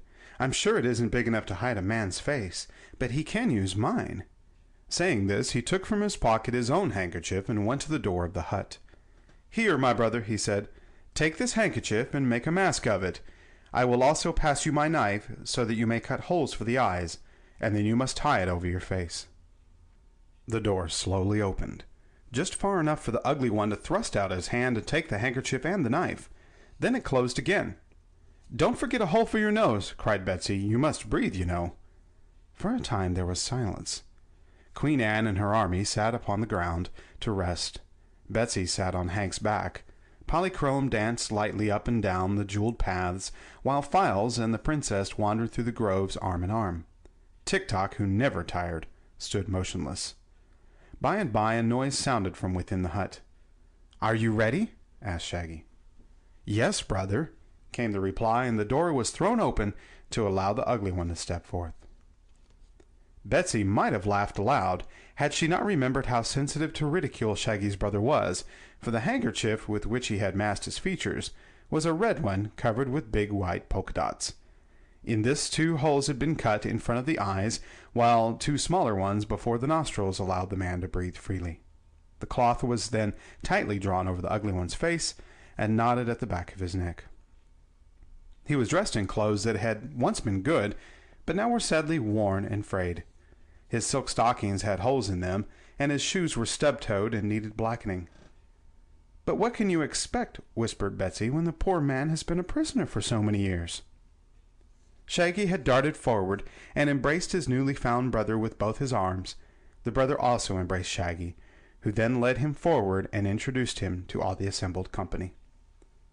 "This is the new Gnome King," he said when he came to Calico. "He is our friend, and he has granted you your freedom." "That is a kindly deed," replied Ugly in a sad voice. "But I dread to go back to the world in this direful condition. Unless I remain forever masked, my dreadful face would curdle all the milk and stop all the clocks." "Can't the enchantment be broken in some way?" inquired Betsy. Shaggy looked anxiously at Calico, who shook his head. "I am sure I can't break the enchantment," he said. "Ruggedo is fond of magic and learned a good many enchantments that we gnomes know nothing of." "Perhaps Ruggedo himself might break his own enchantment," suggested Anne, "but unfortunately we have allowed the old king to escape." "Never mind, my dear brother," said Shaggy consolingly. "I am very happy to have found you again, although I may never see your face. So let us make the most of this joyful reunion." The ugly one was affected to tears by this tender speech, and the tears began to wet the red handkerchief. So Shaggy gently wiped them away with his coat sleeve. End of chapter 21.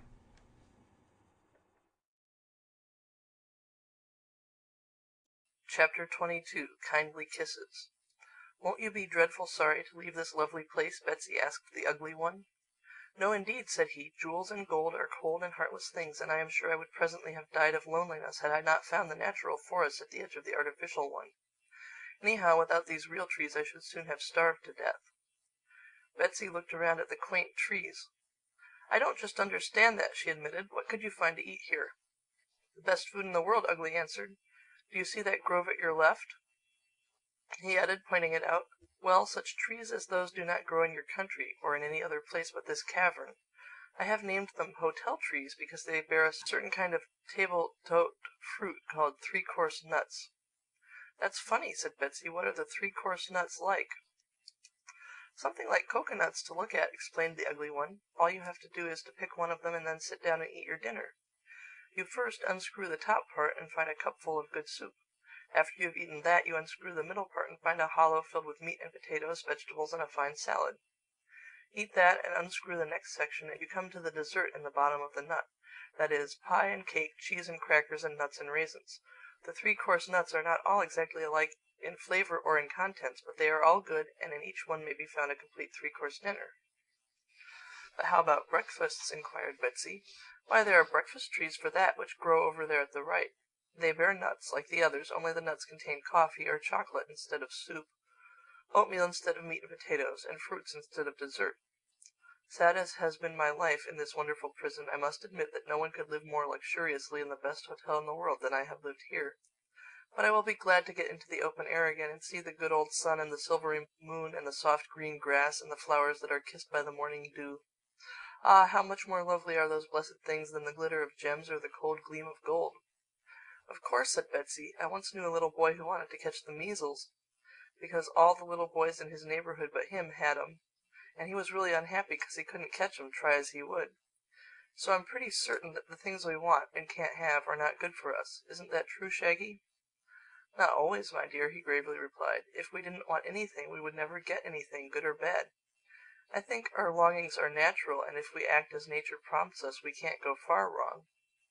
For my part, said Queen Anne, I think the world would be a dreary place without the gold and jewels. All things are good in their way, said Shaggy, but we may have too much of any good thing. And I have noticed that the value of anything depends upon how scarce it is and how difficult it is to obtain. Pardon me for interrupting you, said King Calico, coming to their side, but now that we have rescued Shaggy's brother, I would like to return to my royal cavern. Being the king of the gnomes, it is my duty to look after my restless subjects and see that they behave themselves. So they all turned and began walking through the metal forest to the other side of the great domed cave where they had first entered it.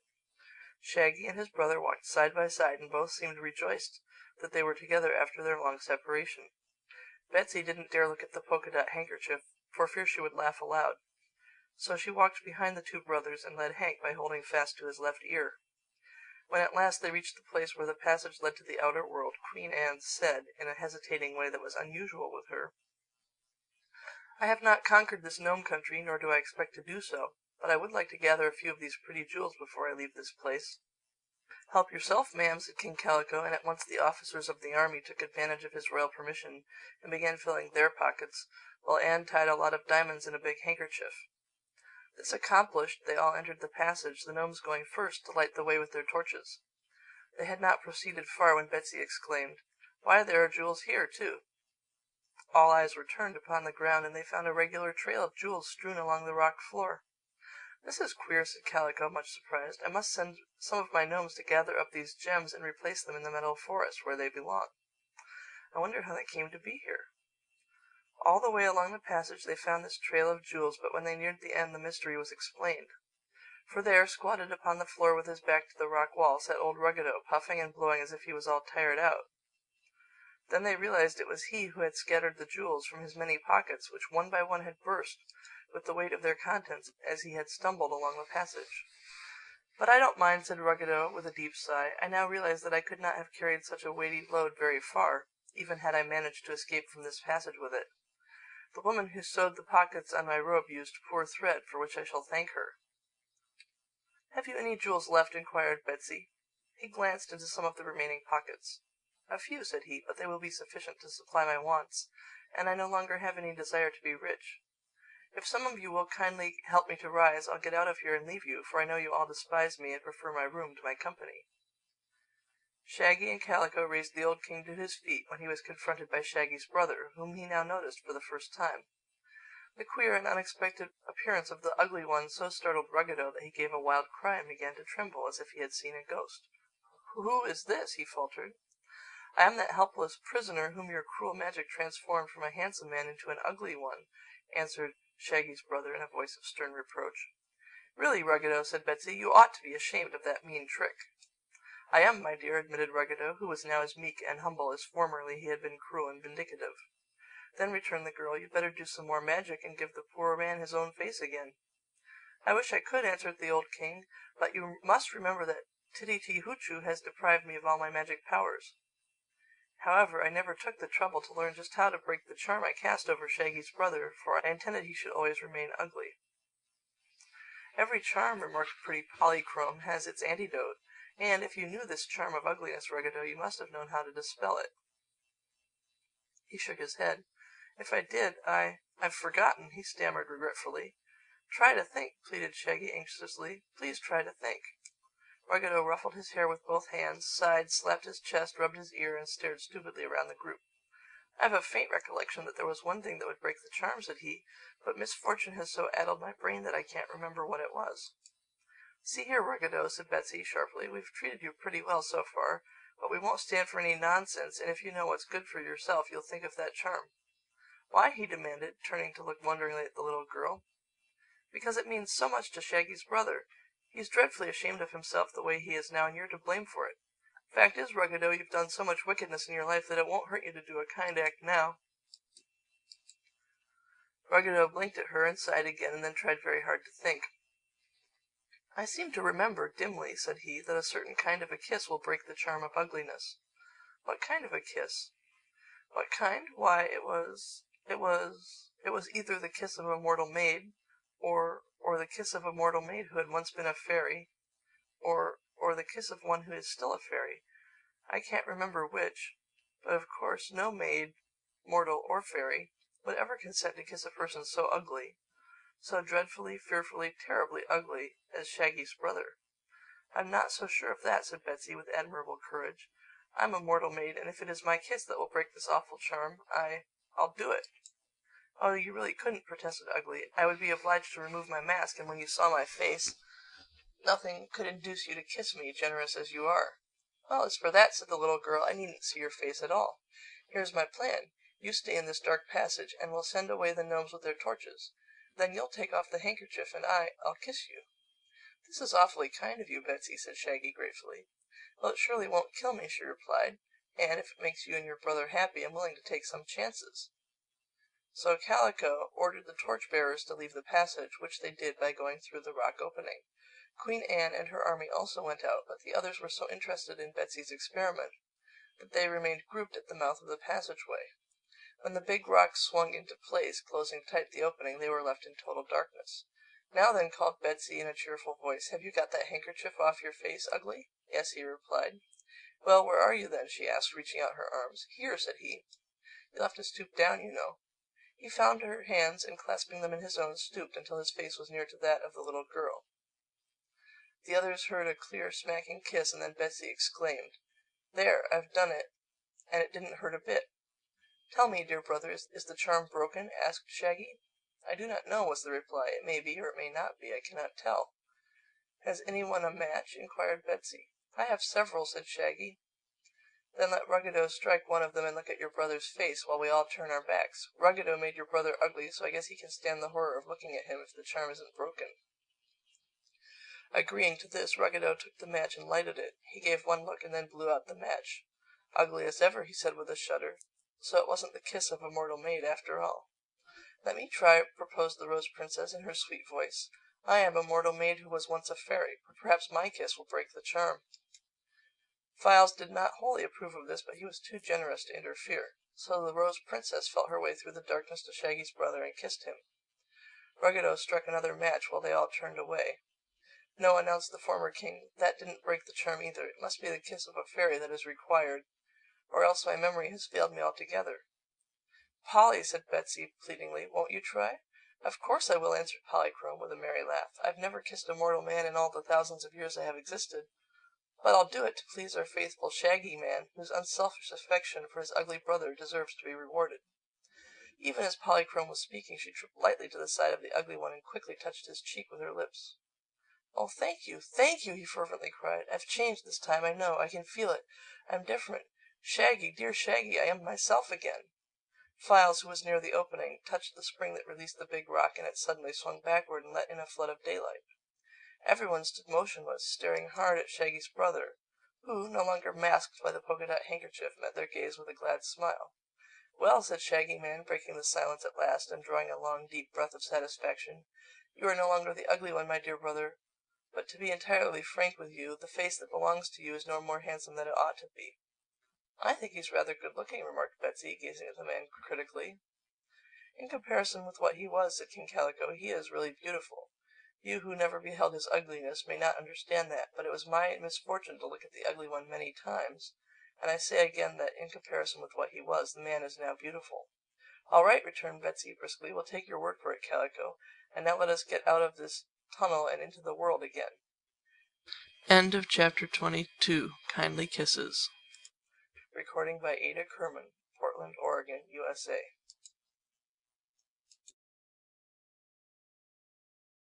Chapter 23. Ruggedo Reforms.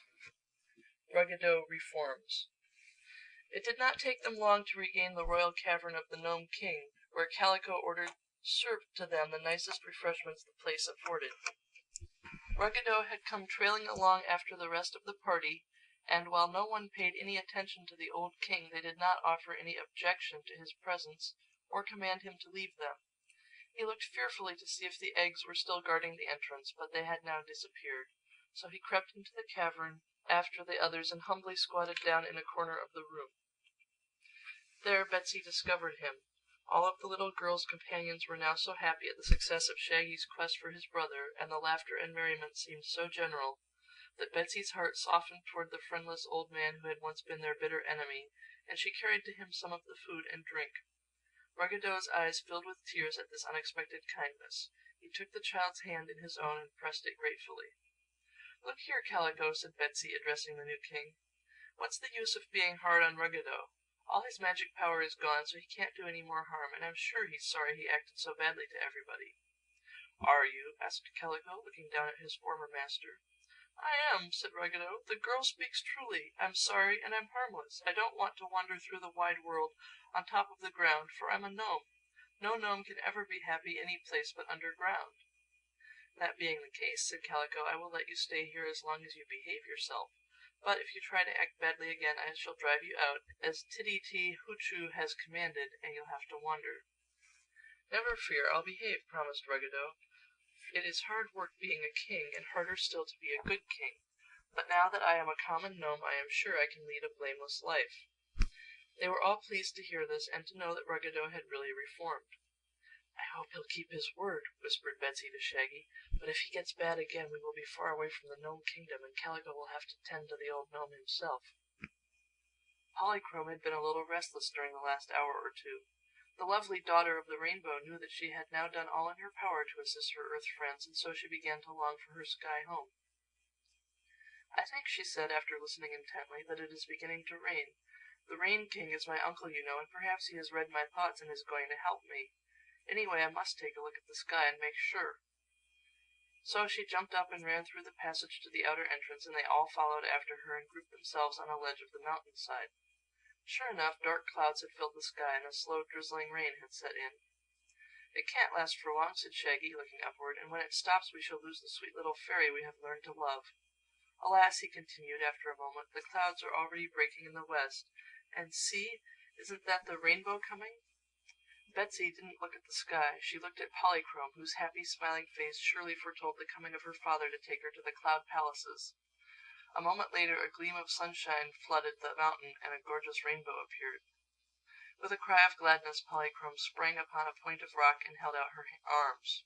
Straightway the rainbow descended until its end was at her very feet, when with a graceful leap she sprang upon it and was at once clasped in the arms of her radiant sisters, the daughters of the rainbow. But Polychrome released herself to lean over the edge of the glowing arch and nod, and smile and throw a dozen kisses to her late comrades. "Goodbye," she called, and they all shouted "Goodbye" in return and waved their hands to their pretty friend. Slowly the magnificent bow lifted and melted into the sky until the eyes of the earnest watchers saw only fleecy clouds flitting across the blue. "I'm dreadful sorry to see Polychrome go," said Betsy, who felt like crying, "but I suppose she'll be a good deal happier with her sisters in the sky palaces." "To be sure," returned Shaggy, nodding gravely. "It's her home, you know, and those poor wanderers who, like ourselves, have no home, can realize what that means to her." "Once," said Betsy, "I too had a home. Now I've only dear old Hank." She twined her arms around her shaggy friend who was not human, and he said hee-haw in a tone that showed he understood her mood. And the shaggy friend who was human stroked the child's head tenderly and said, "You're wrong about that, Betsy dear. I will never desert you." "Nor I," exclaimed Shaggy's brother in earnest tones. The little girl looked up at them gratefully, and her eyes smiled through their tears. "All right," she said, "it's raining again, so let's go back into the cavern." Rather soberly, for all loved Polychrome and would miss her, they re-entered the dominions of the Gnome King. End of Chapter 23. Ruggedo Reforms.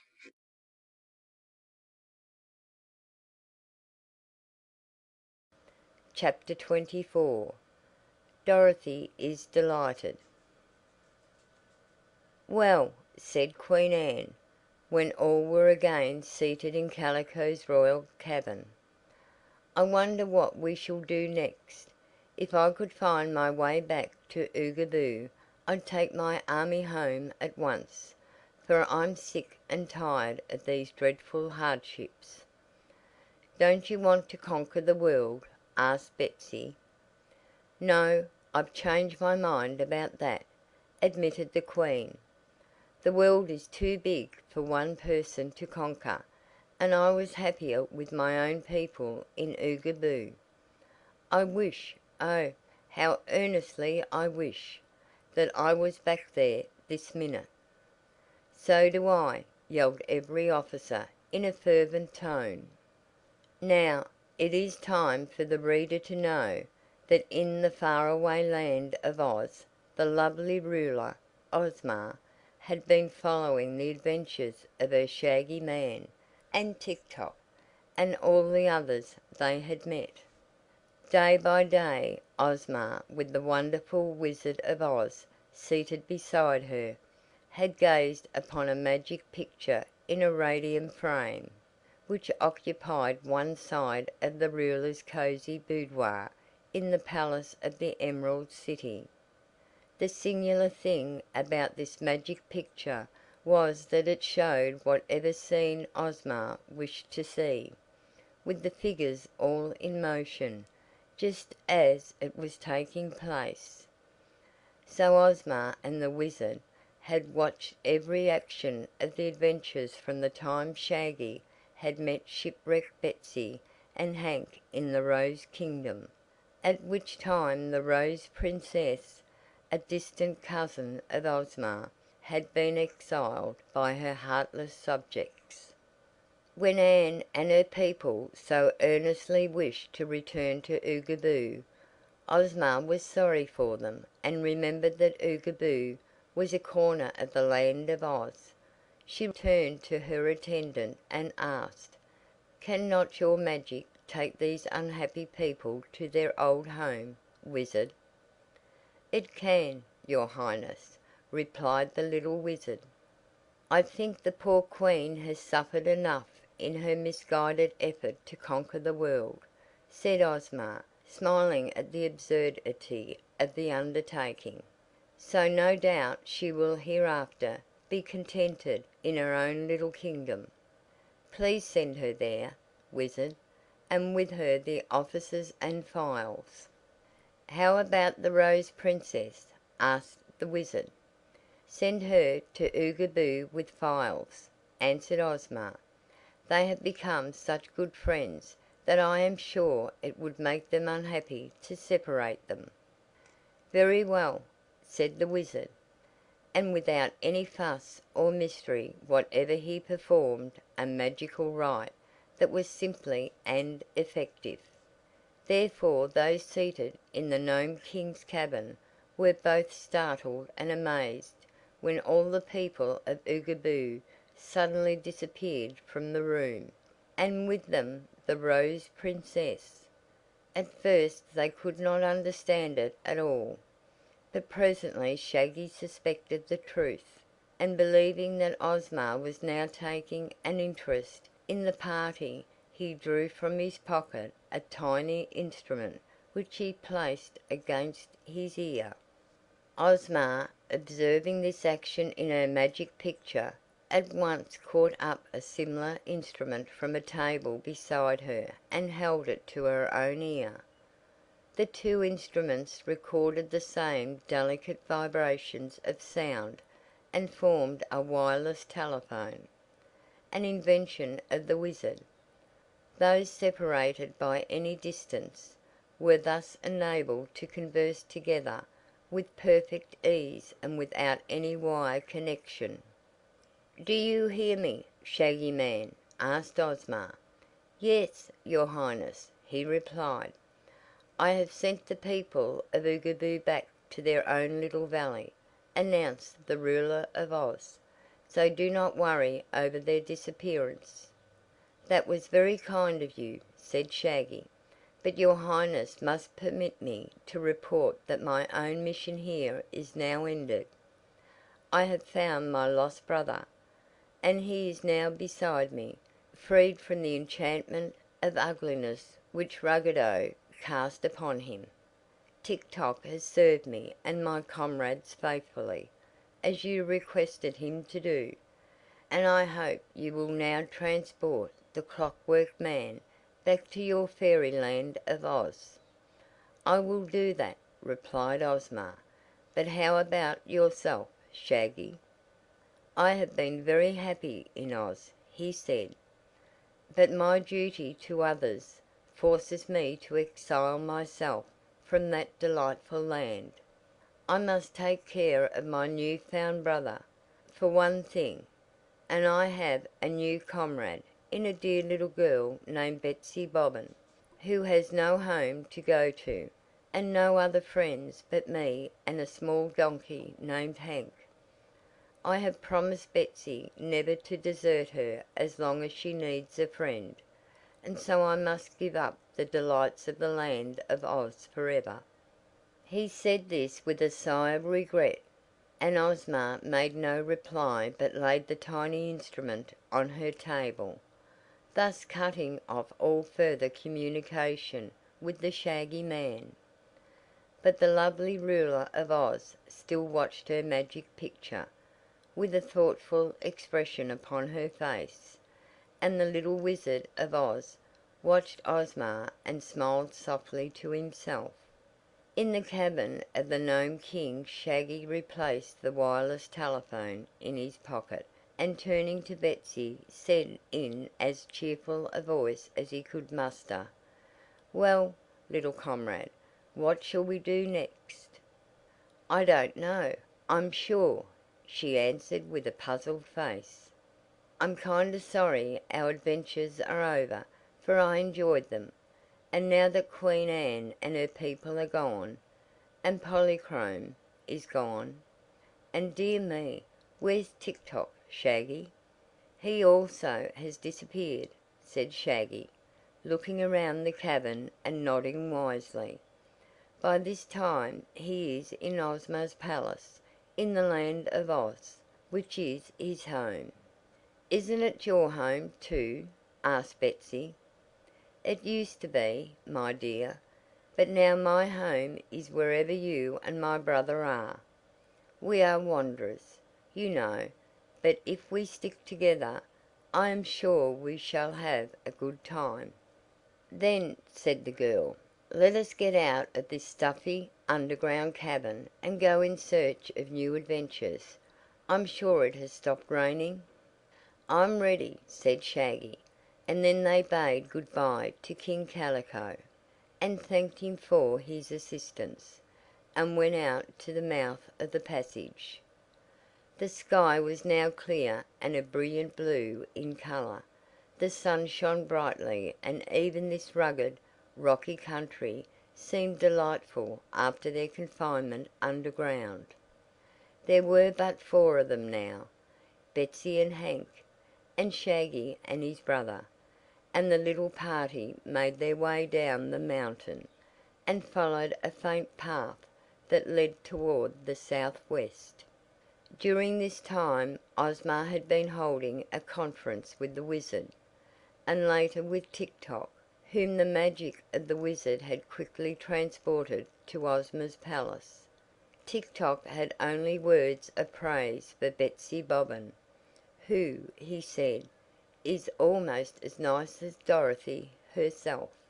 "Let us send for Dorothy," said Ozma, and summoning her favorite maid, who was named Jellia Jam, she asked her to request Princess Dorothy to attend her at once.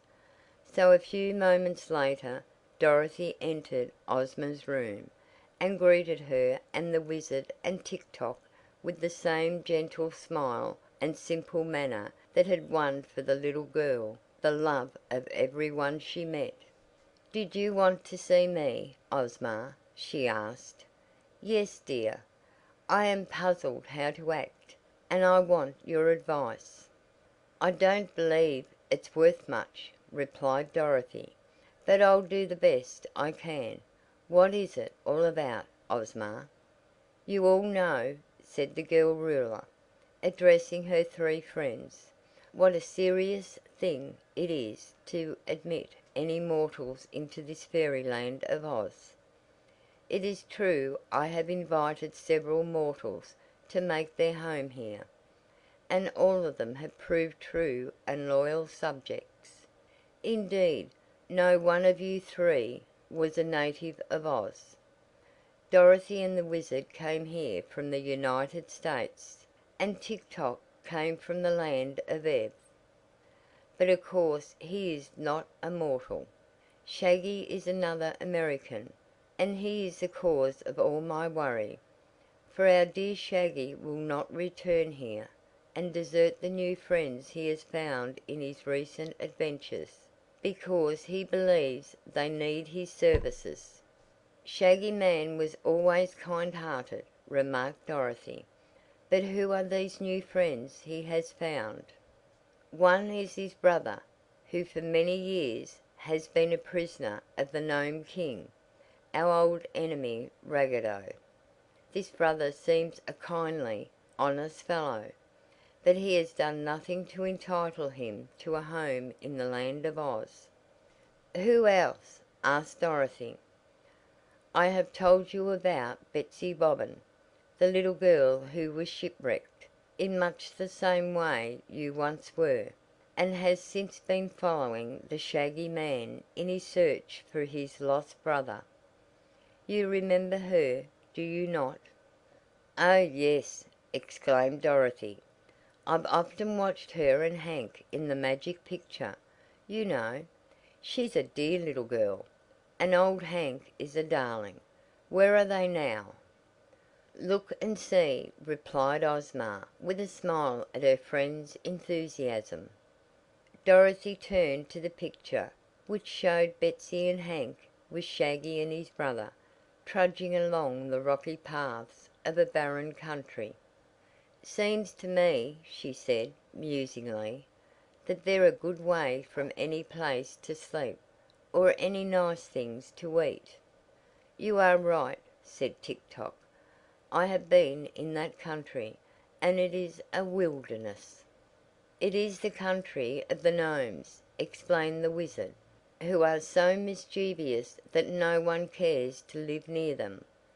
I'm afraid Shaggy and his friends will endure many hardships before they get out of that rocky place, unless—" He turned to Ozma and smiled. "Unless I ask you to transport them all here?" she asked. "Yes, your Highness." "Could your magic do that?" inquired Dorothy. "I think so," said the Wizard. "Well," said Dorothy, "as far as Betsy and Hank are concerned, I'd like to have them here in Oz. It would be such fun to have a girl playmate of my own age, you see. And Hank is such a dear little mule." Ozma laughed at the wistful expression in the girl's eyes, and then she drew Dorothy to her and kissed her. "Am I not your friend and playmate?" she asked. Dorothy flushed. "You know how dearly I love you, Ozma," she cried. "But you're so busy ruling all this land of Oz that we can't always be together." "I know, dear. My first duty is to my subjects, and I think it would be a delight to us all to have Betsy with us. There's a pretty suite of rooms just opposite your own where she can live, and I'll build a golden stall for Hank in the stable where the Sawhorse lives. Then we'll introduce the mule to the Cowardly Lion and the Hungry Tiger, and I'm sure they will all soon become firm friends. But I cannot very well admit Betsy and Hank into Oz unless I also admit Shaggy's brother." "And, unless you admit Shaggy's brother, you will keep out poor Shaggy, whom we are all very fond of," said the Wizard. "Well, why not admit him?" demanded Tik Tok. "The Land of Oz is not a refuge for all mortals in distress," explained Ozma. "I do not wish to be unkind to Shaggy Man, but his brother has no claim on me." "The Land of Oz isn't crowded," suggested Dorothy. "Then you advise me to admit Shaggy's brother?" inquired Ozma. "Well, we can't afford to lose our Shaggy Man, can we?" "No, indeed," returned Ozma. "What do you say, Wizard?" "I'm getting my magic ready to transport them all." "And you, Tik Tok?" "Shaggy's brother is a good fellow, and we can't spare Shaggy. So then, the question is settled," decided Ozma. "Perform your magic, Wizard." He did so, placing a silver plate upon a small standard and pouring upon the plate a small quantity of pink powder which was contained in a crystal vial. Then he muttered a rather difficult incantation, which the sorceress Glinda the Good had taught him, and it all ended in a puff of perfume smoke from the silver plate. This smoke was so pungent that it made both Ozma and Dorothy rub their eyes for a moment. "You must pardon these disagreeable fumes," said the Wizard. "I assure you the smoke is a very necessary part of my wizardry." "Look!" cried Dorothy, pointing to the magic picture. "They're gone! All of them are gone!" Indeed, the picture now showed the same rocky landscape as before, but the three people and the mule had disappeared from it. "They are gone," said the Wizard, polishing the silver plate and wrapping it in a fine cloth, "because they are here." At that moment Jellia Jam entered the room. "Your Highness," she said to Ozma, "the Shaggy Man and another man are in the waiting room, and asked to pay their respects to you. Shaggy is crying like a baby, but he says they are tears of joy." "Send them here at once, Jellia," commanded Ozma. "Also," continued the maid, "a girl and a small sized mule have mysteriously arrived, but they don't seem to know where they are or how they came here. Shall I send them here, too?" "Oh, no!" exclaimed Dorothy, eagerly jumping up from her chair. "I'll go to meet Betsy myself, for she'll feel awful strange in this big palace." And she ran down the stairs two at a time to greet her new friend, Betsy Bobbin. Chapter 25